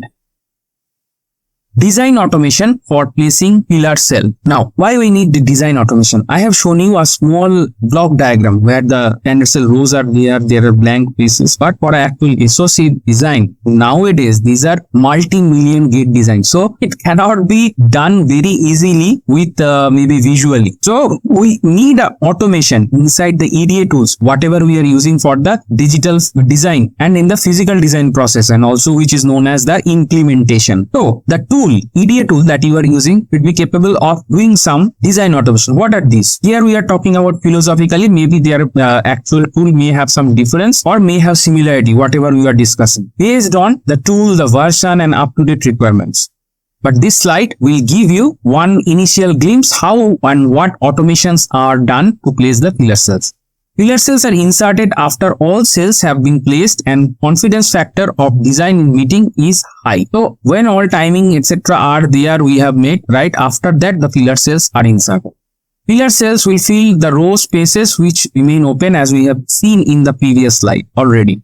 The PNR tools in VLSI generally accept tickle scripting for automation, or it may have some proprietary tickle scripting. In either case, either you are using a tickle or proprietary language, you will get a proper training on that so that you can have the well knowledge of the APIs that you are going to use for the automation. And just for tickle scripting you want to learn, we have an entire series, and I think this is the most popular series in this channel. So you can go ahead in the playlist and see there and go through the entire tickle scripting, okay, with examples. It is good, and link is also provided in the description so that you can go ahead and learn it. The tickle script traverses the standard cell row from left to right. It checks the adjacent cell edges, right? So that means we are saying that cells are sitting butted to each other, right? So there it checks for the edges. If the edges match, the tickle script moves to the next cell. However, if the edges do not match, the script checks the opposite side of the right cell and matches with the current cell edge. So it checks whether butting is done properly, and it checks further. If it does, the script flips the cells and continues. So why it is flipping, right? Because it has to place the wells and the diffusion layer, etc. in a continuity. So there should be continuity, and there should be as much as possible continuity and as less possible of discontinuity of the different layers for a good, visible, physically fabricable mask. If neither sides match, then a filler cell is placed between the cells. Ensure that the design rules are satisfied. As power rails, horizontal power rails are usually built into the standard cells as feed through. Leaving any space in the row would result in break of the power line. So here we have discussed about the basic design automation that is done inside any tool. We have talked about philosophically what happens and what happens next and what happens next to next. So this is what we have discussed. And when you get the tool and when you get the tickle scripting APIs, and when you otherwise you get the their language, any proprietary language you get, so there you train yourself to use that language and you implement this kind of philosophical automation into a scripting, and that script will help you place the filler cells and decaps. There we are done. Let's move on to the next slide. Physical design aspect. So here in this slide we will talk about the physical design aspect of the filler cell. A set of physical only cells without any Boolean function in form of fillers and decap cells are provided in the standard cell distribution as they are required during the digital implementation. Now why we are saying are provided? So we have 60, we have 70, we have 90 standard cell package distribution. So inside every distribution there will be respective filler cell and decap cells. That means whatever type of track you are getting as a standard cell package, there the filler cells and the decap cells will be there. For in-depth knowledge of the decap cells, please watch the decap cell episode, and the link is provided in the description, as well as you can find it in the FAQ playlist of this channel. Filler cells are important as they connect to the active implants, that is N plus and P plus, as well as N wells and power rails throughout an entire row. So this is very important. Fillers should come in various distinct widths, where the width is an integer of the multiple of the metal 1 routing pitch that is tracked. So there could be different widths of the filler cell that will come along in the standard cell library to fill up different spaces. Fillers consist of dummy polysilicon and diffusion area which provide density. I told you because these areas will be needed, and these areas are devoid of any functionality. That is what I told few slides back. These are devoid of any functionality. However, these will be there for the mask. The end product, that is the mask, should be a physically fabricable mask and of good quality. That is why this is there. Some filler cells may include well taps which aid in the lowering of the substrate resistance. This is another factor, lowering the substrate resistance. That also a purpose of the filler cells, right? Both tie-low and tie-high filler cells are provided to avoid direct connections, that is the ESD prevention, to the power and ground rails for a need of a constant input. Now again, we have an entire episode on that ESD, how it is existing in the VLSI, what are the prevention and etc. etc. You can find this episode. The direct link is provided in the description, and also you can find it in the FAQ playlist if you go to the playlist page. Finally, some decap cells are provided to help mitigate IR drop issues during the digital implementation. So here we have mentioned that the decap cells are used for IR drop mitigation, and in detail we have talked about in the decap cell episode. The direct link is given below, and you can also find it from the FAQ playlist. So here we are done talking about the physical design aspect of the filler cell. Now we are done here. Let's move on to the next slide. Here we will talk about the physical verification aspect of the pillar cell, specifically the DRC, that is the design rule check. Commercial PNR tools apparently fix the minimum implant area, mean ion implantation area violations by inserting filler cells at final stage of the design. Final stage means when the timing etc are cleared and only there is something very small is remaining before it is going for tape out. So at that stage, this is used for minimum ion implantation area DRC check. Here is infographics for you better understanding. So this is the mean width constraint. So there should be a minimum width of the cells, right? Here if we have to use, we can use a filler cell for satisfaction of the minimum width constraint. So these constraints you will find in the design rule document that is coming from your foundry. And here another design rule is there for minimum spacing constraints. So spacing between two standard cell, A and B, two standard cell here, and there should be a minimum spacing constraint, so that if we put a filler cell there of desired width, the minimum spacing constraint is filled up. Similarly, here we can see that the minimum width constraint is done by the respective placement of the filler cell. So these are some philosophical discussion, that is the theoretical discussion of the design rules. What nowadays the latest implementation tools, that is the physical design tools, are doing. For example, one commercial tool has a utility of define an implant layer group for filler cells so that each narrow cell can be padded filler cell having same implant type. Another commercial tool checks and fixes implant area violation according to the rules in the LEF. LEF is the LEF file during placement and filler cell insertion. Another commercial tool offers voltage threshold aware filler cell insertion flow, according to which the user can define the VT filler cells to be inserted between different VT regions. So this way, different commercial tools will have different methodologies inside to place the filler cell during the design rule check. Here, just an example. So users can insert a NVT filler cell between the NVT and HVT cells. So these are different VT. These are the threshold voltage. NVT is some threshold voltage and HVT is some threshold voltage, but which is not same as that. And LVT filler cell can be inserted between LVT and NVT cells. So this way, the insertion, the design rule check could be based on the different VT cells. So here we have talked about the design rule aspect of the filler cell insertion. Okay, filler cell is not just only to fill the blanks. It's not only the filling the blanks. It do have some importance during the physical design, and also it do have the importance during the physical verification. That is the DRC, design rule check. So here we are done our discussion.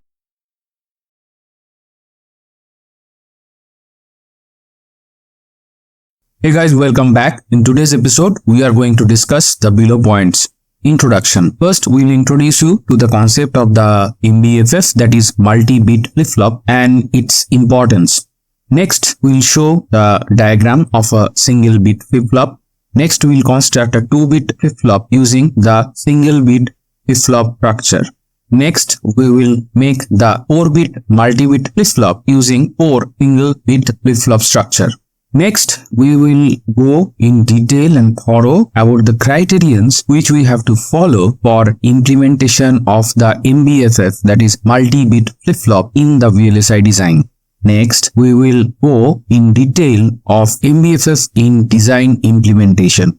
Next, we will position the MBFF in the front-end part of the VLSI design flow, and before that, we will just go through the entire VLSI design flow in a nutshell, so that you can correlate where the MBFF, that is the multi-bit flip-flops, are inserted in both the front-end as well as the back-end design. Finally, we will show the position of the insertion of the MBFF in the back-end design flow. So front-end design flow is FE, sometimes it is called the verification or that part, or up to synthesis, and generally the back-end part is called the physical design. So we will go through the details how the MBFF is implemented in the VLSI design flow thoroughly. That's the menu for today. Without any further delay, let's begin.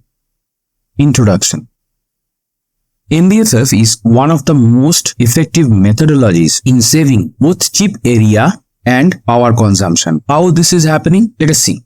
Advanced clock tree synthesis flow are used to implement MBFF. We have to add some things to the existing clock tree synthesis flow to implement the MBFF. In one episode, we have already discussed about the clock tree synthesis. Please find the video link in the description.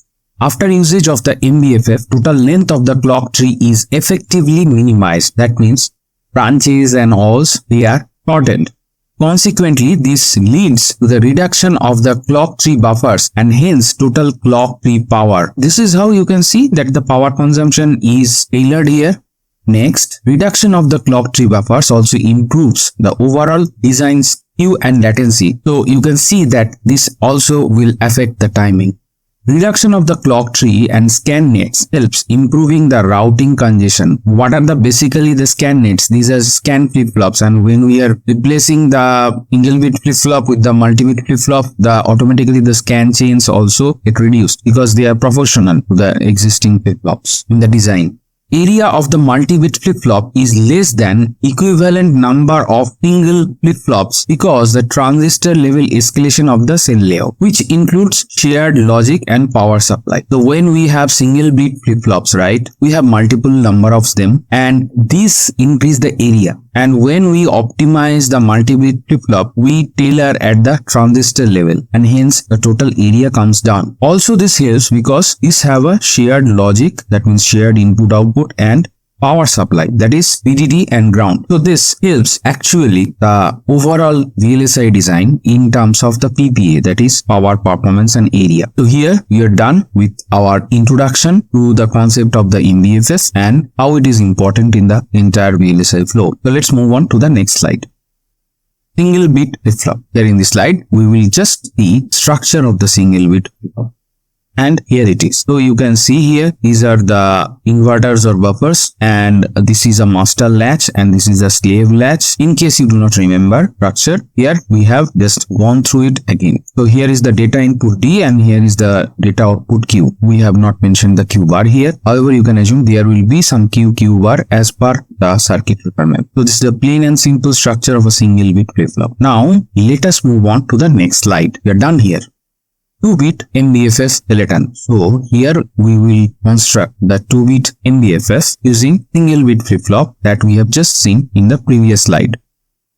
2 1-bit flip-flops. 2 1-bit flip-flops grouped into 2-bit MBFF called also the 2-bit FF. It is called also the 2-bit FF. However, the MBFF is more generic term in the VLSI design. Now here is our first flip-flop. Here is our second flip-flop.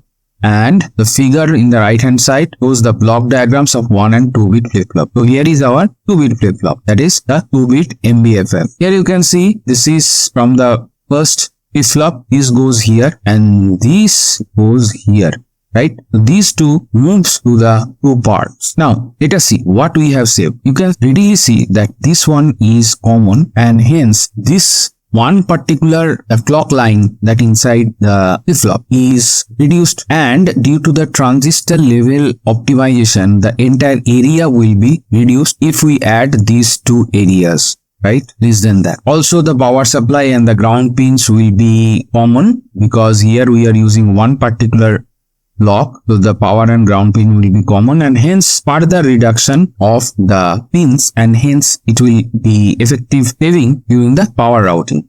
If we replace 2 1-bit flip-flops by the 2-bit flip-flop, the total power consumption gets reduced because the internal 1-bit flip-flop can share the same clock buffer inside the MBFF. We have just talked about it.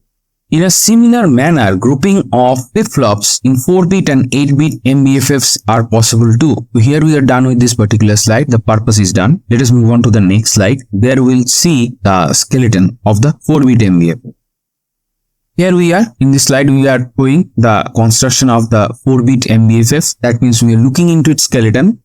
There is the first one, single bit flip-flop, second one, third one, and the fourth one. If we add all of them up, it results in a structure like this. So you can see that this has come here, this has come here, this has come here, and this has come.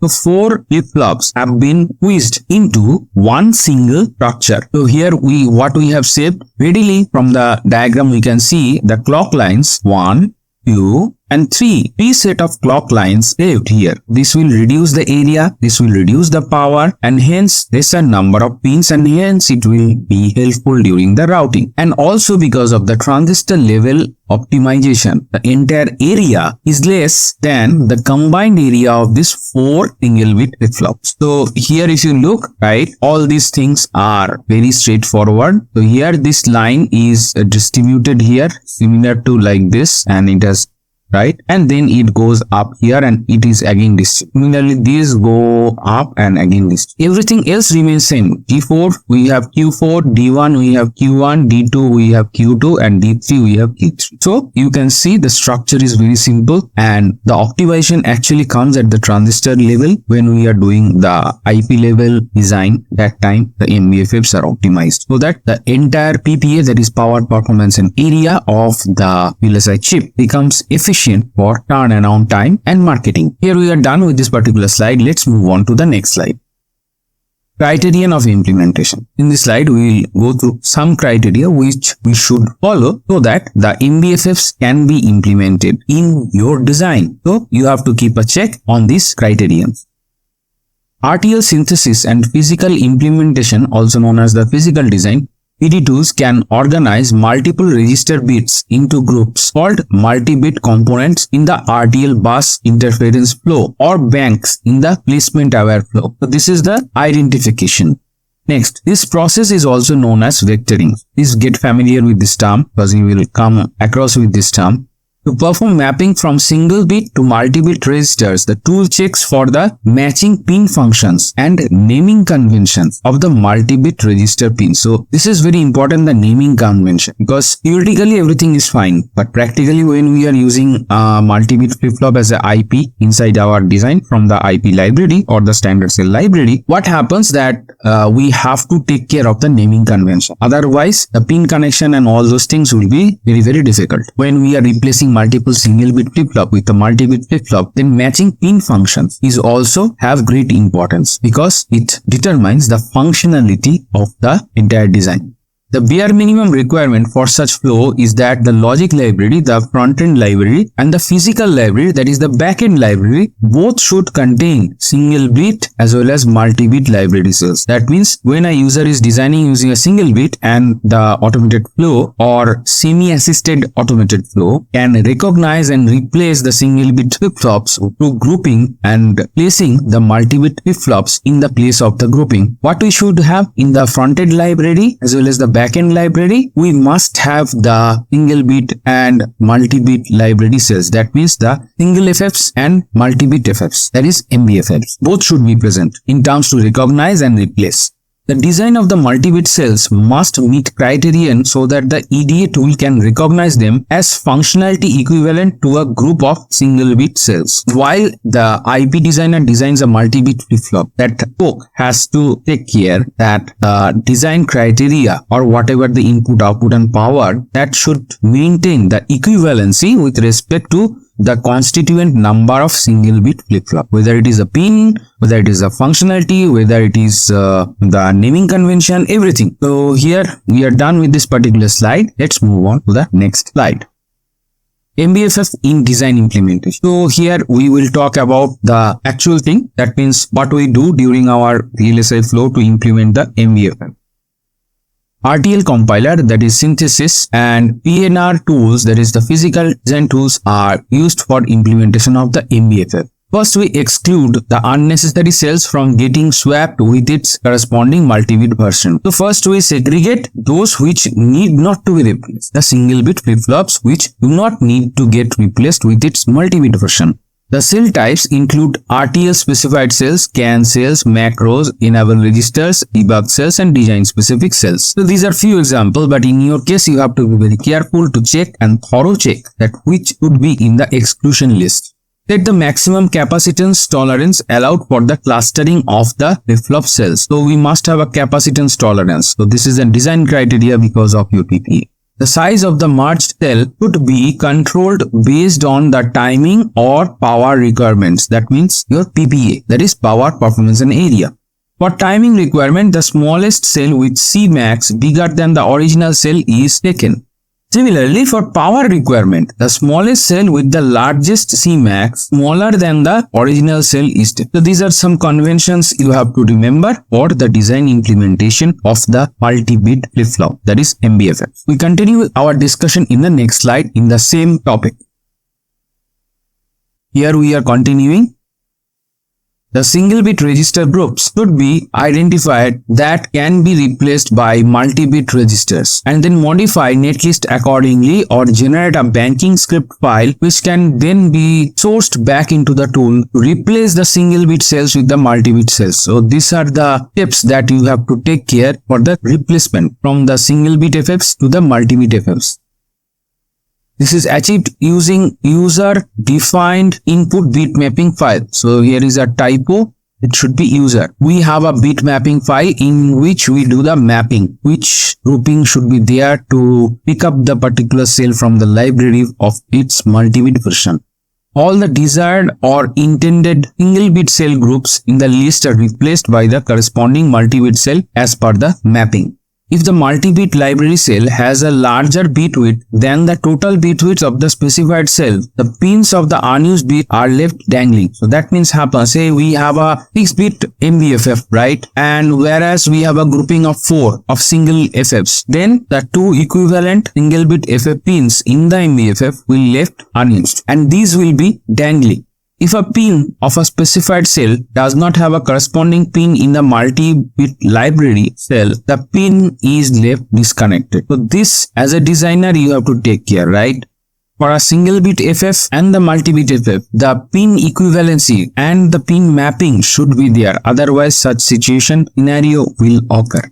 For the final merging of the cells, the multi-bit register is created. The single-bit cells are disconnected from the nets, and those nets are reconnected to the multi-bit registers. So this is the replacement procedure that happens in the actual VLSI design. That single-bit flip-flops are discarded and then the multi-bit flip-flops are placed by replacing them. And with this note, we are done here in talking about the MBFF in the design implementation. So let's move on to the next slide.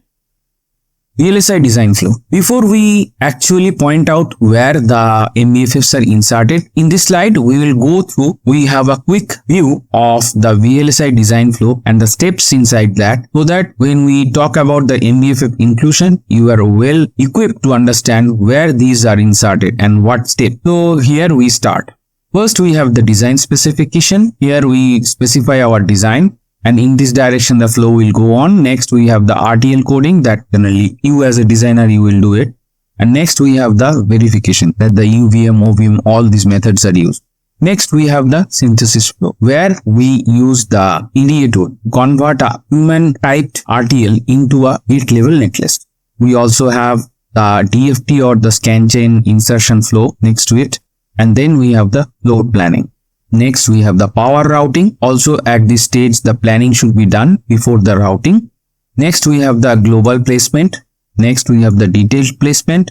Then we are proceeding in the right hand side with this arrow, and here we have the clock tree synthesis, and now in this direction our flow will go on. Next we have the global and detailed routing.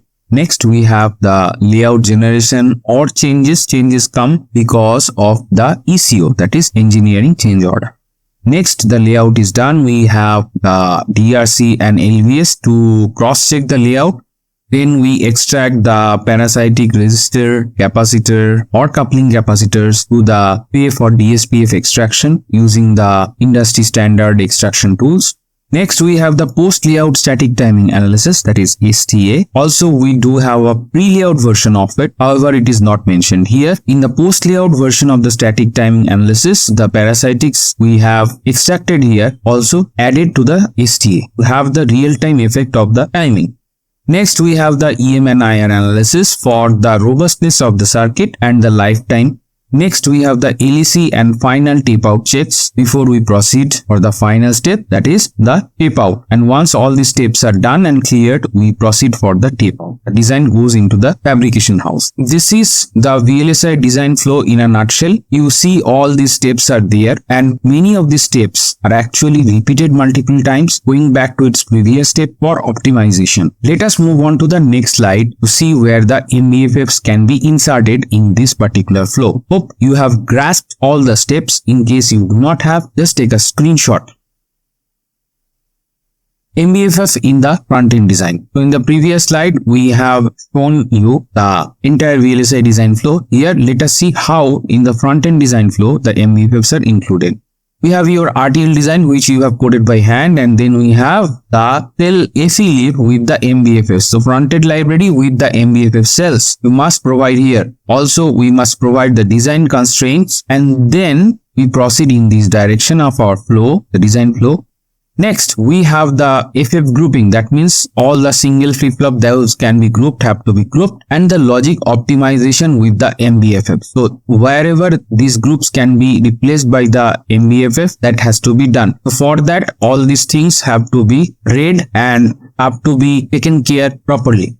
Next, we have the test logic and synthesis. So we have all the DFT and scan chain, all these things, and we have the synthesis using the grouped, that means the modified flip-flops, also known as the MBFFs. And then we generate our gate level design with the MBFFs. In this slide, we have just looked into the details how the MBFFs can be included in the front-end design flow. We are done here. Let's move on to the next slide. MBFF in the back-end design flow, that is the physical design flow. In previous slide, we have talked about the front-end design flow, how the MBFFs are included. And here, let us see how the MBFFs are incorporated in the back-end flow.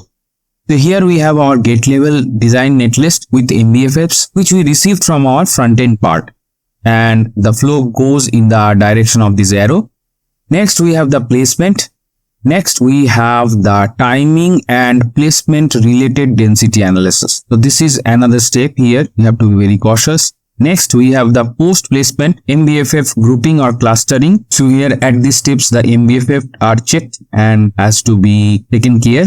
And in this stage, we also provide the backend library, that means the physical design library, which includes the backend instances of the multi-bit flip-flops. This goes into this step.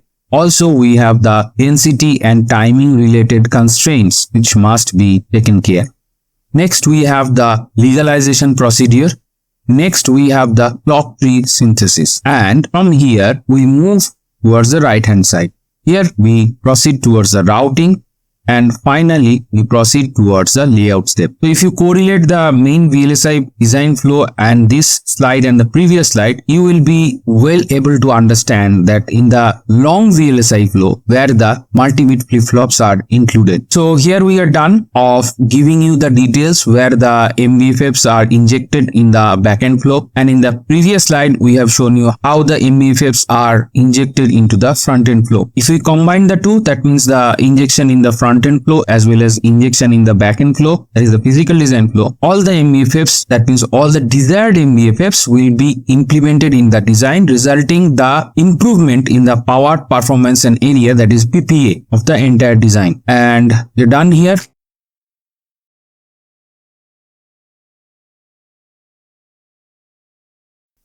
Hey guys, welcome back. In today's episode, we are going to discuss the below points. Visualize the physical design. What is physical design? Why physical design is must? PD in analog versus ASIC or SoC design, that is digital designs. Physical design contribution towards FEOL. Physical design contribution towards BEOL.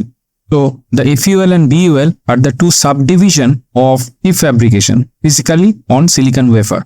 So that's the menu for today. Let's begin. Visualize the physical design. Now in this slide, we will use some infographics just to correlate our basic classroom circuitry versus the silicon chip making. Here in our classroom projects, we have to design an amplifier. Then we design its circuit. and then the flow goes in this arrow direction. We construct the circuit on breadboard, and once the circuit in breadboard is finalized, we prepare the PCB, and once the PCB comes in, we do the testing and all to finalize the design, and then the entire PCB is ready for production. So this is kind of in-house or classroom development of any circuit that we are very much familiar with. Now in chip making, the concept I will give 1:1 steps to these steps. So here goes our chip making step. First, we have a block diagram, and we do a top-down approach or bottom-up approach, whatever approach we use to make sub-blocks or unit blocks or whatever needed. Next, we implement the design through our EDA VLSI softwares. Finally, covering the front end and the back end, the design goes up to the layout, where we study different effects of the layout to the physical design and physical verification steps.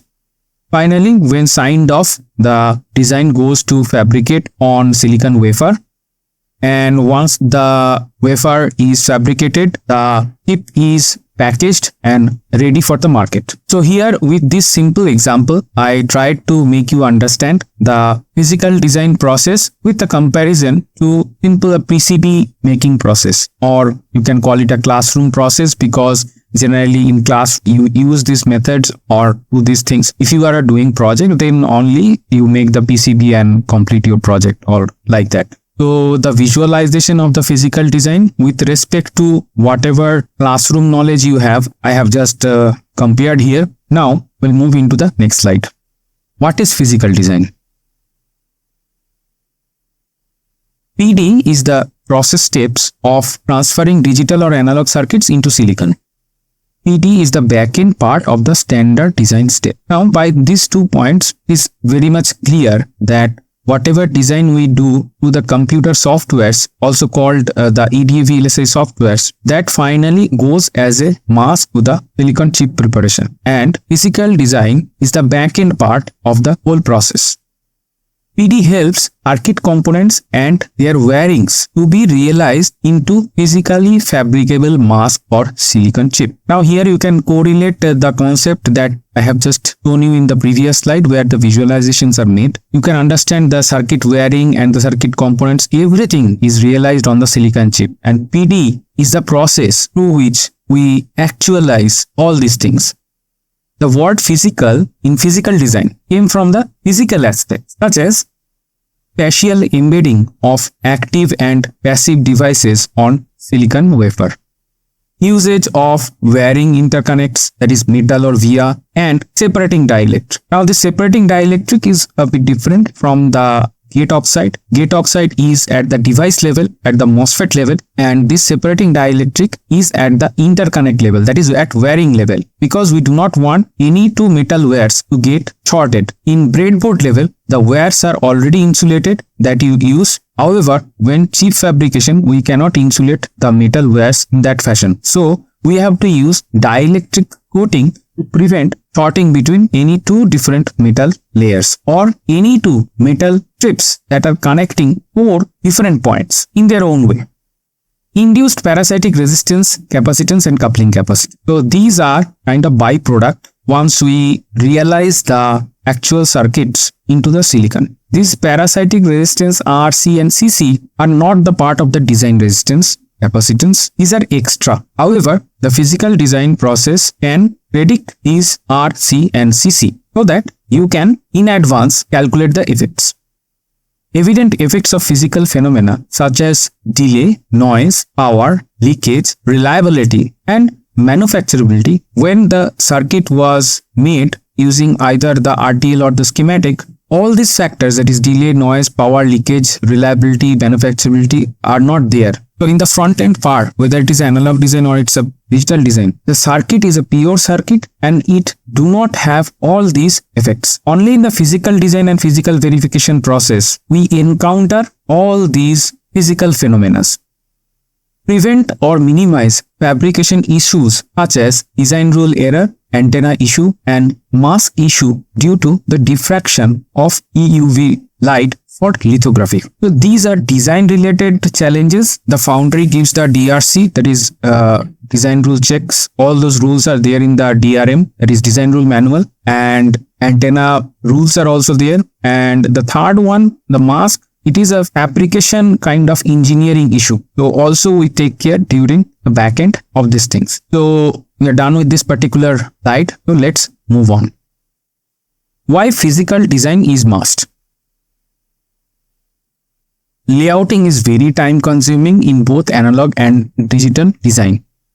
A chip switching speed is critical in today's scenario and signed off by post-layout static timing analysis. This is a very important point because static timing analysis indirectly verifies the speed of operation and its correctness with that particular speed of operation. And the post-layout static timing analysis comes under the backend, that is comes under the physical design. On-chip electrical characteristics of logic gates depend on the aspect ratio of PMOS and NMOS. So this is kind of IV characteristics we are talking about here, and you know that the IV characteristics heavily depend on the W and L variation of MOSFETs, whether it is a P MOSFET or whether it is a N MOSFET.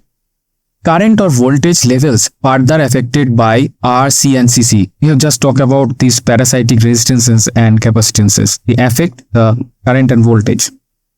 Predictive detection and prevention of reliability issues due to the IR drop or electromigration is necessary. So the IR and EM, these are the very two important part of analysis inside the entire backend. And through this analysis, we can detect many issues in advance and we can take corrective measures. Chip lifetime prediction by aging analysis helps manufacturers to put the chip guarantee or warranty period. This is another kind of analysis which is called aging analysis. This actually gives timeline up to which the chip will maintain its figure of merits.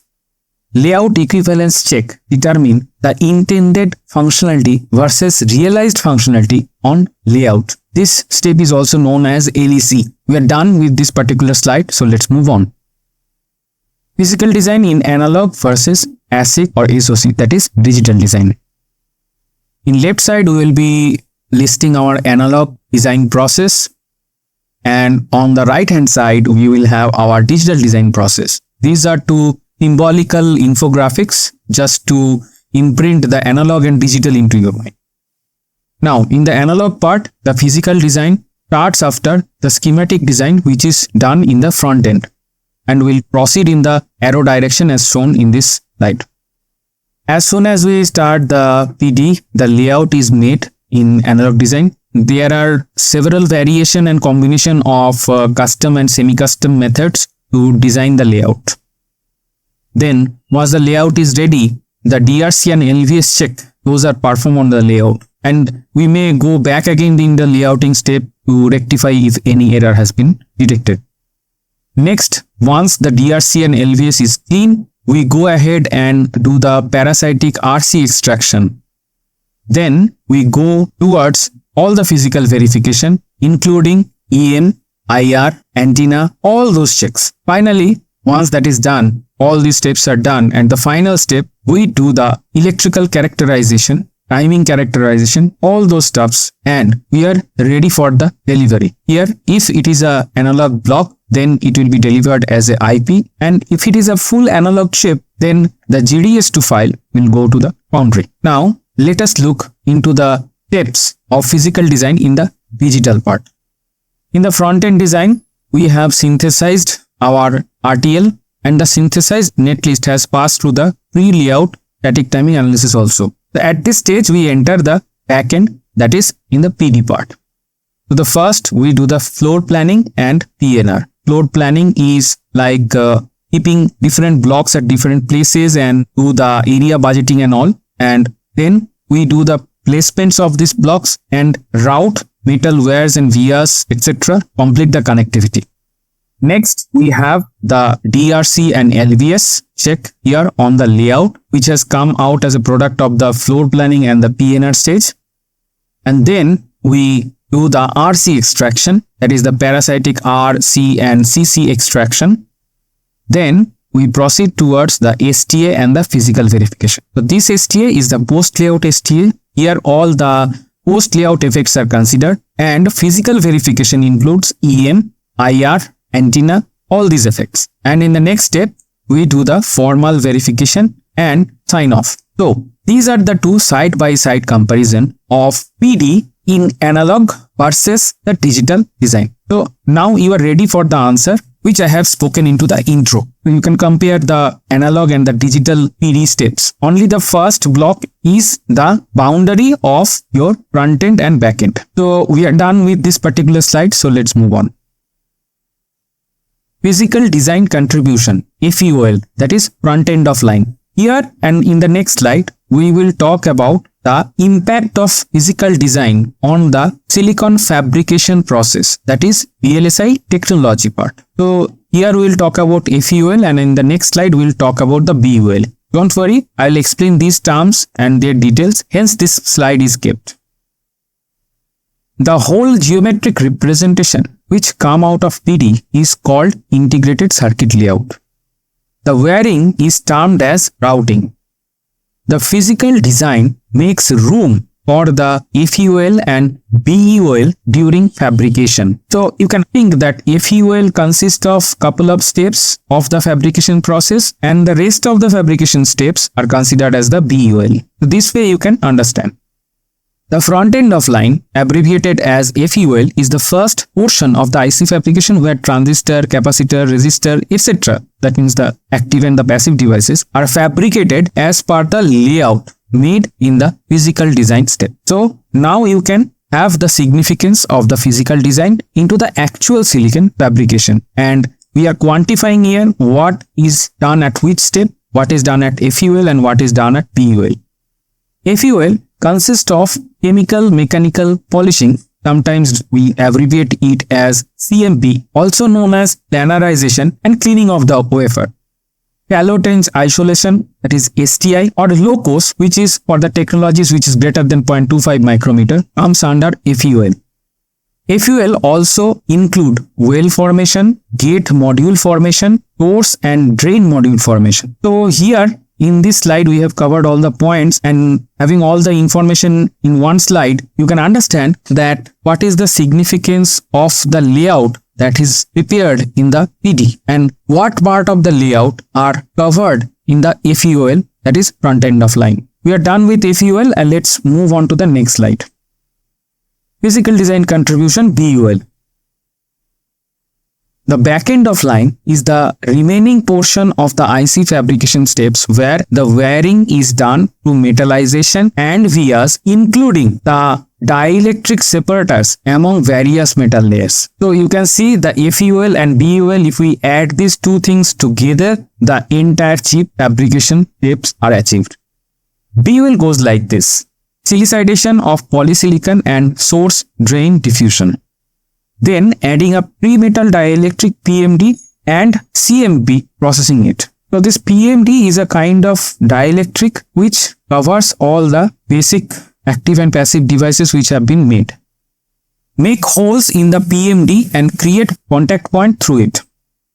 Then add metal layer 1, then add dielectric, also known as intermetal dielectric, IMD. So this is different from the PMD. PMD covers all the basic active and passive devices, and IMD is spaced in between various metal layers. Through CVD, that is chemical vapor deposition, we make vias through IMD to connect lower metal layer with higher metal layer. Carry on the last 3 steps as mentioned above until all the metal layers as per the technology node are done. Add final passivation layer to protect the chip. So this final layer covers the entire thing and it protects the chip from natural oxidation or that kind of damages.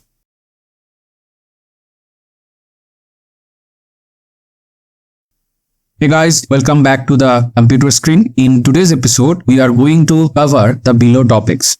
We will do a quick recap of the semiconductor fabrication process or CMOS. Next, we will do the categorization by end of line for the entire CMOS process. We will explain different end of line parts by a vertical cross section of a chip. we will go further in detail in front end of line. Then we will cover the middle end of line.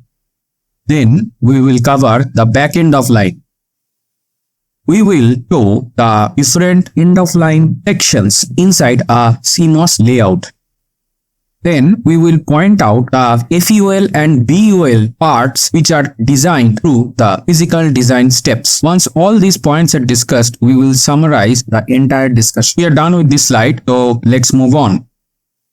Semiconductor CMOS process. Here is the infographics by which we will recap already known fabrication process. It's in a cyclic manner, so let me start from one point. We do the deposition. Then we do the photoresistive coating. Then we use a mask and expose this photoresist to the mask layout, and accordingly imprint happened on the photoresist coating. Then we develop it and then we etch it, and then we do the needful ion implantation.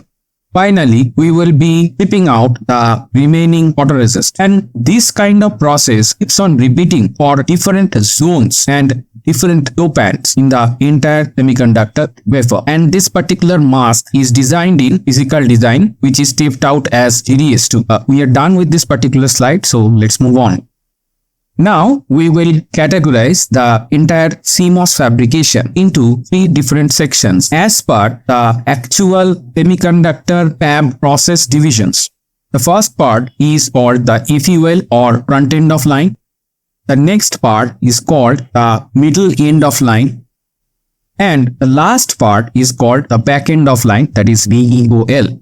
In front end of line, we develop the transistor level layout design into the silicon wafer. In middle end of line, we do the transistor level interconnect. Keep it in mind, this level of interconnect is only for the transistor level. And in back end of line, we do the PNR level interconnect. So once your GDS2 is ready, during the actual semiconductor fabrication process, it fits into 3 parts: FUL, MUL and BUL, according to which the different stages are fabricated or developed. We are done with this particular slide, so let's move on. Vertical cross-section of chip. So here in this picture you can see the vertical cross-section of a chip, and this is taken from Wikipedia, so you can go ahead and also look it there. You can see it clearly, so let me point out where the different end-of-line processes resides. So here resides the FEOL part. So it's the fabrication of the transistor and other active or passive devices on silicon. Next, the transistor level or the active or passive level device interconnections are done through the MUL process. So this is a very low level connection. You can see we have not used any vias or higher metal layers. So it's very minimalistic interconnect. And the rest of the interconnect, whatever we do in the PNR level, in the SoC design, or specifically in the physical design process of the SoC design, all those interconnects, that is the metal and via layers, are fabricated through the PEOL process. So this explains what are the things. So front end of line, then mid end of the line, and then back end. So this explains the 3 process: FEOL, MUL and BUL. We are done with this particular slide, so let's move on. Front end of line. This whole geometric representation come out of physical design is called integrated circuit layout. The wiring is termed as routing. The physical design makes room for the FEOL, MUL and BUL during fabrication. The front end of line is the first portion of the IC fabrication, where transistor, capacitor, resistor, etc. are fabricated as per the layout made in the physical design. FEOL consists of the chemical mechanical polishing, also known as, and cleaning of the wafer. Shallow trench isolation, STI or low course, it is applicable for technology node greater than 0.25 micrometer, comes under the FEOL. FEOL also include well formation, gate module formation, source and drain module formation. This gives a clear snapshot of the FEOL. We are done with this particular slide, so let's move on. Middle end of line, MUL. MUL consists of semiconductor wafer process steps that create local electrical connection among source, drain, gate of transistor. Most important part of the MUL is the gate contact formation. It occurs after front end of line, that is the transistor, design capacitor, design resistor formation are complete. Before the back end of line, metal via or isolation dielectric formation process. It's in the middle. You can understand by its name. We are done with this particular slide. Let's move on. Back end of line, PEOL. The back end of line is remaining portion of the IC fabrication where the wiring is done through the metallization or vias, including dielectric separators among various metal layers. And it goes like silicidation of the polysilicon and source drain diffusion, then adding a pre-metal dielectric and CMP, polishing it, then making holes in PMD and create contact through it, adding metal layer 1, then also known as the intermetal dielectric, adding it. To CVD, make vias through the IMD to connect lower metal layer with the higher metal layer. Carry on the last step until all the metal layer are as per a particular take note are done. And at final passivation layer to protect the entire chip. We are done with this particular slide, so let's move on. Here we will show you a CMOS layout, and during that process I'll point out that where the FUL is, where the MUL is, and where the BUL is. So let's start. In left side will be the NMOS part and right side will be the PMOS. This is N-well on which our PMOS will be created, and this is the P-select layer, and this is the diffusion layer. And here you can see the N-select layer and the diffusion layer, and here goes the source drain contacts. So before creating the contacts, all these things which were fabricated were in the FUL. As soon as we put the contacts, our middle end of line MUL starts, and then we have the poly gate connecting them. So here also this gate connection formation comes under the MUL. This is our poly gate, and then we connect source drains as per the CMOS. Here it goes to VDD and here it goes to ground. And this layer, whichever is now I have just shown for interconnection, this is metal 1, and this kind of source drain connection among the transistor, this is at the MUL. And here the contact is created for the output, and anything beyond, because now I cannot grow the thing vertically because that will grow towards you. Anything beyond this goes for the back end of line. So this is a typical example. In case of different devices, you can now understand what to be in the FUL category or whatever in the BUL category, and what comes in between, that is MUL category. So this is kind of its divisions are part of the semiconductor fabrication process, and these terms are highly related to the foundry where your chip is sent. We are done with this particular slide, so let's move on. FUL and BUL in the physical design, and I'll also point out the MUL here. At left side will be our analog layout design, that is the layout by hand, and right hand side will be the physical design part of the SoC design. In the left side you can also say the IP design part, where we define the IP layout by hand, say by some tool like Virtuoso, and right hand side we will use a tool like ICC or Encounter. So this is the two different parts where the FUL part is handcrafted by you and the BUL part is handcrafted here, and somewhere in the fine part lies the middle end of line. I will also point it out. So here goes the schematic design, and the flow will go in the direction of the arrow. Then is the layout. Next is the DRC LVS. Then goes the RC extraction. Then comes the physical verification. And finally the characterization and delivery. So this is a very short and sweet part, that is the backend part of the IP design, or you can say the analog design, whatever applicable to you where you are working. And this stage already, this is we have talked about the backend part of the analog or IP design. Now we go towards the physical design part of the SoC design. So first, once the front end design is done, then we go for the load planning and PNR. Then we have the DRC and LVS. Then we go for the RC extraction. Then we go for the ST and all the types of physical verification, including EM, IR checks, all those things, antenna checks and all those stuffs. And finally, we do the formal verification and sign off. So this is in a nutshell the backend part of the SoC design. That is on the right side, and left side is for the IPs or the analog design. This part covered by the purple box is where the FUL is designed by a layout engineer by hand, and once the FUL is done, also MUL is also done here. So this is the typically you do the design and which actually getting utilized in FUL resides here, because in the physical design part of the SoC design mostly the standard cells are used, so they are only placed and interconnected. You don't do the actual go into the each individual cell and edit their layouts. What you do in the your analog or IP design at the left hand side. So here, purple box covers where the BUL part is taken care. That means I am talking about not only the design also, but for the verification. That means you scrutinize them and check them, all these things. That's why I kept multiple steps inside the box. You can see the FEOL and the MUL goes in the left hand side and where the BUL part goes in the right hand side. So I think I have given you a bird's eye view how this FEOL and BUL resides in which area of the VLSI design. So we are done with this particular slide. So let's move on. Summary.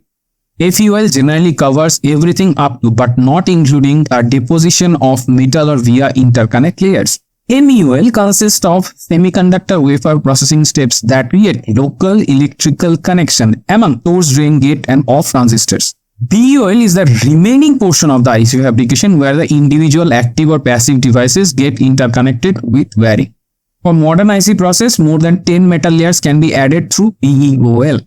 All the three EOL are taken care to physical design in VLSI. When I say physical design, I mean the physical design part of both the IP design and the SoC design. So both are huge covers the PEOL.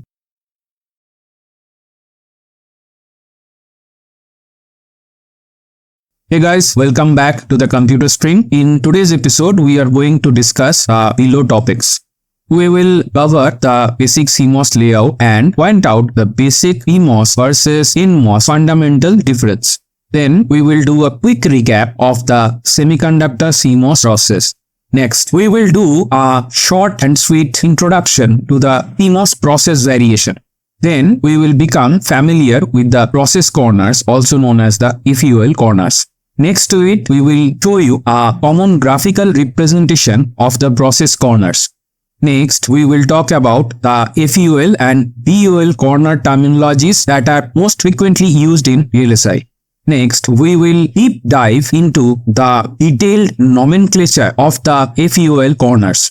Next, we will talk about the process corner variation. Finally, at the end, we will summarize the entire discussion. So we are done with this particular slide. Let's move on. CMOS layout, a quick tour. Here, this slide is to build the connectivity of the entire theory that we are going to discuss today. So, we are starting from the very basic level of the CMOS layout. Now, it contains a NMOS and a PMOS. Here goes our N well, and inside it we have a P select. Then we have the diffusion layer. For the NMOS, we have the N select, and inside it we have the diffusion layer. For the PMOS, we create the source and drain contacts. Similarly, for the N select, we introduce the source and drain contacts for the NMOS. Then we create the poly gate to connect them. Next, we will connect source and drain of the PMOS and NMOS. This goes to VDD and this goes to ground. And from here, we'll take the output. Input will be in the poly. So, this is the basic CMOS layout. And the reason why I have shown you that here, the process corners mostly depend upon two terms, one belonging to NMOS and another belonging to the PMOS. However, at the very basic level, when you are asked in interview, you may ask this question, what is the basic difference of NMOS versus PMOS? I'll come to the details and let us go through the graphical representation. Now, really, we make the area of the PMOS twice the NMOS area. We'll come to the results in the next slide. We are done with this particular slide, so let's move on. PMOS versus NMOS, the fundamental difference. Mobility of electron is twice as compared to the hole in PMOS. Bond resistance of the NMOS is half of PMOS. Consequently, to balance out the same channel resistance and mobility, PMOS is made twice larger in size with respect to the NMOS. A CMOS contains this balanced NMOS and PMOS pair. Stopping here, I'll tell one thing that for the process corner, we will be mostly focusing on the speed. So the corner variation or the process variation here will be focusing on the speed of the NMOS and PMOS. Before doing the variation, we are doing the balancing at the very bottom here. If we do not do the balancing or the same dimension of PMOS is slower than the NMOS by bar, we are mitigating this by making the double size of the PMOS with respect to the NMOS. However, PMOS circuits have following advantages over NMOS. These are a few good things for you to know. PMOS technology is highly controllable. It is low cost process. It has good yield and high noise immunity. If not, CMOS, NMOS based ICs can be smaller for the same complexity and silicon area as compared to its CMOS counterpart. So folks, with the layout and this particular slide, that means the previous slide and this slide, we have made the basic ground clearance of the PMOS versus NMOS difference, and we have balanced out the path defect of NMOS versus PMOS with respect to the speed. We are done with this particular slide, so let's move on to the next slide. Semiconductor CMOS process, we will be doing a quick recap. You already know about the CMOS process. We are going through a quick recap so that once we talk about the process variation, this image will be there in front of your mind. This process happens in a cyclic manner for multiple steps. So we'll start with the deposition. Then we do the photoresistive coating. Then we expose the mask with the UV light. Then we do the developing, then we do the etching, and then we do the ion implantation. And at this stage, the threshold voltage or the speed is impacted. So this is a very important process step for you to remember. Next, we do the stripping of the photoresist, and the thing goes on and on in a cyclic manner for further layers. As I have shown you in the CMOS layout, right, different parts are created separately. All these parts which appeared separately in the animated format, which you have already shown, that will be done through the process steps moving in a cyclic manner. We are done with this particular slide, so let's move on. CMOS process variation. Parameters of a semiconductor fabrication are generally statistically distributed. That is mean, standard deviation, etc. You might be familiar with all these statistical terms. The variable process parameter list includes, we refer it with the capital P, threshold voltage of NMOS or PMOS. As I have mentioned already, that ion implantation has an impact here. Gate oxide thickness, T-ox, poly line width, metal width, insulation oxide thickness. All these process parameter will have impact and goes under the process, that is the bold letter P. Variable operating condition include operating voltage or tie voltage, that is V. Here V is a bold V. And the operating temperature, that is a bold T, within the range of -40 to 125 degrees Celsius. So these are the P, V and T. These three things are varied. Here we will be focusing on all of them and you will see the variations. The crucial factor here is to understand is the process, because the temperature and voltage, these are values. They can be varied very easily. For process, you have to know the details, which already I have displayed in this slide, and you can connect back to the previous slides with the layout and the semiconductor process and all the stuffs that I have already spoken. So done with this particular slide, let's move on. Process corners, which also known as FEOL corners.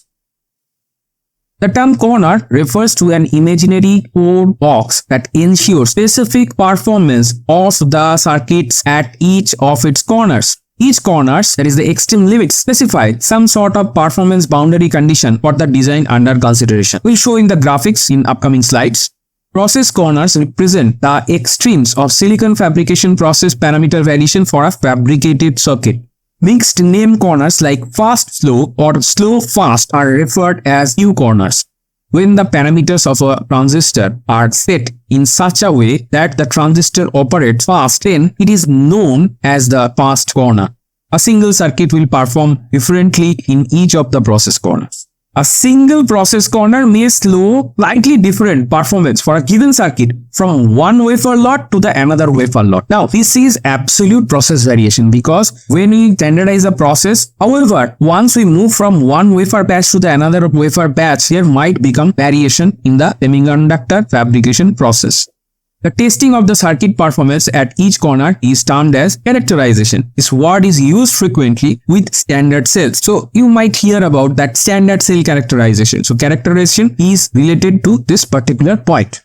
Two-letter designation, that is TTFFSS, etc. point to N-channel MOSFET corner and P-channel MOSFET corner for a CMOS structure respectively. Two-letter designation TTFFSS points to N-channel MOSFET, NMOS corner and P-channel MOSFET, that is PMOS corner for a CMOS structure respectively. We are done with this particular slide, so let's move on.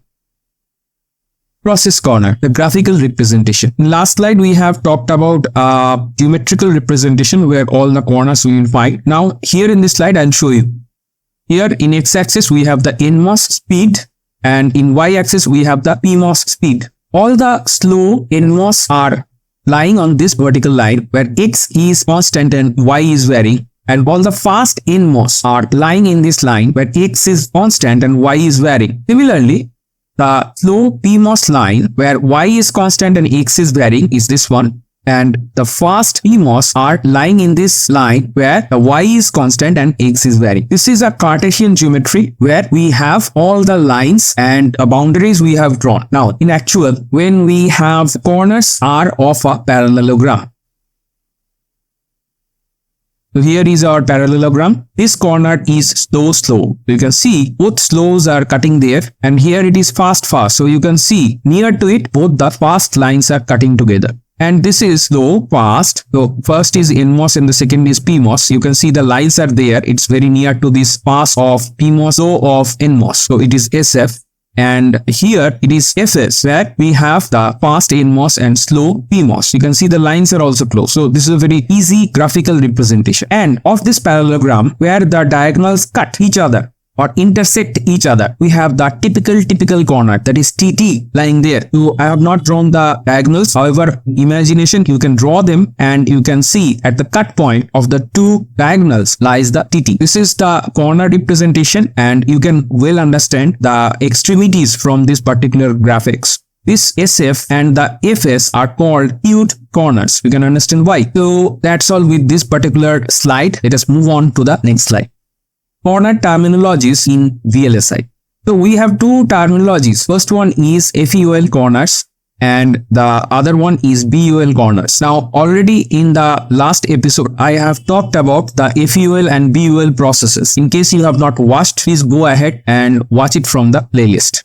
The FEOL corners is FF, SS, TT, FS and SF. We have already shown this in the previous slide and in the graphics. BUL corners are C-host, P-based, PC-host, RC-based, RC-host. These I have already discussed in the RC corners episode. In case you have not watched, please go ahead and watch that episode. So these are two type of terminologies in VLSI. First bit is called the FEOL corners. In today's episode, we are discussing about this. And another episode, we have discussed about the BUL corners, which are called RC corners. So FEOL corners are process corners and BUL corners are the RC corners. We are done with this particular slide, so let's move on. Common FEOL corner names. So here we'll go through the common FEOL corner nomenclature. Here we are drawing a table. Here we'll go the name in the leftmost column, and in the first column there will be the NMOS and PMOS. So first is FF. So here NMOS is fast and PMOS is burst. So first F comes from NMOS and second F comes from PMOS. And we have SS, so slow. TT, typical. And we have FS, that is fast and slow. And we have SF, that is slow and fast. So all these abbreviation points to the speed of the NMOS and PMOS of a balanced CMOS. We're done with this particular slide, so let's move on. FEOL corners, detailed nomenclature. In last slide, we have shown you the most common nomenclature that is used. However, there can be more detailed nomenclature somewhere you may find in the VLSI industry. Here, let us get us familiar in advance. NMOS can be slow, typical, fast, corresponding to S, T and F. PMOS can be slow, typical, fast, that is S, T, F. Temperature can be hot, typical and cold, corresponding to S, T and F respectively. VDD can be high, typical, low, corresponding to F, E and S respectively. Elaborate process corner labels may include NMOS, PMOS, temperature, VDD. All of them may be included in the name. TTTT means typical NMOS, typical PMOS, room temperature, nominal supply. SSSS means low NMOS, low PMOS, hot temperature, low supply. FSSS means fast NMOS, low PMOS, hot temperature, low supply. So with the mapping provided in the first 4 bullets, you can construct many as such elaborate process corner labels. We're done with this particular slide. Let's move on. Process corner variation. Here we will give a typical prototype of variation in this particular slide. There will be no exact values given here for the figure of merit. However, the structure of this table remains same for different figure of merits. Without any further delay, let us go through. Here are the columns And first, in this case, VDD is fixed. That is the voltage, that is V is fixed. Here temperature is -40, then 0, then 27, then 80, then 125. And here we are varying the process, that is FF, and all the figure of merits will be listed in the table. As I have mentioned, we are not mentioning any value. Here the purpose of this slide is to make you familiar what kind of table you will expect in different kind of data sheets. PT, here goes the figure of merits, and here goes the SS. Then goes the figure of merits. So here I have just shown you the FF, TT and SS. In actual datasheet, you may have elaborate or maybe variation or maybe some of them or one of them. It depends upon what datasheet you are getting. This is a typical table, what you can expect in datasheet of maybe a IP or something which you are getting from a vendor, and the datasheet is coming to you with all the process variation details. There you will expect such table. Now, again we will do some variation here. Here we are keeping the process fixed. -40, temperature we are varying in the first row. This is same as the previous slide, and here in the first column we will vary the voltage, that is P. 1.63, and for that we will expect different figure of merits or particular thing. Next we have another VDD, and here goes the figure of merits. We have another VDD variation, and we will expect the figure of merits. So these are the two tables you can expect in a datasheet. The previous example, that is the previous slide and this slide, in which one where the voltage was fixed, the process was varied, and the temperature was varied. And here the process is fixed and the voltage and the temperature is varied. So for the PVT, one is kept fixed and other two are varied in a particular table, 2D table like this. Now you are quite ready to interpret the different figure of merits coming into the datasheet from your vendor, from you are getting maybe IP or something else. We're done with this particular slide, so let's move on to the next slide. Real corners, FUL and BUL combined. So here I have kept this slide specifically for you because when you go into the actual IP distribution, what you get as a standard cell, maybe you will go there and see there are combines corner where the FUL and BUL are combined corners. So names will be like that, and that time you may become confused. So in advance I am clearing your confusion here. So here our nomenclature, this is a process corner, FF 1.2 volts, that is VDD 125C. And next one is SS, the VDD is 1.05 and -40 is temperature. Next we have the typical and we have the VDD is 1.05 and the temperature is -40. Now for each of these process corner, you may have FUL corner. So these are the FUL corners name, the process corner name. Also have the IES FUL. Now the BUL or the RC corners under each can be P based C votes, RC based RC votes. Similarly, others will have the same thing. Now, you can expect this kind of variation or permutation and combination in actual datasheets. So don't get scared once you have this. So you are now quite ready to face the datasheets where all these things are written. We're done with this particular slide. So let's move on. Summary. Process corners are visualized through imaginary 2D parallelogram. I have shown in the graphics slide. Each corner resides at each of the vertices. Only the typical corner reside at the junction points of the diagonals.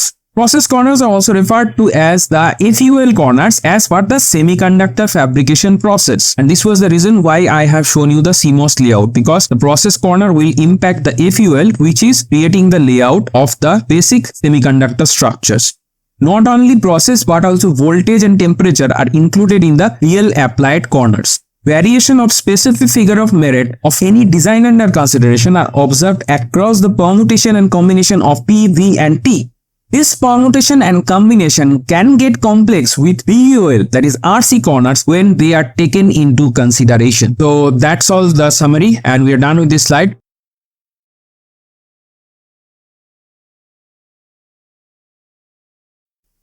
Hey guys, welcome back. In today's episode, we are going to discuss the below points. RC extraction in ASIC design flow, post-layout parasitics visualization, net resistance and capacitance, an overview so that those who are beginners can understand the significance in a deep manner. RC corner and their alias in VLSI. Technology node versus the RC corner relation. Corner terminologies, different corner terminologies in VLSI. real corners, the PVT and RC corner permutation and combination. We'll discuss the impact of RC corners, that is the improved timing sign-off. And finally, at the end, we will summarize our entire discussion. So that's the menu for today. Without any further delay, let's begin. RC extraction in ASIC design flow. The ASIC design flow is also known as the digital design flow, where we design a system on chip, that is SoC, and in this particular slide, we'll focus at which stage the RC extraction happens so that you have a bird's eye view. First, we have the design specification and our flow will go in this direction where the arrow is pointing. Next, we do the RTL coding based on the design specification that we received in the previous stage. Next, once the RTL coding is done, we do the verification of the functionality of the RTL code. Next, we do the synthesis or the finalized RTL code. Next, we do the power routing. Then we do the global placement. One thing to mention here that after synthesis, we are entering into the backend, and before the power routing, all the stages are in the front end. Next, we have the detailed placement. After that, we do the clock tree synthesis. Next, we do the global and detailed routing. Our flow now will proceed in the arrow direction as shown in the right hand side.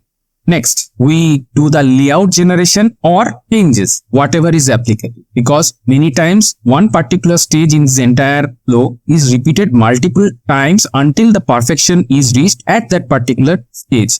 After this, we do the DRC and LVS, that is the design rule check and the LVS. Next step, we are doing the parasitic extraction.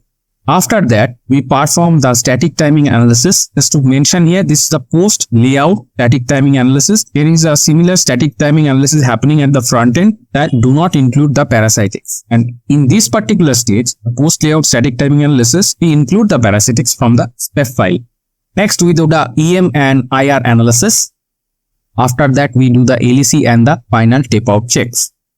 And once everything is finalized and whatever iteration needed at which step as required are done, and we are reached at some stage where we have no further modification or correction to be made, we go for the tape out. So this is the entire flow in the ASIC design. So here you can see the parasitic extraction I have highlighted in a different color. And at this stage, the RC extraction, that is the RC corners, come into picture. We extract multiple netlists based on various RC corners at this particular stage. This is the overview of the position of the RC extraction in the entire digital design. With that note, let us move on to the next slide.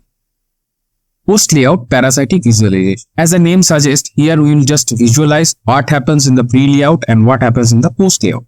So in the pre-layout, this is our netlist and all the gates and the resistors and capacitors here are part of the design. That means they are not parasitics. Those are part of the design. And what happens in the post-layout is that what we get from the space, we back annotate goes into the actual design to have the effect of the parasitic R and C's as highlighted into green circles. Here I have only shown the resistors. However, there will be capacitor. All these things will be there. Now, once we do this post layout static timing analysis with all the resistor and capacitors from space annotated into the simulation, we get a much more realistic delay, and that helps us to fine-tune our design. That is the realistic part of the design. So I think discussed here in a short and sweet manner what the post layout parasitics are here to use for. So with that note, let's move on to the next slide. Net resistance and capacity. So here in this slide, I'll briefly show you basics of the resistance and capacitance, that is the parasitic resistance and capacitance associated with the nets. I'll take the help of some infographics here and text combined. So here you can see that multiple nets are there, and the thing common is that they have similar structure but various lengths. Each 2-pin net that uses inverter cell for both load and Phy-Ver. So here the red line in between the two inverters is the net, And here I display the basic capacitance structure, that is the two plates and in between there is a dielectric, the area, the thickness of the dielectric and the area of the capacitive plates. Why it is important? I'll come to that point.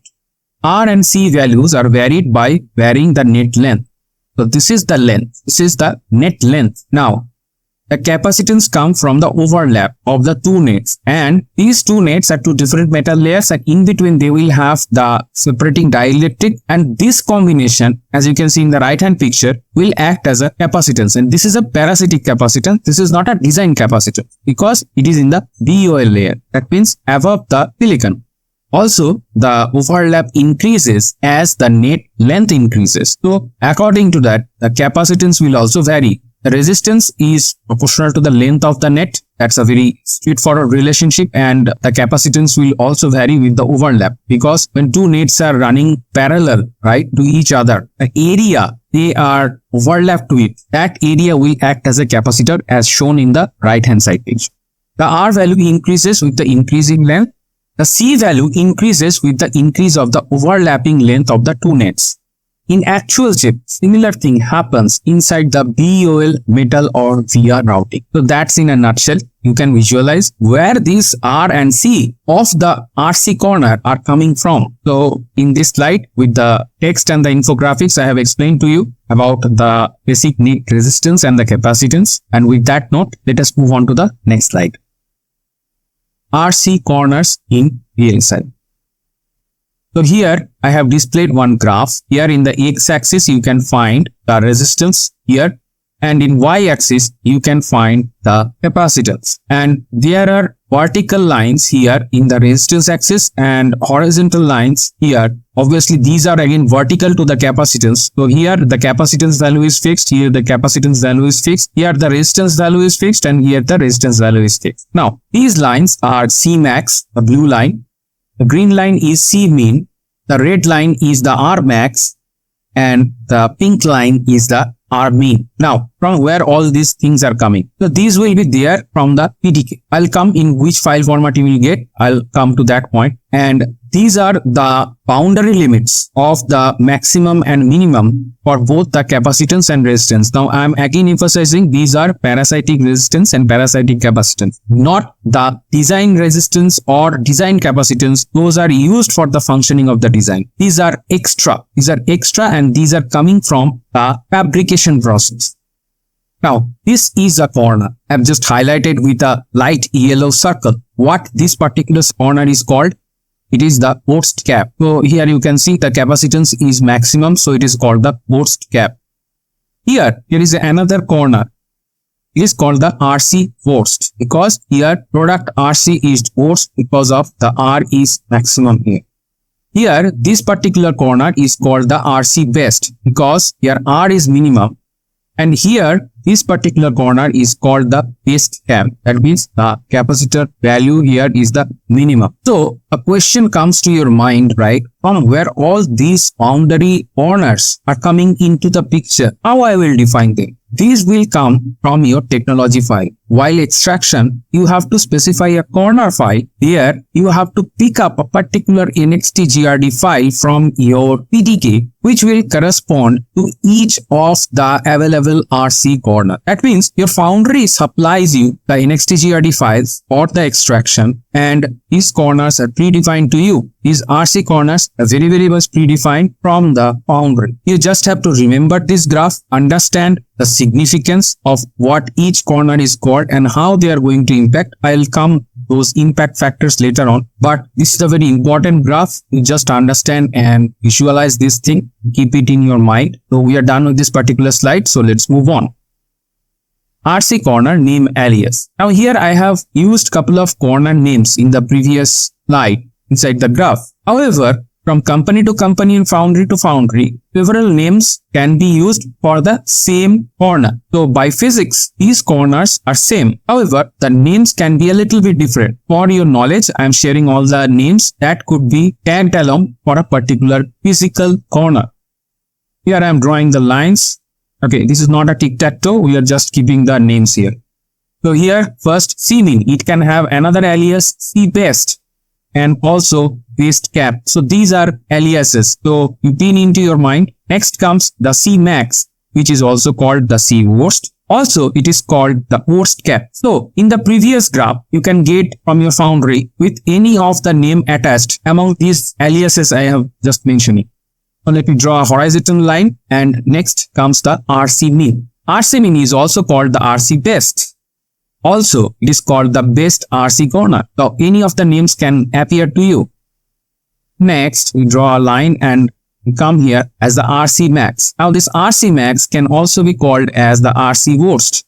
Also, it is called the worst RC. So in the horizontal line, or rather in the rows, the names are aliases. Okay. And any of the terminologies you can come across. Generally, a particular naming convention is followed in a particular foundry, and you will find them. So you can keep this particular table with you so that you do not get confused when you start working and you get the PDK and you get the corner names. So with that note, let us move on to the next slide. Technology node versus RC corners. At higher process node greater than 90 nanometer, overall delay is governed by the cell alone, and delay due to the interconnect is node. Therefore, total load depending on the number of fan out is represented by the capacitance only. So this is the picture above 90 nanometer, say 130 nanometer or 180 nanometer. All those nodes will have this kind of characteristics as highlighted by these two bullets. Consequently, foundry provide two parasitic corners, that is Cmax and Cmin, which correspond to maximum and minimum delay respect. Now, what happens below 90 nanometer when we scale down? The settings RC best and RC worst result in the lowest and highest interconnect RC products respectively, whereas the best cap and worst cap result in the lowest and highest interconnect capacitance values. Therefore, for paths with long interconnects, corners RC best and RC worst will give the smallest and largest path delays respectively. It's very easy to understand. You can see from the product of R and C. Paths with short nets, it is corners, best cap and worst cap that cause the extreme path delays. We are done with this particular slide. Let's move on. Corner terminologies in VLSI. So here in this particular slide, we will talk about various type of corners, that is not only the RC corners, and we'll expand our view for the other corners, and we'll have a bird's eye view. That's why I have kept this slide. So let us dive in. Here will be front end corners and here will be back end corners. Now what are the front end corners? These corners you can find in the timing.lib file. Here you can get the corner files. Back end corners you will find with the RC corners we have just discussed. What are the front end corners? Fast, that is abbreviated as FF. Slow, that is abbreviated as SS. TT, that is typical, that is abbreviated as TT. Now, there will be combination of F and S, that is fast and slow, that is FS, or SF, that is slow and fast. So these are front-end corners. These are typically the process corners, and here we are not talking about the voltage and temperatures. Now, let us move on to the back-end corners, which are basically the RC corners. So they will be C worst, the best, CC worst, RC best, and RC worst. So here you can see a new terminology, that is CC. Yes, the coupling capacitance I think is very important, below around 20 or 25 nanometer. Any node available there, thus coupling capacitance also come into the picture, and you will come across these particular coupling capacitor corners also from the foundry. Now here we have two different set of terminologies for front end corners and back end corners. At left we have the process corners and right we have the RC corners. So you have a glimpse of these two. Now let us move on to the next slide. Real corners. Now after defining all these corners and their types in the previous slide, now let us see in actual practice when you have the design kit, which includes the PDK as well as the standard cells and all the other IPs. I have created one particular video on this. You can find it in the FAQ playlist. So here, once you have those set of design kit, all these things included, you will have combination of PVT and RC corners. There will be combination. Now, how does this combination happens? What ratio these are mixed? Just to have a visualize, I'll take the help of the infographics here. Let's start. So this is the process. Here is fast FF, voltage is 1.2 volt and temperature is 125 C. This defines one particular PVT corner. The next PVT corner is SS. The voltage is 1.05 volt and the temperature is minus 40. Okay. Next, we come to the third PVT corner, that is typical, and then we have 1.05 volt as a voltage, and then we have the minus 40, that is A40C. So these are three examples. There could be many combination and permutation in these corner name, as you can easily assume from the previous slide, all the process corners, or there will be variation of voltage or temperature. So there could be multiple combination of these. So let us just for example take these three, and inside them what we will have. Here there will be C-based, C-host, RC-based and RC-host. So, one particular PVT corner will contain 4 RC corners. The same will happen again for the next PVT corner. The same is going to happen for the next PVT corner and so on. So, in this way, the PVT corner and the RC corners are combined. That means for one particular PVT corner, there will be 4 RC corners, or if there comes a coupling capacitor corner, one or more than one, then they will also be included. So, this way, the realistic corners are available in the design kit. So, you will find in this way, the nomenclature, the naming, the file name or the folder name, you have to understand by comprehending the meaning and the terminologies that I have supplied here. So with that note, let us move on to the next slide. Here, in this particular slide, we are going to talk about corners, all the kind of typical permutation and combination. Some of the things I have already shown you, and some more information I will give you here as text. Generally, there are 3 process corners: best case, typical case and worst case. The best case contain fast process, high voltage and low temperature. These are very straightforward, so I am not going in the explanation. The worst case contain low process, low voltage and high temperature. The typical case gives the nominal performance. Also, generally 5 RC interconnect corners will be there: mean C, mean RC, typical, max RC and max C. Thus, the total number of combination is process corners multiplied by RC corners, that is 5 into 3, 50. Now here if we include the variation of voltage and temperatures, the total number of combination of the corners will increase further.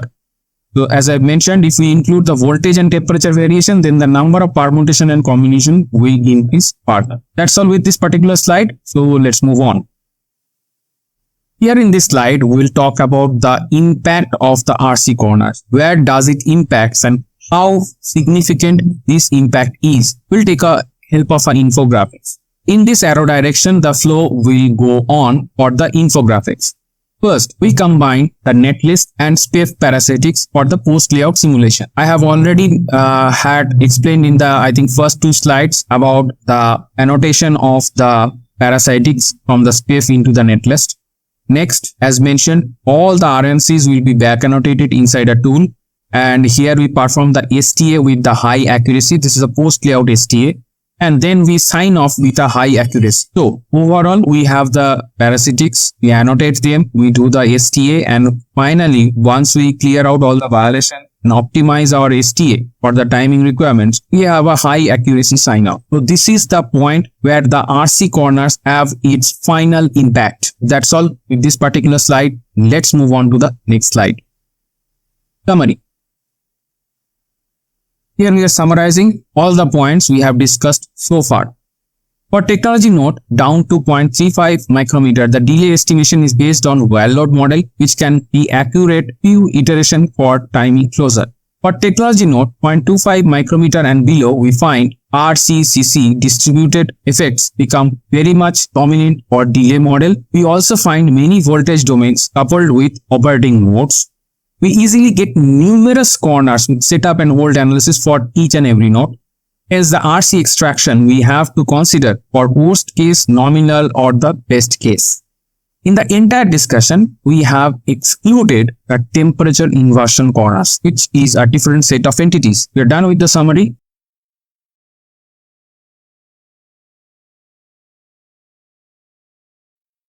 Hey guys, welcome back. In today's episode, we are going to discuss the below points. First, introduction. We will discuss about power, performance and area. We will introduce you to the power, performance and area concept in VLSI. Next, we will go in detail of the power optimizations what are done in VLSI. Next point, we will talk about the performance optimization. Next, we will cover the area optimization. So here we will conclude our episode after discussing all the points, that means power, performance and area. So we will go in detail of each of them. However, we'll stay ourselves restricted to the general methods, not to specific any methods of any particular EDA vendors or any specific tool. The general methodologies we'll talk through this episode, which are followed in the VLSI domain, and there may be slight variation from one EDA vendor to another EDA vendor in some particular design or domain or some particular area. So that's the menu for today. Without any further delay, let's begin. Introduction. Here we will brief about the power, performance and area, this particular concept in VLSI. The major challenge in VLSI design are area, performance, that is frequency, and power consumption. You can understand that nowadays we are going up with the frequency. That means we have already crossed the gigahertz range and we are entering into the terahertz range. Today wearable devices are very small and tiny, like a smartwatch, and they contain a very less area than the older days gadgets. And power consumption is very important because today we have our devices operated mostly on rechargeable batteries, and the batteries should retain their charge for at least a couple of hours so that you can have your product running for that particular period. Next, in micro-powered battery-operated portable devices such as cell phones, smartwatch, and wearable medical devices, the target is to keep the battery lifetime long and area or weight reasonable. So this is what I have just touched based in the previous line and I was talking. And this is in explicit mode, that we have to be there, area should be less, and the battery lifetime, that means the rechargeable battery, should go longer duration as much as possible. Next, in such devices, leakage power during the off state is a major power management concern. So this is a very important thing, because when you are having a rechargeable device along with you, probably you can carry it in your pocket or you can wear it maybe in your wrist or some other body parts. So that time when the device is not operating, that means mostly it is in off state, maybe you have switched it off or it has gone to the auto power up mode or maybe in a sleep mode. In that particular time, you have to be very power efficient. That means the device has to save power so that the recharged batteries should run as much as possible. We already have an entire episode on low power design. I have provided the link in the description, so please go ahead and watch that. We have talked about different type of power consumption from transistor level up to the CMOS level, and all those how are impacting in the VLSI. So here in this particular presentation, I will go for the briefing and comparison of all those methods that I have already talked about there, and we will have a comparison here only. For detailed understanding, please watch this particular episode. Please see the description of this video, get the URL of the video. Next, to chisel higher performance from the same design, various optimization techniques are used. While achieving the timing convergence and gain power, we must not have any negative impact on the overall efficiency. So this is the kind of trade-off we should be looking carefully, and we should be handling it tactically through the design methodologies. Next, analysis and optimization of the overall timing is bare necessary to improve the frequency and performance. So why the timing is necessary? Because of the frequency. F is 1 by T by the definition. That means the timing, that the time period and all the violation related with the timings is very much important. In case you are interested, we have an entire series on static timing analysis, and the link is provided in the description, so you can go ahead and see what all errors related to the timings are usually come in the VLSI design and how they are circumvented. Now we are done with this particular slide, and let's move on to the next slide. Power optimization. Here, in this particular slide, we'll talk about the general methodologies which are used for the power optimization. And we have an entire episode of the details from the transistor level, power consumption and different power dissipation methods. We are reaching from the transistor level up to the CMOS level, and you can find the link of the video in this video description. Please go ahead and watch. Here we are going to compare the different methodologies we have already talked about, or we may have touch based. So here is a comparison chart. So here in the first column we have techniques, next we have the dynamic power reduction, then the leakage power reduction and the other power optimization technique that we are using. So we are talking about power. For detailed understanding of the dynamic or the leakage power and what are the components, please go ahead and watch the video that we have just talked about, and link is in the description. So now clock gating, for this method the dynamic power reduction comes from the clock gating itself. Next comes the leakage power. So in this methodology, that means in the clock gating, we have to minimize the usage of the low VT cells, that is LVT. LVT stands for low VT cells. These are standard cells. You can have them in your standard cell library. And other power optimization comes from the metal oxide devices, that is the MOS structure. So here we are done for the clock gating part. Now let us go for the power gating. Power efficient techniques, right? We use it for the dynamic power reduction. Next we use the power gating itself, the power gating method itself, for the leakage power reduction. And for other kind of power optimization technique, we use the minimize the capacitance by custom design. Now in case you do not know what is a custom design, we have a full episode and I provide the link in this description, so you can directly jump onto that particular episode to understand what is the custom and semi-custom design methodology in VLSI. We are done here comparing for the power gating. Now we have a variable frequency. In case you are having difficulty in understanding, please go ahead and watch the episode of the low power video that I have just talked about a few minutes ago to understand all these things. Those are in the left hand side. So if we vary the frequency, we do the dynamic power reduction by the variable frequency and leakage power reduction by back biasing. What is a back biasing? Back biasing means the substrate biasing for the CMOS structure. There is a methodology for providing a back bias. Generally we keep it constant, but however, if we change the back bias, that means the substrate bias of the MOSFET, then the different kind of power reduction comes into place. Basically, the substrate leakage is controlled through the back biasing. And other optimization methods used here is the power efficient circuit design. This is a kind of different methodologies of different houses, that different design houses have different power efficient circuit design methodologies of their own. Once you are in a VLSI company, you will get in detail, but however, you have to keep coming back to this particular episode and going back to your company's methodologies to correlate the things that I am talking about, because in the first slide or in the very beginning of this video, I have talked about that I will touch base the things in a very generic manner, because in different companies different type of terminologies are used so that their different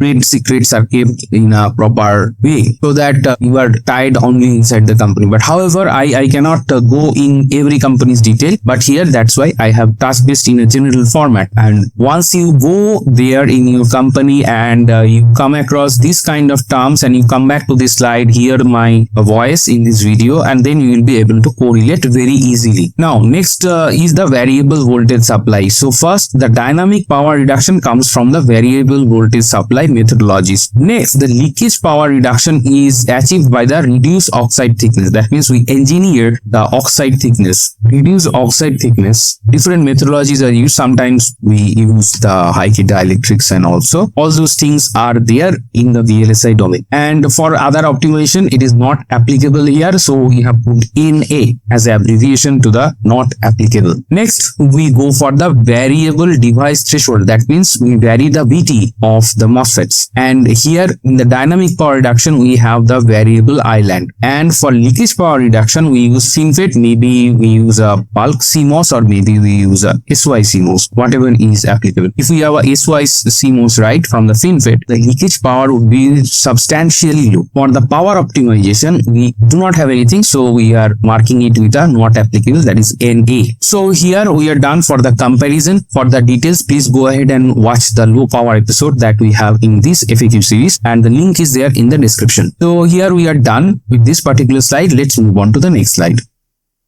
Performance optimization. So here, this slide and the next slide, I will talk about the timing optimization that is done in the VLSI domain. And again, I am emphasizing that I will talk about the generic methodologies and in generic terms. So in your company, you may have some company specific terms, which your responsibility is to correlate with the things that I am talking about here.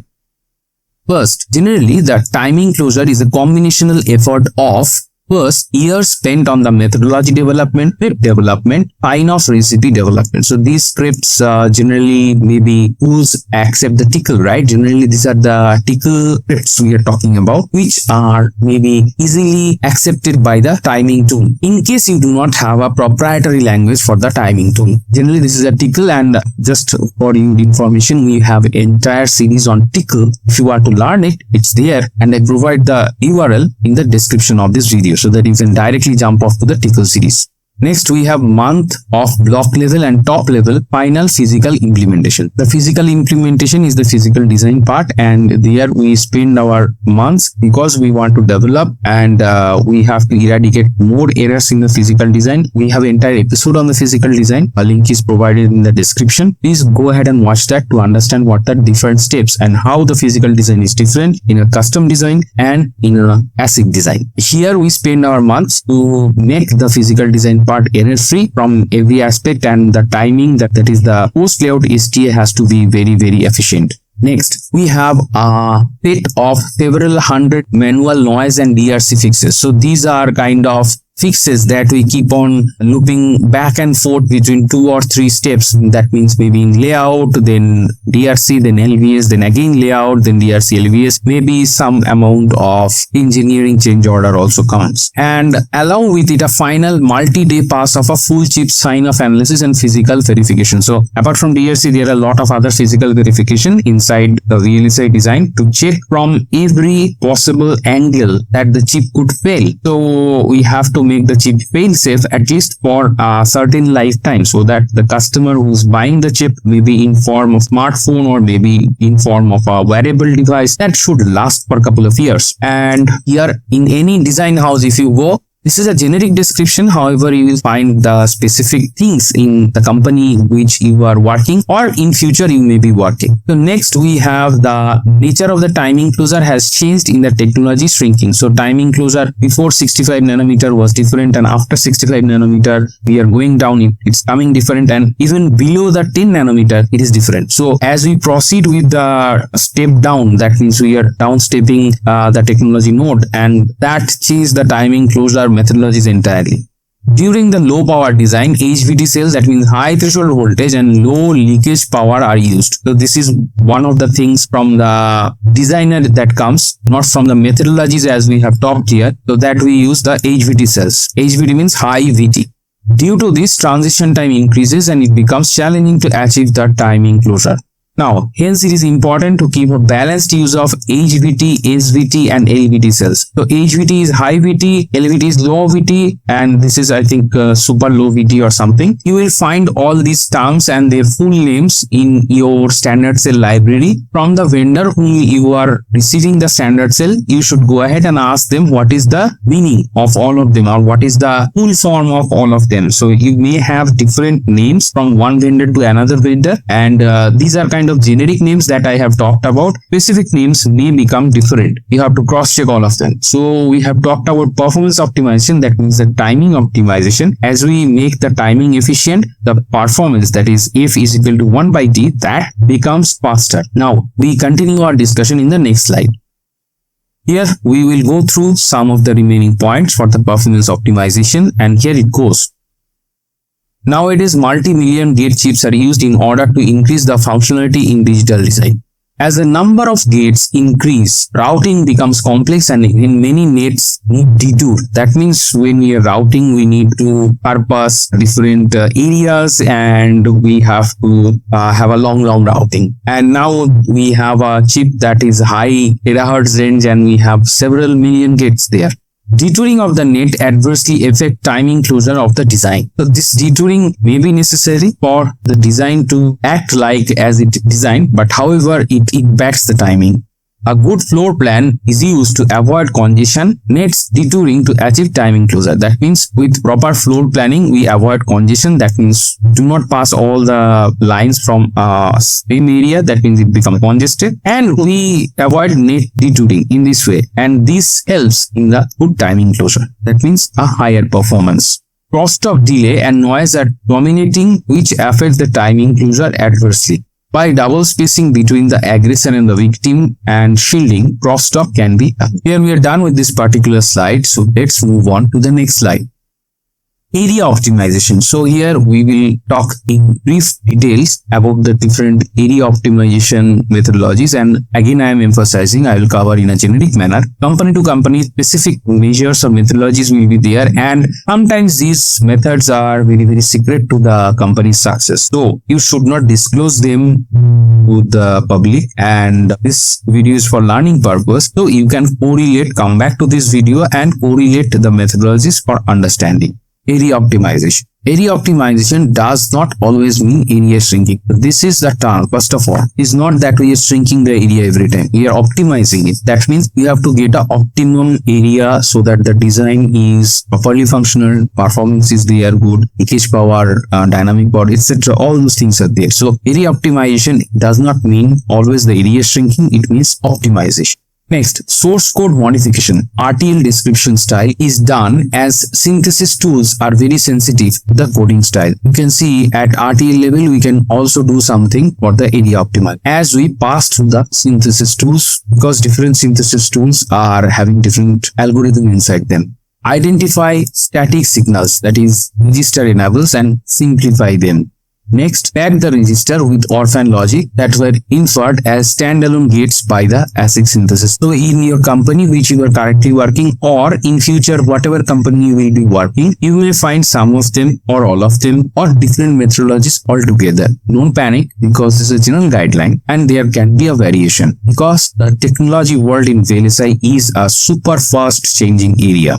Floor planning is the first step for the back-end or physical design in VLSI design flow. As I have mentioned in the video description, you will find our full episode on physical design. There you will have the details why this is the first step. Next, it is a design step to estimate chip area and wear length by considering the optimal placement of digital blocks and their interface. In addition to that, I would like to speak that today's world of VLSI chip design, lot of macros, that means we purchase block from other companies and we directly implement in our system. So these are hard macros, maybe these are in layout format already and you cannot change. That also you must consider while you are optimizing the area. Next, we have the classical floor planning methods that are normally used to increase packing density, minimize the total chip. There are some classical methods, there are some advanced methods nowadays which are used for the packing density to be optimized, and that should minimize as much as possible, obviously, for the chip area.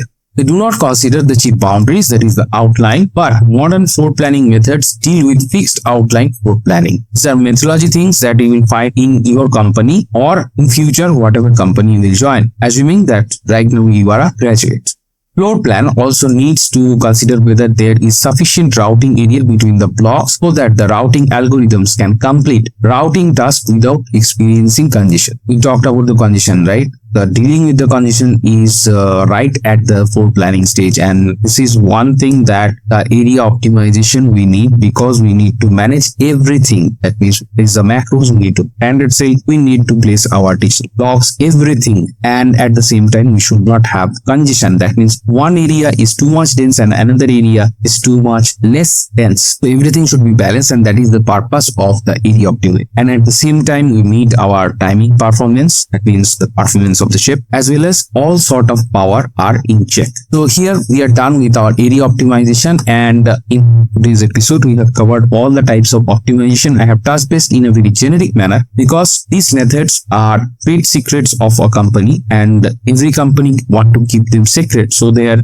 winners in the market. This episode is for education, so generically I have speaked here, and your company which you are right now working on, maybe in future working, assuming you are a graduate, you will find your own knowledge, your own working knowledge there. So this is a video for the beginners, assuming you are a graduate, to understand what is the power, performance and area optimization in VLSI. So here we are done. Let's move on to the next slide.